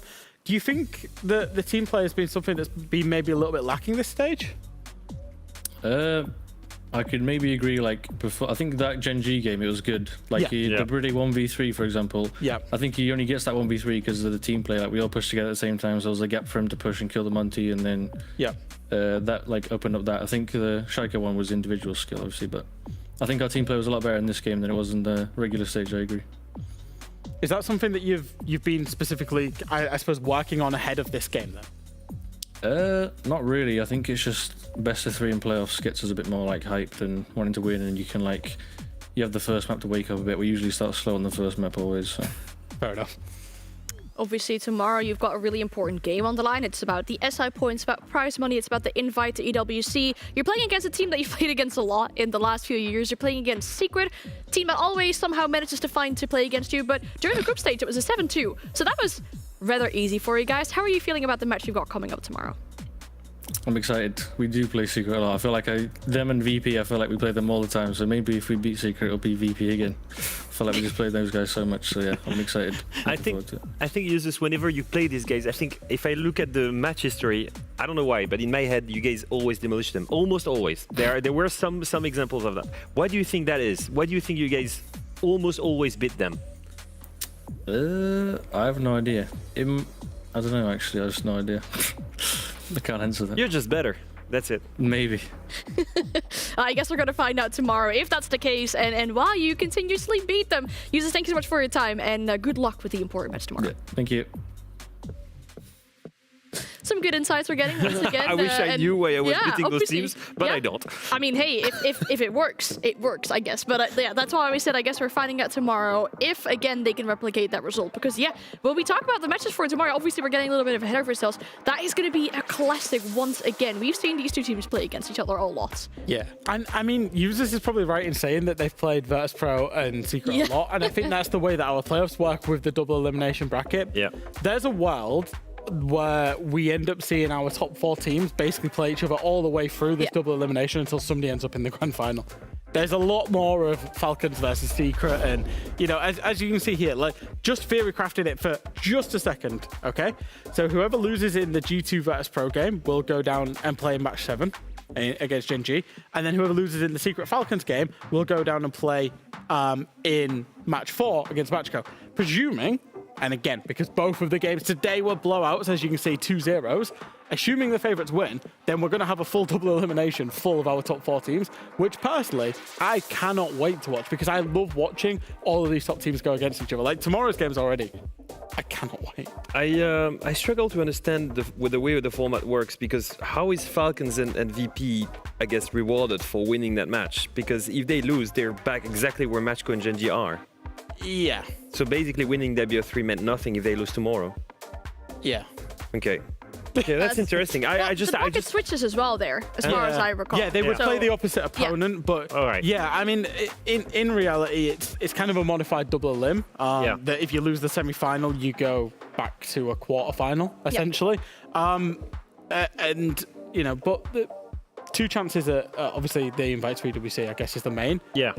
Whereas Matchco and Gen.G only get 1. Yeah, that's basically it. So now they're in front of 2 BO3s. If they win a single one, and they're guaranteed the invite. And also, in theory, when we get to stage 2, it'll be the same effect for a major as well. Yeah. Okay. So it's been closer to that end goal. Yeah, I mean, obviously, if we're looking at the matches for tomorrow, and once again, keeping in mind, we do start earlier tomorrow. Our first game is at 3 p.m. CEST, and then we'll have our games following up after that. And once again, on our rolling schedule, we saw how that ended up today, because we ended up with a very, very fast day. But if I look at the games for tomorrow, I don't think it's going to be a very fast day, because look at the games and the teams that are playing against each other. It's to set us up for bed. I'm already wanting to start tomorrow's pre-show right now, but I genuinely, I think you could make a pitch for every single one of these teams to win their respective game tomorrow, go to sleep, wake up, and make a pitch for the opposite team to win it. That's how close I think both of these games are. Jack, you can make a pitch for any of these 4 teams to be the kings of Europe. Yeah, 100%.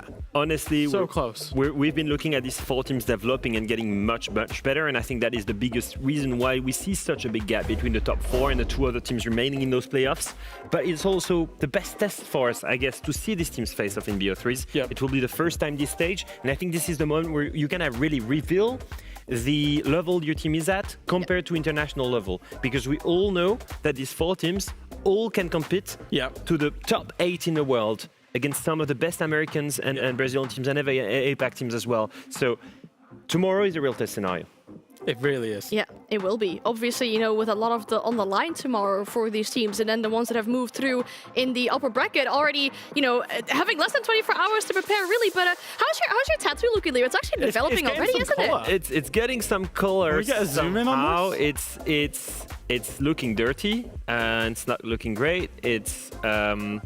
But it's getting better. It's getting more there we visible. go. Oh, there we go. Yeah. Oh, you can start to see it. Yeah, we're starting to see it. So it should continue Ace likes developing it. throughout the night. Yeah, I think he likes it, kinda.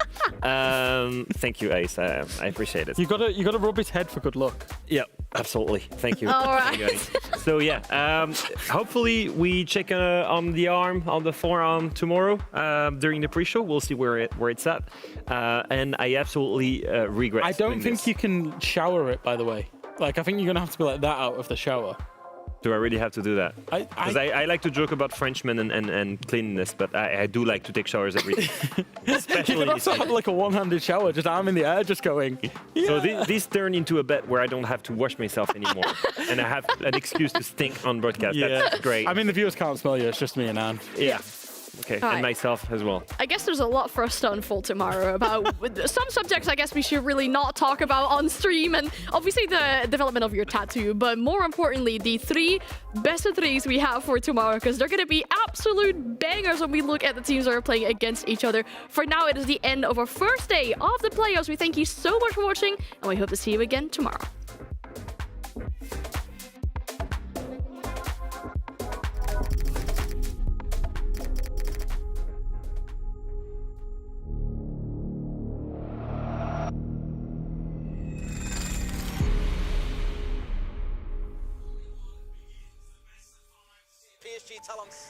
All right, Joker, do you have the data from Rio in here somewhere? Yeah, look, it's all there. Ah, okay. So when it comes to the hey, Joker? Yeah, sorry, yeah, go ahead. As I was saying, we have to look at what's ahead of us now and not worry too much about the Wait, past. did you see that? What? No. No, I don't see anything. Besides, we're supposed to be the only people here right now. Hello? Anybody out there? Yeah, this time I hear that. We need to go. Right now.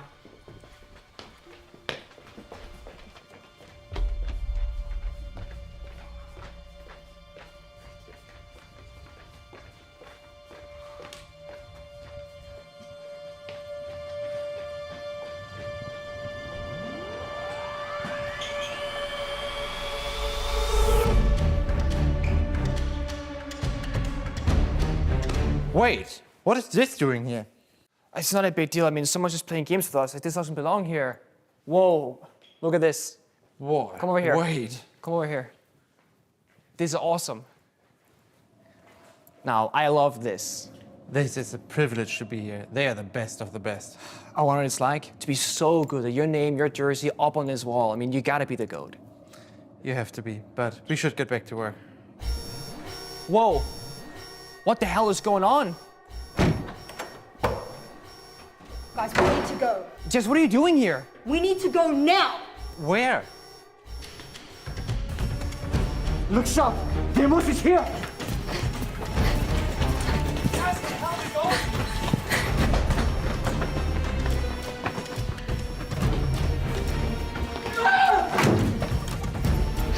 Jess, Doc is gone. We have to go back. There's no time. There's really no time.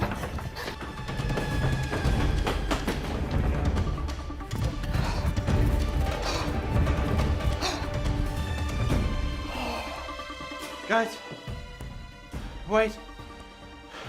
Can't take this anymore. I'm tired.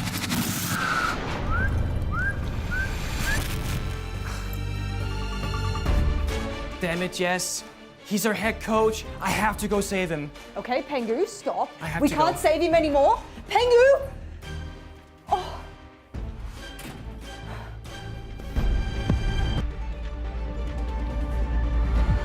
You're already dead.